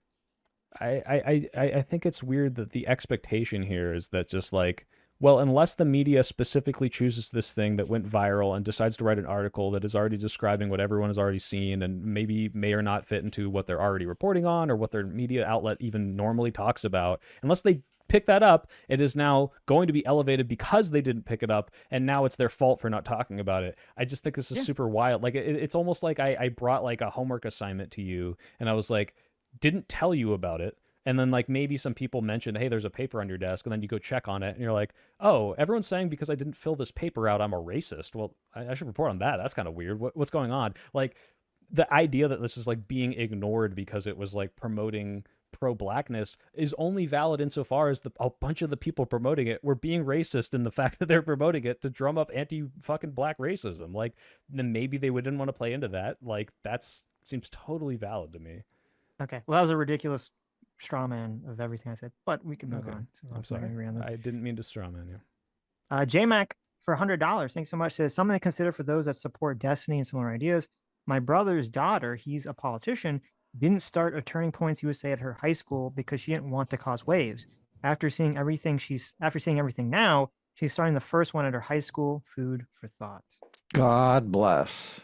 God bless. What's the program do? It's just like a TP. He's starting a chapter of Turning Points USA. I think Turning Points USA was in 3,000 colleges or schools. I don't know if it's just universities or high schools or whatever, but Munker for 02 for $20 says the Covington kids debacle was about some kid smiling at a guy. Is this dude for real? Covington kids. I don't know if we talked about that, but that was like wildly irresponsible of the media because they took some video of a guy approaching that kid and like getting in his face and him just being like, what the fuck are you doing? But and turned that into a is racism. Yeah, that was you awful. had that picture, went viral on social media and everyone reported on it because he smiled at him, and yet they're not going to report on a viral story of a black guy stabbing a white girl because of the races involved. Yeah, I mean, we're talking Doesn't that about seem the media ridiculous? as this like blob of like, yep, back in 2017, all of them decided to do this. When I think you can look at the people who did report on this irresponsibly and say these people are shitty journalists and they shouldn't be taken seriously. And I think it's good. I don't know if any of them stepped down, but the defamation case absolutely deserved for all the attention that that kid got, all the negative attention. So do you think that Versus, if the subway station murder, if the races were swapped, and that story had gone viral, obviously not by the Groyper oh, social media, but on like Blue Sky or I something, will, you don't yes, think I will anyone would have concede this. reported on I it? think if a crazy white guy stabbed a black woman and said, I got that black girl, I think there would absolutely be more media stories because it's less about the, Okay, well, the there blaming you of the go. racism. And they say like, oh, like potential hate crime exposed. And this is like, see, this is what we've Right. been talking about. Yeah, absolutely. I bet there would be a huge bias of people drumming it up. And then a bunch of people should fucking lose their jobs when they realize, hey, this is fucking some schizo who thinks that the Tim Waltz or whatever put Well, a chip then in you his look, brain. when we agree. Okay, we agree with the level of bias. Yeah, people are more afraid of seeming racist to black people Do than you they are know? to Yes, play into a hate crime narrative. Absolutely. That's just true. of course, because the mainstream media is biased towards the left. Most of it, yeah, I would say. I Do mean, Fox you? News is the biggest channel, but yeah, there's a lot more people Well, that that's because are it's the like one culture. of The them. liberals won the But culture war for a while. Woke is now dead, so we're well, kind of we can we're hope, gonna right? crawl our way back, and we'll make you all femboys. Do Don't you worry. know what started the Covington kids situation? Like who blew it up? No, I don't. No, no. I mean, do you know like why it even happened at all? Like that the kid was smiling and the Native American guy was Yeah, like the there. Native American guy like got up in his face No, doing but his do you know dance, why he right? got up in his face? Were they doing like the tomahawk chop? I don't remember. No. See, this again shows the insane level of bias in the No, I reporting. don't know. I The remember reason people saying very that, but few I don't know if it people was know. true. Very few people know. The reason that that whole situation started was because there was a group of Black Hebrew Israelites who, if you don't know who they are, those are the Black guys who I believe know. that they're Yeah. the true Jews, Yeah. not the other Jews, Mhm. and they dress up in like really silly outfits that make them look like they're cosplaying Aladdin characters, No, I do remember and this. Yes. they were there shouting racist things at the Native Americans because it was like some sort of Native American remembrance holiday or something. Mhm. They were shouting racist things at the Native Americans, saying that the Native Americans were worshiping false gods. And then when the Cummings kids showed up randomly because they were for some other, I don't remember, this was like an abortion thing or something, they're for some other event or some protest. They just show up and stand there waiting for their bus. And then the Black Hebrew Israelites start shouting racist shit at the white kids. And that's what's, and then in response to that, the Covington kids are literally just saying like school chants of "We got spirit, yes we do. We got spirit. How about you?" Nothing offensive, and that's what creates the whole situation. And no Yeah. one reported on the Black Hebrew Israelites being what started the whole thing. Yeah. Super irresponsible, and I commend them for winning their $1 million lawsuits because There those you go. people put a bunch of shit on them that they didn't deserve. Joe Kajab for $20 says everything Soy said about Trump on the right in terms of government, which I don't fully disagree with, can be said of the left culturally in the last decade has plenty of examples of them fitting every category you laid out. Even if I think you could bring those examples, I think there's a big difference between a cultural, like social shaming and a government enforcement. But I'm sure he could. Don't worry, guys. If you do a lot of anti-woke content, I'm no stranger to anti-woke content. I've spent a lot of time watching that stuff. Arnold Zeros here for $5 says, I'm a conservative who Sitch convinced to not vote for Donald Trump, so I didn't vote last election. Okay. Well, there Thank you you go. very Now you much. have to bow down to me I'm and tell me how great I kissing am. your feet. Okay, you gotta kiss my feet. The Oceanist for $5 says, Soy Pill, you should read Discrimination and Disparities by Thomas Sowell. I don't read black authors. Wow, what a bigot. Terrible. Do you have a favorite book, Soy Pill? You have a book recommendation? Oh I man. like to read a lot of books. Like fiction, nonfiction. Nonfiction. Nonfiction. I just read Dark Money by Jane Meyer, and by just I mean a couple years ago. But also One Person No Vote was a good one I would also recommend. Well, you should read Jonathan Haidt's The Righteous Mind. Okay. There you go. Jason Mulgreen for $20 says a 14-time offender offs a girl on the train, 100% avoidable. The race only came up because it wasn't being covered. Carmelo used insane force, then raised $500,000. The accepted lie has been opposite. So like I have not looked into the how many times this guy was arrested thing, but what I understand is yeah, this guy should have been put in different institutions much earlier. I remember like the most recent thing he got arrested for was like spamming 911 calls because he was a schizo crazy person. The way people try to paint it is like that he was like, yeah, he stabbed 14 different people and then he just got out and then he stabbed another one, which of all the stories I ever hear with that kind of crazy shit, like some of them are legitimately like they fucked up, and I don't know if that's the case for this one, but this guy should have been getting mental health treatment. Well, if The you're Carmelo Anthony one though, it's like yeah, like because we didn't know the facts, a bunch of people jumped on the this guy's a victim train, and then it's like no, he just stabbed a guy for no reason. But I remember people talking to me about it. Then it's like, what do you think about this? And I'm like, a fucking terrible people got or some terrible guy got in a argument and stabbed a guy to death. Like it's not a story. It's a story insofar as like this happened, but then what? Like the reaction is more of a story, and the reaction's fucking based on a bunch of people trying to be like, it's because the Black Lives Matter like to victimize, and no, it's actually like racism from the white guy against the black guy, and it's just who cares? Like this is not important. This is a murder that sucked, and we don't really need to be talking about it that much. well, but What was the cultural relevance of the City Bike Karen story? Why was that story so important? Is this the one? I vaguely remember this, which is again, it's not relevant, but people realize that if they can make it look like a bunch of people are mega racist, then they can make their story go viral. Like, yeah, it wasn't relevant. White people being racist is like a big story, a big get, right? Yeah, that's what all these stories have in common, right? Jesse Smollett. Injustice is the easiest way to make your story go viral. So if you can look, hey, look, innocent woman stabbed to death. So what happened on the train? It wasn't injustice. Huh? I mean, I'd say what happened on the train was I didn't say it wasn't obviously injustice. Oh my God, no, I'm saying drumming. Well, you're framing it as injustice, and I'm framing it as they want to shame white people for being racist. So they're constantly looking for stories of white people being racist. City Bike Karen, Jesse Smollett, Covington kids. That's what they're looking for. The way I see this is not they want to frame white people in this malicious way. The way I see it is the most easy way to get anyone on your team is to show that the other side is doing one of the most morally reprehensible thing. To your team. Racism, pedophilia, cheating, and any of those things are going to blow up. People like to be angry, and they like to be angry about things that are totally unfair. Why don't they have a bunch of stories of black people being racist? They don't have a bunch of story of black people being racist. I mean, towards white people. I see those all the time from fucking all the conservative pundits. What do you mean? Why don't you see them in the mainstream press? What do you think is mainstream? I feel like we're every large outlet that's not Fox News. The people drifting that cover, into like the. Well, I mean, like the people that cover the Covington thing, like if they did, the ones who didn't report on the racist black Israelites didn't. Where is Hutch at? Is Hutch coming on or what? I hate drifting into this. Oh no. Hutch was just like if it be turned into it, it's fine. I could take 5. Is the book that you were talking about, Dark Money, the hidden story of the billionaires behind the rise of the radical right? Is that the book? By Jane Mayer. That's the one. Okay, and January 19th, 2016. Yeah, it's a good book. Fascinating. It's very fun. You can read about how I got indoctrinated by the. I know. I'm thinking I might take a look at this book. Mm-hmm. I don't know. I read these books on occasion. Since this is a story that happens a lot, and as we all seem to acknowledge that there are government policies that allow this to happen, I think the media should report on it.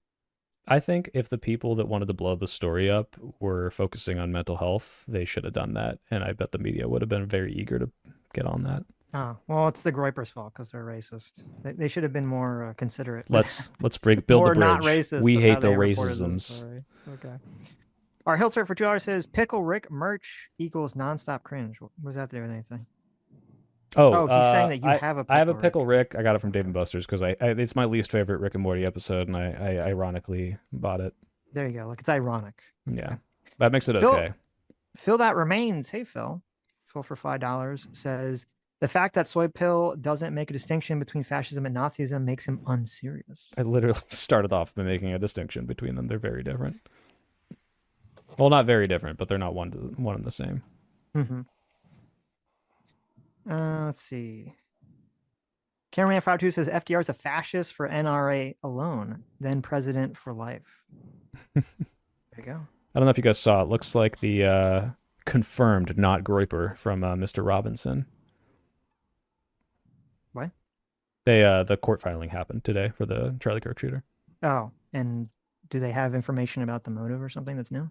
Something about Charlie Kirk being too hateful. Well, The mother hardcore there, explained right? that he had been political, started to lean more left, becoming more pro-gay and trans rights oriented. All right. Looks like we Uh-oh. shouldn't have been making a bunch of stupid fucking assumptions They online, you have a idiots. Not they you. have a I'm talking to Discord the server. audience. To your They have a side, your Discord evil server side. that there's supposed to be a bunch of people in. So, and they're probably going to dig into all of that stuff since Republicans control everything and publish all of it, right? Uh, Wait, what? Sorry, they're gonna dig into the Discord server, you're saying? The shooter was in a Discord, and there were plenty of people in the Discord openly talking about, I think, the Charlie Kirk assassination after the fact, but whatever they Oh, were you talking think like about. some of them were like coordinating it or planning it? Yeah, maybe. I don't know. Well, there were messages. They talked about it. I know I saw the ones that are like they talked about it after. I don't know if he was planning it with some people. Yeah, they're definitely gonna fucking raid that server and shit and find out.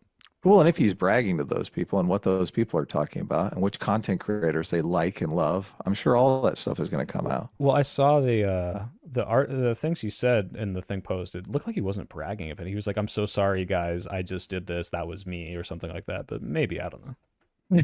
He's I'm apologizing. so sorry, to him. guys. I killed someone. Now the Discord server is going to get shut down. Unironically, like these people like feel guilt because they're like, "Oh, I'm about to bring hellfire upon my Jesus fucking family Christ. and friends and shit." Like, it's like when you're halfway down off the bridge and you're like, "Wait a minute, shouldn't have done that," but too late, dipshit.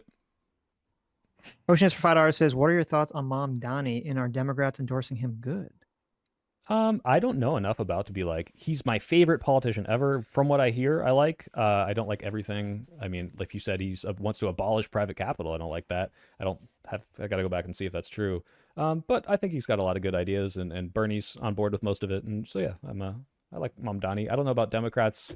It seems like he's like one of the most popular Democrats right now, and the fact that like the Hakeem Jeffries or none of these big establishment Democrats want to endorse. Like, I get it if you don't align with them, but it's like, dude, just like use this momentum, like get people to like you, like him, and then make it look like you're with him.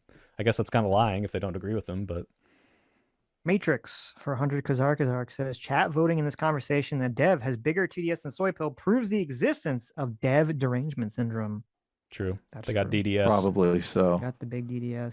Don't worry. Maybe you guys have me back on, and they'll realize I'll become more hated. You know, it's good. Give them some time. There you go. Let's see. JMac for $10 says, "What's soy pill's favorite Pokemon? Maybe we can find some common ground, or maybe we'll be further divided." Perfect time to ask. Oh, he's going to get his Pokemon. Oh, he's got Pokemon. it. You, It's fucking Magikarp. you've got a little Magikarp. There. But Look at close that. second. That's hilarious. Close second, if not first, is Shuckle. Because you don't fuckle with Shuckle. Shuckle. That's a terrible choice. What? Who cares? Shuckle. What's your fucking favorite Pokemon, you bitch? I don't even know if I have one. Yeah, that's what I fucking thought. Magikarp. Your favorite dude. You don't even have one. I don't even have a favorite Fence sitter in Pokemon. every Probably, fucking listen, aspect. I was always partial to Articuno. Okay. Oh, know oh, why. look, the legendary Pokemon. Legendary iceberg. Some people are born great, others have to earn it. Magikarp is. There you go. Listen, oh, look at this. Listen, Soy Pill likes Magikarp because he's a good conservative and he believes in hard work and pulling himself up by his bootstraps because then one day you can evolve into a dragon. No, I never evolved my Magikarps. I have a level 100 Magikarp that knows Flail. Just keep 'cause them it's useless. based. No, Okay. they can one-shot the Elite Four. Oh, okay. At level 100. You know nothing about the power I of the know. little man. No. Marxikarp is what they should call him. There you go. Okay. Let's see.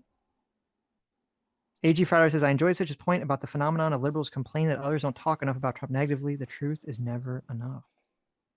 True. Just so you know, I have yet to criticize you guys for that because I don't know how much you do. And if anything, based on what you said about the election stuff, sounds like you're doing a pretty good job, especially with the one sample size of your chatter saying you convinced them. So There you go. I like that. Joe the Make for $5 says, "Catching up with the notion that gender studies is merely teaching history is so insane that it cannot be anything other than an overt lie." So just to be clear, unless I had like the one good gender studies class, it wasn't just here's history. But what it is here's looking at history in ways that you might not have been taught in school and how we can assess those. Some of it was like, hey, did you know that the civil rights movement had this thing called COINTELPRO, which was the government trying to subvert it?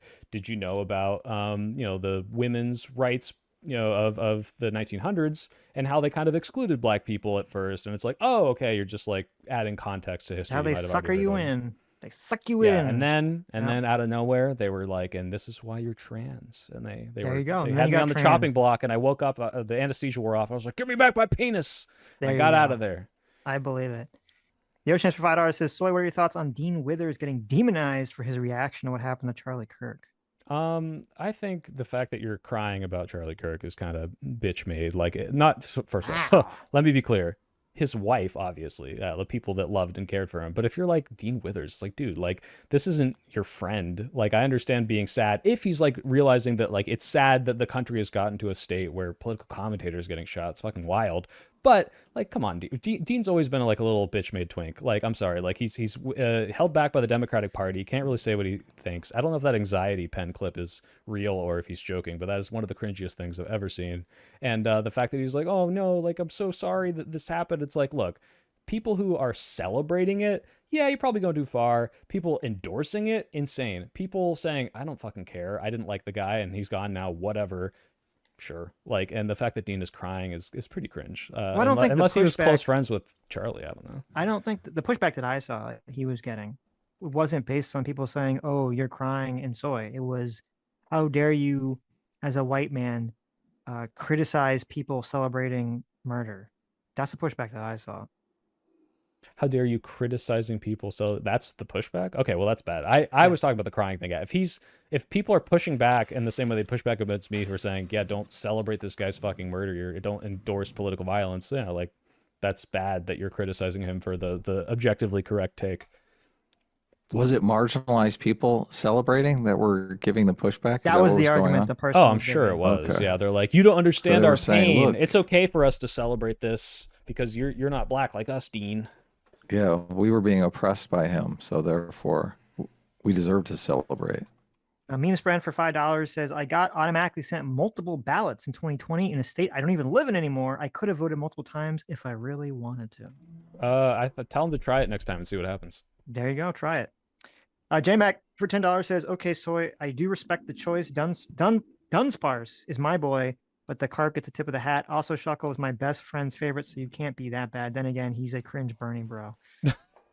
Well, I'm a cringe Bernie bro. Maybe there's a what is we it? got to do a study on this. We need studies on actually that would be a great study. See if there's some sort of alignment between favorite Pokemon and politics. I recommend a total and complete shutdown on new Pokemon games until we can figure out what the hell is going on. Brendanig Gladwig for $5 says, soy is fundamentally wrong. It is literally the government's job to determine compliance with a government directive or program. The executive has that authority based upon the powers something by Congress. Delegated by Congress. Delegated by Congress. I'm not sure in reference to what thing he's saying that for. There's like, depending on what he's talking about, I probably would disagree or agree. I don't know what he means. What do you mean? That is, if the government says you can get federal funding if you comply, then the executive is supposed to, dole that out based on compliance. Right. So like, let's say the government passed a bill and it was like, you can get federal funding, but only if every single teacher swears allegiance to Trump. Like, yeah, that's their power to do that. But depending on what thing they're enforcing, I'm going to have an issue with how and why they do that and whether or not it's just like the ideas, or if we came together and said, let's pass a big bill and say you can't discriminate against black people. And if your school does that, we're not going to give you federal funding. And also it's illegal and we'll do something about that. Jason Mulgreen Friday says, can soy peel steelman Charlie Kirk's position that the Civil Rights Act isn't good? Yeah, actually, I don't know. I've heard the libertarian argument for it. My guess would be that he says, freedom of association is important, and the idea that the government is ironic. Like, it's like government enforcing ideas. People shouldn't be able to force the idea that you can not choose who you want in your business or something like this. And like the way that it was decided upon was on in the same way like the Roe v. Wade was on some like kind of faulty reasoning. you know, he would have the same argument. But I don't think Charlie Kirk would say like we should have segregation legally. I don't think he was like that kind of Yeah. racist person. I mean, you saw, I don't know if you saw, a lot of people were pushing that narrative. that that's the reason. No, I think he Yeah. argues it on different merits. But No, I understand. You know, I'm saying a lot of people were pushing that narrative to seemingly justify his assassination. Oh, well, I don't think it justifies it, but he was definitely racist, to be clear. I mean, he's like, oh, like if I see a black pilot, I'm not gonna feel comfortable there. And you know, all these black women who say they used affirmative actions because they can't earn it on their own, like implying that any of them were not qualified for the job. And I mean, unless he was just so delusional, he doesn't understand how affirmative action DEI works. But I think Charlie was a pretty astute guy. I mean, I don't know the full context of the airplane pilot quote. I thought it had something to do with him saying that because of affirmative action, it Yes. made him not trust someone in a position. Right. Because they assumed that they were affirmative action. Right. So instead of, because I think Charlie understands that DEI doesn't mean, oh, there's a black guy, put him in the plane, and hey, here's a fucking person who has all the training and qualifications to be a pilot. And when taking that into consideration, we might, you know, balance things when we're picking who gets to be in what position, even though they're both going to be fucking pilots, and saying, yep, when I see a black guy on a plane, I'm like, does he deserve to be here? Yeah, that's pretty racist. So are you saying that you think so?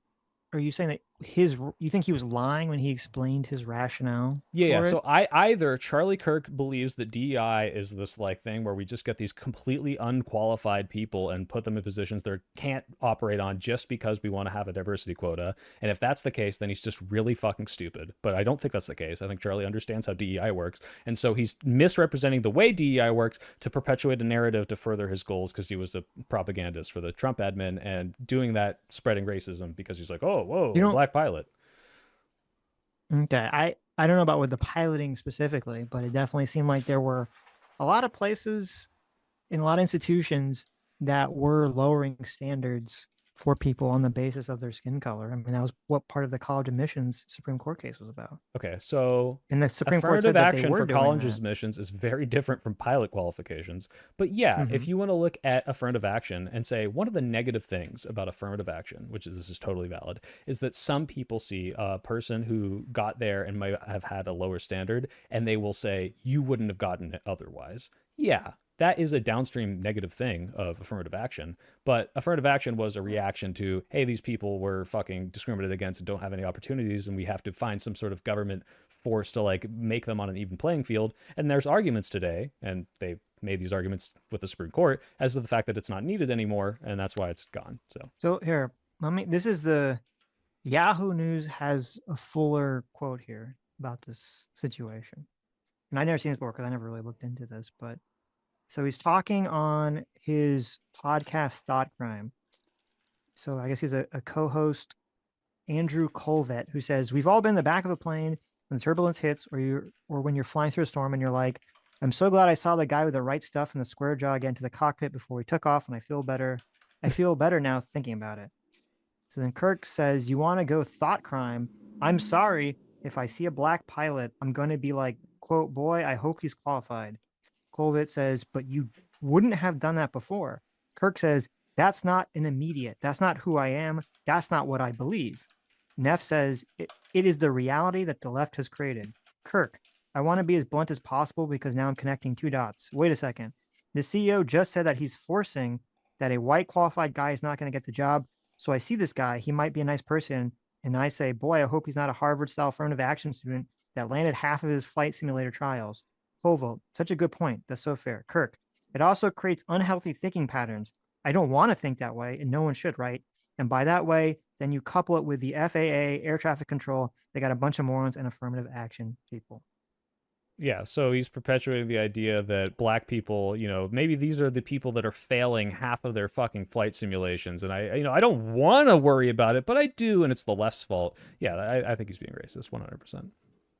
Okay, so you think he's just lying that he actually? So when he says that, okay, that's not like I his said, two options. thought It's very process. possible that he's so stupid that he thinks that they're like, well, I know you failed 50% of all of your fucking flying tests, but you're black, so go ahead and be a pilot. But I think Charlie's a little smarter than that. Well, I'm not familiar. I don't remember what he's referencing when he talked about the CEO. So if there was some comment from a CEO who made something about that, is it? If the do you CEO know what said, he's referencing? hey, hello, people applying. I just want to let you know that here's the success rate of everyone, but we've made it so that black people only have to succeed half of as many flights. Then maybe I think he might have an inch of merit to that. Yeah, but I don't think that happened. I mean, I don't know. I think you're being kind of ridiculous on this one. I'm Someone sorry. says What's that they ridiculous? specifically don't want to think that way, but they feel that way because of affirmative action policies. Do you Even if think they're wrong, listen, even if you say he's wrong about some fact, there isn't this affirmative action policy, then I don't think you should be like, well, this guy's racist. do Like, you well, no, he's think just wrong. Charlie Kirk believes that black pilots have some significantly less degree of success rate on their flight simulators because of DEI? Probably, yeah. Okay, then he's just retarded. He's not racist. I'm sorry. Okay. Okay, let's see.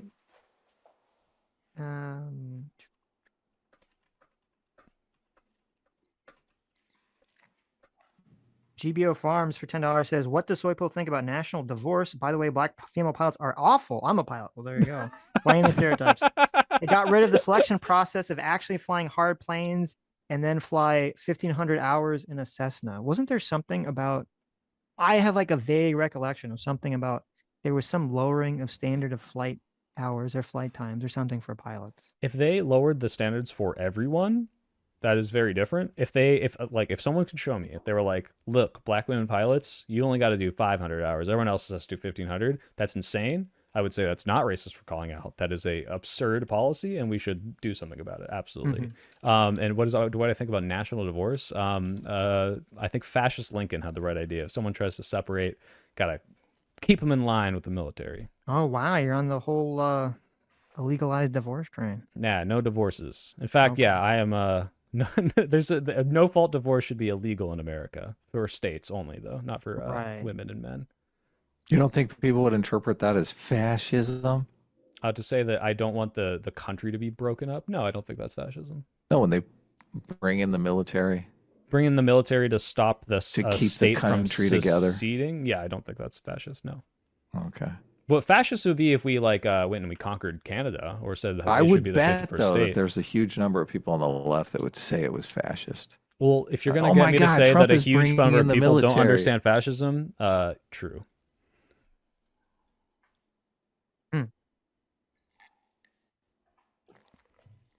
Wait, Adam, some random stranger said you believe in the great replacement theory. Is this true? Hell no. Okay, well, I'm going to call them a liar for you right now. The great replacement theory. Well, I think, okay, because I was curious because I do remember something about this, where this all comes from. So there's a Chris Rufo tweet this year. He says, airlines that started promoting DEI quotas for pilots made it inevitable and rational for the public to ask questions about every plane crash from the point onward. When competence is no longer the highest criterion, the whole system is compromised. And he's replying to another post that said from United Airlines saying, our flight deck should reflect a diverse group of people on board our planes every day. That's why we plan for 50% of the 5,000 pilots we train in the next decade to be women or people of color. Yeah, so you realize the extrapolation from we think that people should be represented in places they were not represented in, and therefore I am definitely sure that they are lowering the qualifications so much that, I mean, maybe he's exaggerating. Half of all flights are not landed, or they're reducing the flight time hours specifically for these people, and not what I understand in every single job I've ever worked, DEI to B, which is, hey, just so you know, there's a bunch of people that are specifically hiring people that look like them in these certain groups, and we're trying to make sure that doesn't happen. So if you're trying to take into account all the backgrounds and all these things, you should maybe take these things into account and not hire people that can't do the fucking job. The only example, by the way, I think of this that is definitely valid is the affirmative action thing, where it's yes, you have lower test scores and you have lower this and lower that. And this is a very different situation where it's okay, well, we're taking into your background insofar as, oh, you don't have the money to pay for SAT tutors, or maybe you come from a shit ass school, and maybe we'll weigh that differently. And whether or not you agree with that is a completely different story than, hey, we're applying the standard to whether or not you can actually do the job of landing the plane. Unless they're lowering the standards for literally fucking based on a race policy, which if they are, I agree, is fucking insane. It doesn't, yeah, but here's the issue, is that people on the left think or act like, and we'll use airplane pilots as an example, that there is all these black female airline pilots that just for some reason they just can't get jobs as United Airline pilots because the hiring process or the training process is racist, No, no, no, and no, they no. Wait. are at the I don't exact think that's the argument being made. The argument that being way. Hold made on, is this is might be the argument that you're making, but this is the argument that generally people on the left make. no, no. Okay. You see what you just said. Generally, people on the left. So, do you think that's what they say when they say like women don't go into STEM? Yes. Okay, That is so what they mean. this Because I've is had lots of debates about them about this topic, and okay. they don't believe that there's a natural inclination between men and women's disposition towards certain careers. Okay, so there is some degree of like if you look at things like visual spatial reasoning, men are better at it, right? Like just if you look at the stats on this sort of stuff. But for STEM, I think a more important part of this, not a biological part, but like a very big part of this is the idea that for years women are just told they're not good at math. There are people that are not fostered into these sorts of things, and there are things that are marketed towards boys that aren't marketed towards girls. And by the time you get to college, you now have, I mean, I did aerospace in college. I can tell you it's a fucking sausage fest. And it's not just a sausage fest because like men are better at it. It's also a sausage fest because it's super fucking alienating to women who are constantly being hit on by the grossest, most like inopportune, like people who just have no idea how to talk to them. And it's like, wow, I'm very discouraged from being in this situation. Not because I'm not good at it, because one, my whole life everyone told me I wasn't good enough. And even though now that I am constantly facing some of the grossest, like most absurd forms of sexism from people, it makes sense to me that a lot of these people are alienated out of it. So this DEI policy is not, oh, like all the, the queue of 400 black women pilots who can get jobs out there. It's, hey, let's see how we can invest and make people more interested in this. Let's see how we can make sure that the process isn't like, subtly discriminating, even though there's no law that says no black people. Maybe some of these people are making a hostile environment to certain people because of the groups that are the authority figures, the hirers, the HR people. That's what I understand DEI to be. Now, Right. Are there people that run away with that and say the dumb shit that argue with you? 100%. I don't think that's the general left. With view. the STEM example that you used, okay, and this is part of the issue that people don't want to deal with, is that you could say pull numbers out of thin air. Okay, if natural inclination plus a combination of just culture, that it's more likely that 70% of the people in aerospace are just going to be males and 30% are going to be females. So spaces are going to be dominated by men. Sure. Then you're going to have, yes, those spaces are going to culturally be more masculine or more male in terms of how the interactions are, and that's going to skeeve a lot of women out, and that's going to make less of them show up. Right. So I would support Or- a DEI policy that said, look, I'm not saying we need 50. By the way, if you didn't know, I'm not like we need equality of opportunity. In fact, I think the goal of saying we're going to have 50% women and female pilots is buying into more of a left-wing narrative that does not need to happen. But having a DEI policy that says, look, we understand the inherent biological reasons why it might be 70-30 if we were to, like, let's say those numbers then James were the ones. Moore gets fired from Google for suggesting that. But well, sure, first of all, it's been like 10 years on that. I don't think I remember anything in there that I super disagreed with at the time, but I'd have to go back and read it and see what he was actually prescribing. The point is, saying some sort of policy from top down to say, how can we kind of, like make sure that as much as we can, we make this welcoming to everyone who does qualify, and make sure that we take that into account when we're hiring or putting people in the schools. That's not what they're doing though. Is there some big narrative of like they're lowering all the standards? This is the fundamental flaw with sort of the United Airlines post and even thinking about this. Okay, if you just say, listen, United Airlines, we are 100% not racist. We'll do, I don't know how their process works. Obviously, they have to see the people, but if they want to try to just make sure that the people that are assigning the trainings or hiring people are not racist by looking at the qualifications, without their names or whatever, they don't see the person who's doing the little flight trainer thing or whatever. That you could do something to that effect. But that's very different than saying we're going to go out of our way to make sure that 50% of our hires match some sort of racial gender criteria, because then you get into the problem, especially if this is in corporate America, because what you're talking about is all great and wonderful. Oh, we should have programs that, that incentivize women to do these sorts of things and to show men to not be pigs in these environments and blah, blah, blah. Like American Airlines doesn't have fucking power or the will or the money or time to do any of that shit. You have some CEOs like, listen, we got to it's going to be a good directive to do this. So make sure that 50% of the new hires are black women. They just tell their underling Okay, that, and then their underling I goes got to and be does clear. that. It was not Okay. 50% of new hires. It was 50% of students at the training academy, which is the thing that you just said they weren't capable of doing. So you're just No, totally off. they can say no. Stop. They could for the training academy.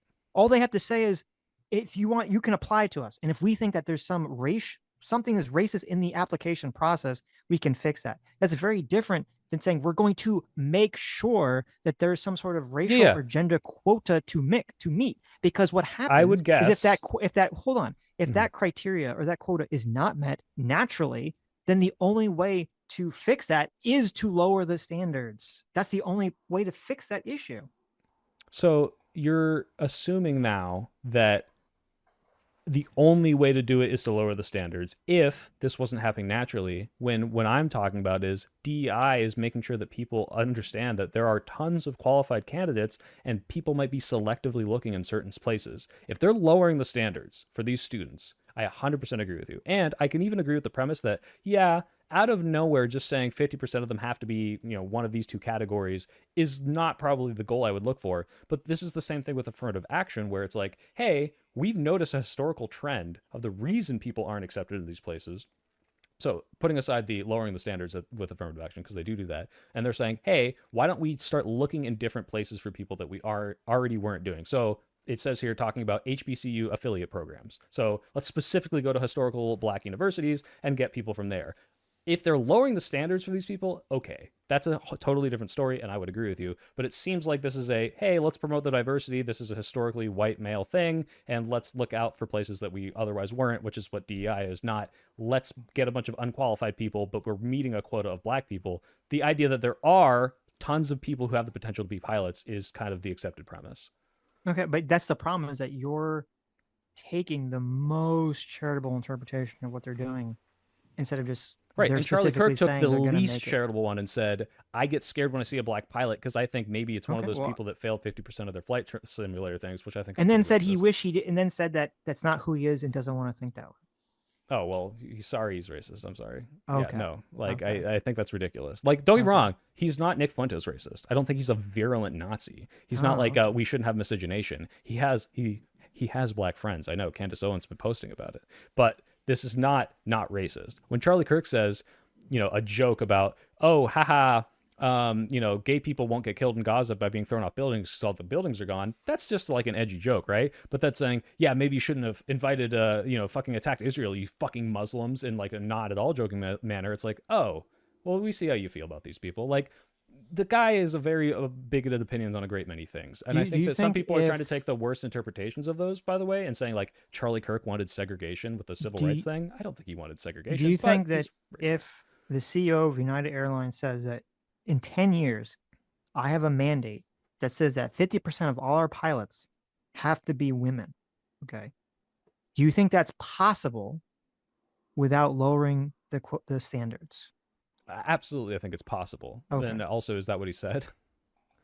No, I'm just asking as the hypothetical. Yes, because I don't think I think it's possible to have 2,500 female pilots. Okay. That are all qualified. I think that's totally possible. But again, this wasn't about hiring. This was about a school training academy. And it's like, hey, let's give women opportunities to fight back against what would otherwise be a hostile environment for them in a great many cases, like we talked about in STEM. Well, no, you know what? If they fail out, they fail out. Don't let them be pilots. No, you keep, this is infuriating. Okay.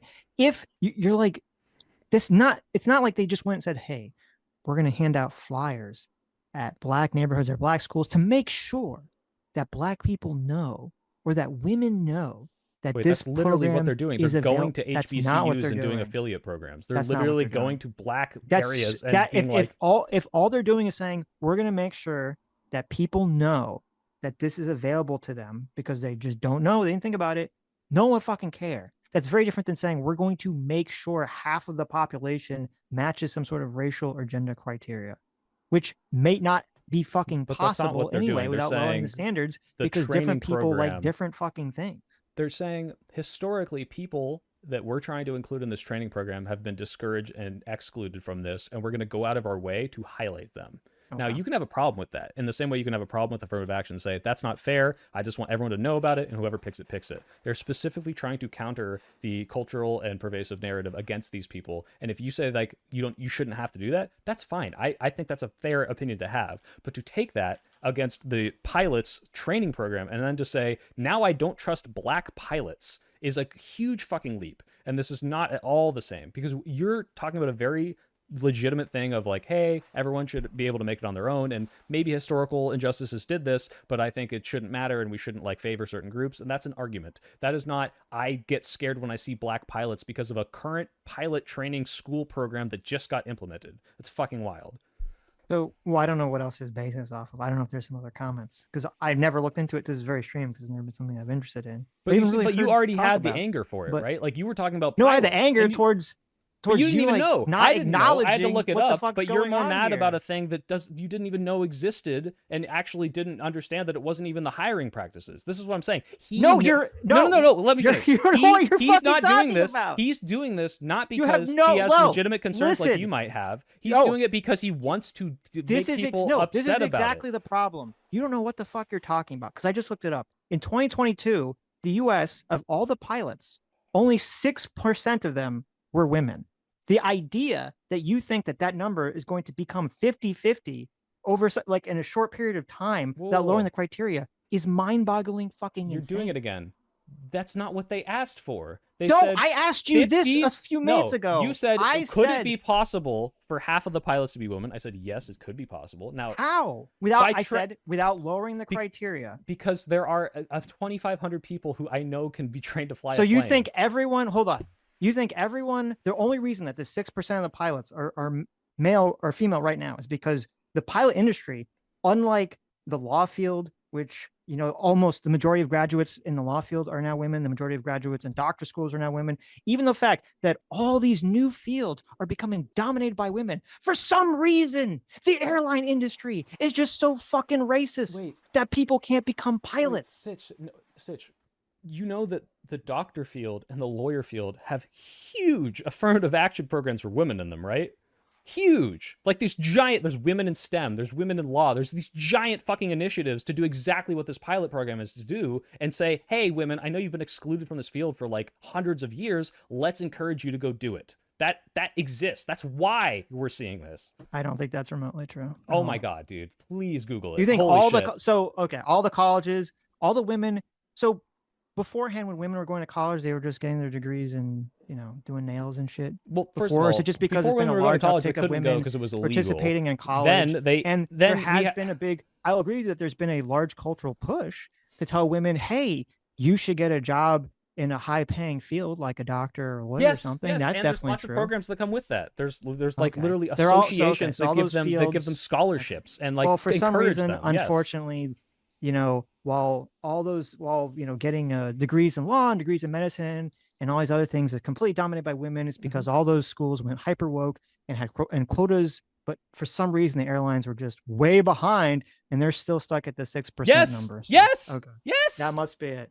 Yes. That must be it, everybody. They didn't have these like The crazy airlines are wild just fucking fucking initiatives for these sexist. pilots, and now just they're the big introducing them. sexist, everybody. No, it's the not. They're airlines not are just- so oh my sexist. God. Okay. No, we talked about this. It's not like the airlines are like, ha ha ha, you want to go to my fucking pilot program? Fuck you. You have a vagina. It's much more what we talked about, where yes, there's probably a pretty reasonable distribution biologically of people who might be more inclined for this thing. Like engineering, for example, men are just better. Do you actually at know visuals. that all these colleges across America have done large pushes to get women to become doctors and lawyers? Or are you just guessing that? I know because I went and I fucking dated people in them and I see them advertised all over the fucking campus all the fucking time. Yes, this is so obvious. Literally just Google like women in STEM. Google Society of Women Engineers. Google fucking women in med. These are giant fucking tens of thousands of fucking people are in these and you just don't know about them. That's fine. But you got to understand is like, that's what this is. Now I got to worry about all these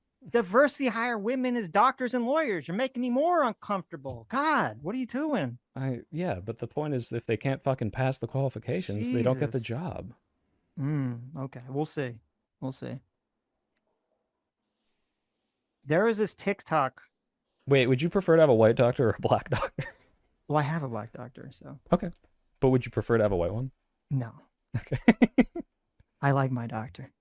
How do you know he's almost every qualified? doctor I've been to is You know he was fucking retarded, probably so. no, actually guaranteed, depending on how old he is, he almost definitely was part of an affirmative action program. You know that, right? He's kind of old, so I don't Oh, think he's he was. absolutely part of an affirmative action program. Are you cool with that? Okay.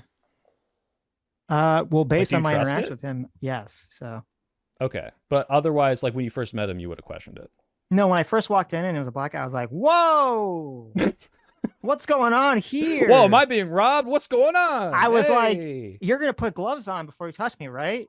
Just totally full on. Yeah. So Okay. I sent you an X post, and I sent it to you, Adam, that a bunch of people are super chatting, want us to Yeah, I bring up saw here that. and react to.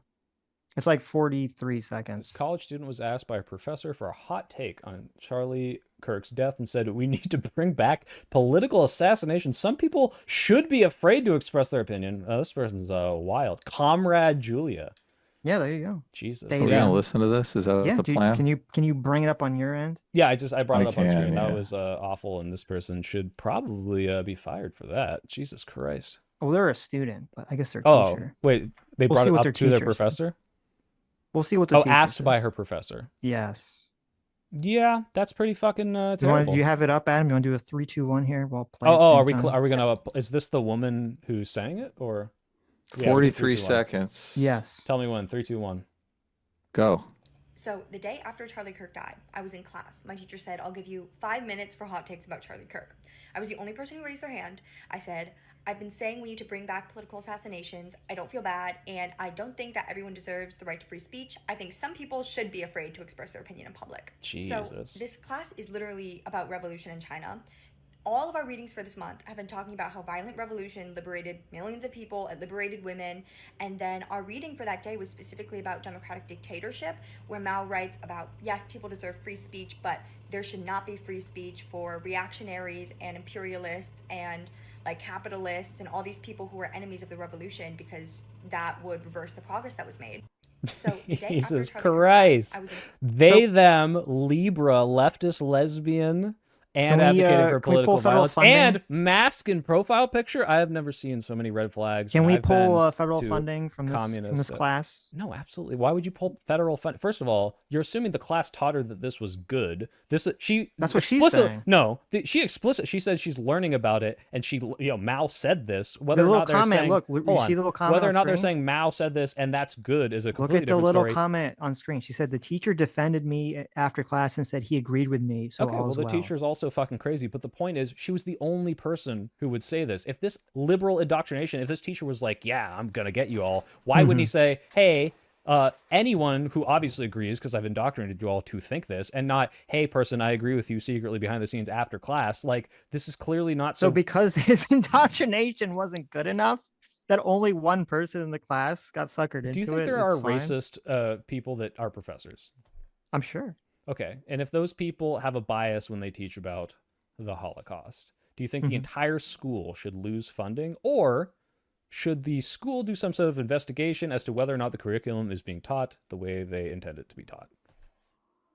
So obviously, I'd hope it'd go without saying that if the federal government says, "Hey, we think that this class is against, the law and is discriminatory or whatever," that you'd give the school a chance to look into it and to make a determination to say, "Hey, we agree. We're going to fire this professor and stop this class." Then that's fine. You don't have to go immediately to defunding it. But if the college says, "Fuck you, we're going to do whatever the fuck we want and we like this class," then yeah, the federal government should say, "Well, we're not going to pay for it." If it's a public institution, I think you have a lot more of an argument there. But That's what I'm talking. They don't. Well, if it was either, if they're receiving, we're not saying that they're going to get shut down by the government. We're saying the federal government's not going to fund it. I don't know. It depends on what they're doing. And as much as I think this is fucked up and crazy, as you heard, I don't think that this should be the government coming in and being like, "You're not allowed to have your crazy professors." If this class, is being taught in a way where there's literally speaking that violent socialist revolution is good, and that we should be not allowing free speech because you have to stop the reactionary speech and all this other stuff, and that political killings like Charlie Kirk is good, does that be like, okay, well, they should probably not teach that class in that school? If the teacher was inciting violence, I think that was a No. very I different thing. don't change what I said. Those Well, are the Rory, hold three on. things. If that's what happened, that's my limit. Like the teacher's like, you should encourage this. You should go do more violence. You should form a little terrorist cell. If the teacher's like, here's what happened in No, Mao. no one's gonna Mao say said that. No well, one's gonna then I say don't think that. the government should be the arbiter as to Okay, whether so they're or gonna not just they're bring allowed you to to the survive. cliff's edge, but they're not gonna push you over. So you're like, well, it's fine because they Well, didn't that's the push you over. thing. All right. Yeah. Well, yeah. If you're not breaking the law, I don't like the idea of the government being the arbiter as to yes or no. You're allowed to like exist and keep doing this. And just to be clear, you can say, oh, it's just not federal funding. They can still exist and keep doing this. Obviously, there's a huge fucking push if the president is calling your college out specifically, and let's say it was 10% of the funding. This is going to destroy your recruitment numbers or whatever. This is not just a, well, you lost 10% of the funding and you can get it back if you do this. I don't like the fact that the government period is saying this is the line that we draw as to whether or not you are allowed to exist as a college in the way that we deem fit. I don't trust them to do that. Somebody has to, if the colleges aren't going to do it themselves, then we as the people, using our voice through democracy, which we grant the power to do this, says, yeah, we don't like this bullshit in our colleges anymore. Yes, and I concede that if we came together and have some sort of like democratized way, in the same way the civil rights were, and say, okay, saying that socialism and political violence is perfect and great and you should all go do it, if that's the limit that we all agreed on, then I would say, sure, I guess the government can police that. Well, that's how it would work. The government would do something and people liked it, they would continue to vote for those policies or they would vote those people out of office. I mean, I don't, that sounds to me like the perfectly informed libertarian thing. Well, Where no it's one's like, well, if perfectly everyone informed, has, obviously. well, yeah, that's what I'm saying is like, how many people are aware of, first of all, this clip and this one person saying it, but how many people are aware of the Trump's like interaction with colleges as on the grand scheme of like hierarchy of things that Well, but this is the problem. Right now. This is the problem, is that whenever this conversation comes up, because Trump's involved and everyone, their mind goes in one direction or the other because Trump's involved. If they say, well, the Trump administration or any Republican administration in any state is talking about looking in the colleges because there's a bunch of crazy shit being taught there, they're not going to see this clip. They're just going to be like, oh, listen, we're just innocent baby angel Aladdins, and we're just trying to teach people about the objective facts about discrimination in history in America. And the people are going to read those articles and they're going to fall for it. Well, to be clear, we don't know what the teacher was teaching. We do know that she claims the teacher agreed, but the teacher could be teaching it perfectly acceptable in a way that you and I might both agree on. And then I doubt it. Maybe, but the point is, I don't feel comfortable with the government just saying, well, we saw a fucking TikTok video and therefore this is how we're going to determine the entire policy of the school, instead of, hey, let's do an investigation of whether or not this professor is like inciting people to violence. Like is completely acceptable. So the problem is there's no trust, and I don't have any trust in any of these institutions unless they actually come out and they condemn this stuff in a way that shows that they actually I understand that they understand what they're condemning. But you don't know that we're going to start investigating. You don't even know what stuff. they did yet to condemn it. You can say they condemned the student speech. That's the only thing we know about right now. What's the teacher teaching? What's the curriculum? We don't even know yet. She made it sound okay. I'm just saying she made it sound like the teacher was very pro. This could be a Chinese woman who's never even been to an American college. Okay, it's all. No, I'm just saying you're jumping three steps ahead. Where all we know right now is what the student said and what she says the teacher said, and now you're saying that the Trump is fighting back against this, and they need to specifically implement this if the school doesn't call this out. I need to know what the curriculum is, what they're teaching, how the teacher is doing it, and what the school is doing to handle it. And after like 20 steps there, and then you want to get the government involved, maybe I'd be okay with, depending on what the criteria. After we've made the process so bogged down that everyone's lost interest because it requires 20 hours of internet research to even adjudicate whether this maybe is an it's not that bad in indoctrinating that, it sounds like. Okay, that's wonderful. What do you think about did you watch the congressional hearings with the Ivy League presidents talking about anti-Semitism on campus? I did not see the hearings, no. Oh, okay. I mean, I'm sure the story was very viral. I forget what college it was, the one woman who got fired. Right. Yeah. Because she was like incredibly smug and condescending about not talking about whether people advocating for violence against Jews would be a violation of, the school's policy. So you'll have to excuse me if I'm not very trustworthy of these institutions after that interaction. Yeah, if that's the way she framed it, it doesn't sound good, but I'm hesitant to say that's Well, she exactly kept how she saying, said I it. don't know. We'll have to look into it or something. As opposed to just saying matter of factly, yes, that would be a violation of school policy. Well, it depends on how they do it, right? If someone says down with Israel, that could be interpreted as an anti-Semitic violent call to violence against Jews, but I don't think people should lose their job or be expelled for saying that when they are just saying, I really don't like the way the state's conducting itself and they should go down, and that state's not legitimate. But like maybe that's why she was not giving a definitive answer on it. That's my guess. I have no idea. I've never seen this. Okay.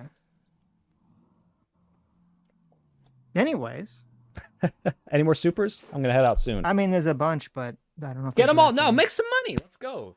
Let's And go. Make some money. Let me see. Insensitive for $5 says I personally make sure my female colleagues leave my workplace and school every day with a big hand-shaped print on their bottom so they drop the class. There you go. Look at that. Damn. Nothing says good job. With That's a firm probably slap on believable. the ass. There you go. Risa no Kairu for $20 says, quote, men are more inclined to go into engineering, end quote. Okay, but what is a man? The soy pill. Also, if they don't lower the standards, why is women's PT standards in the armed forces lower? Checkmate, atheists. So the two parts. The first thing, what is a man? And it's like, haha, you believe men can be women and women be men. I always found this so confusing because like I've met a lot of trans people. I've never met a trans person that was like, I've changed my chromosomes. Like I'm biologically the opposite. I've seen it online, by the way. But like, it's like, yeah, a man, we're talking about biologically men and whatever the things associated with that and testosterone and all this shit usually make people, I think, more inclined to be slightly more visually spatial or maybe majorly more. And I think there's probably going to be like a non 50-50 split in fields that require spatial reasoning, like engineering. So yeah, you got me. What is a man?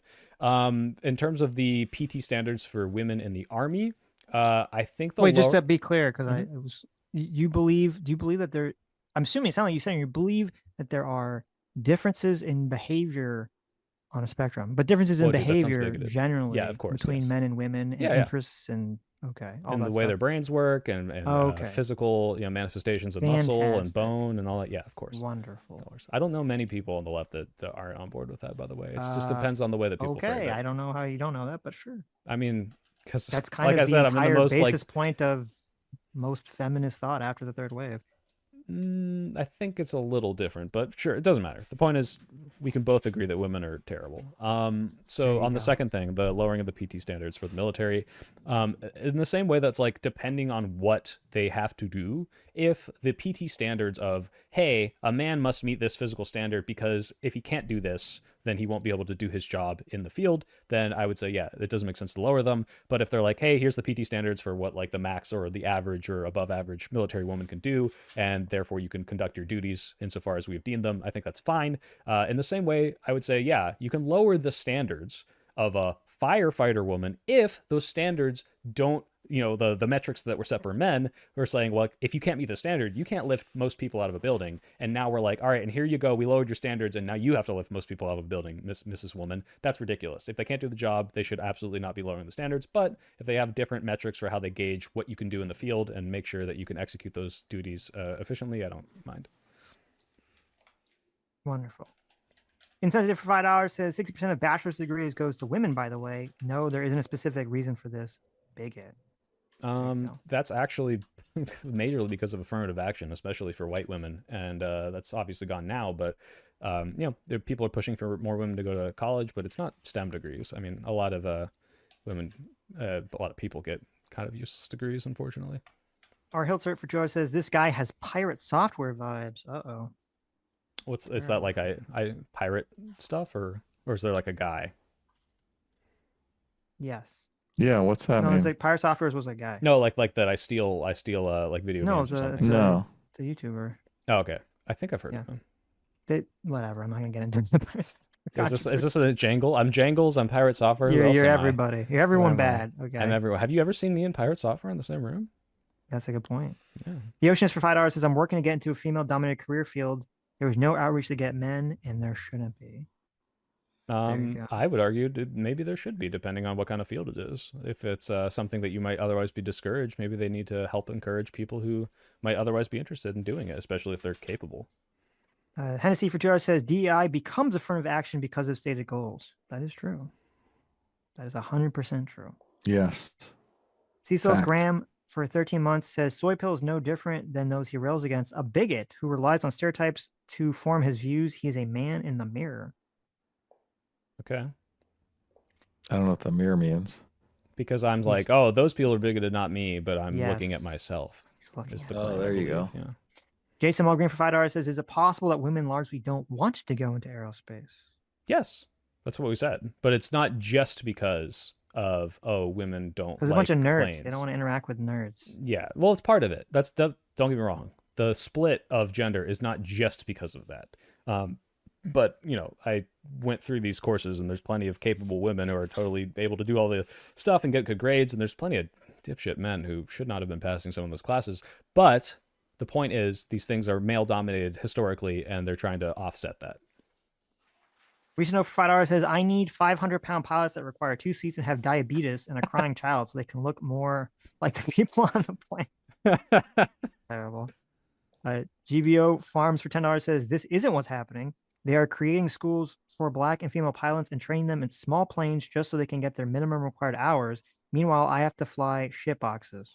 Okay, if that's the case, if the case is, hey, we're taking what would otherwise be a well-intentioned thing, the best interpretation of the soy pill, and they're doing some bullshit ass like, we technically did it and we threw them on a plane and they don't know what the fuck they're doing, then I would have a huge problem with this, and this is not okay. Yeah, that's literally gonna put people's lives at risk if they're not getting proper training.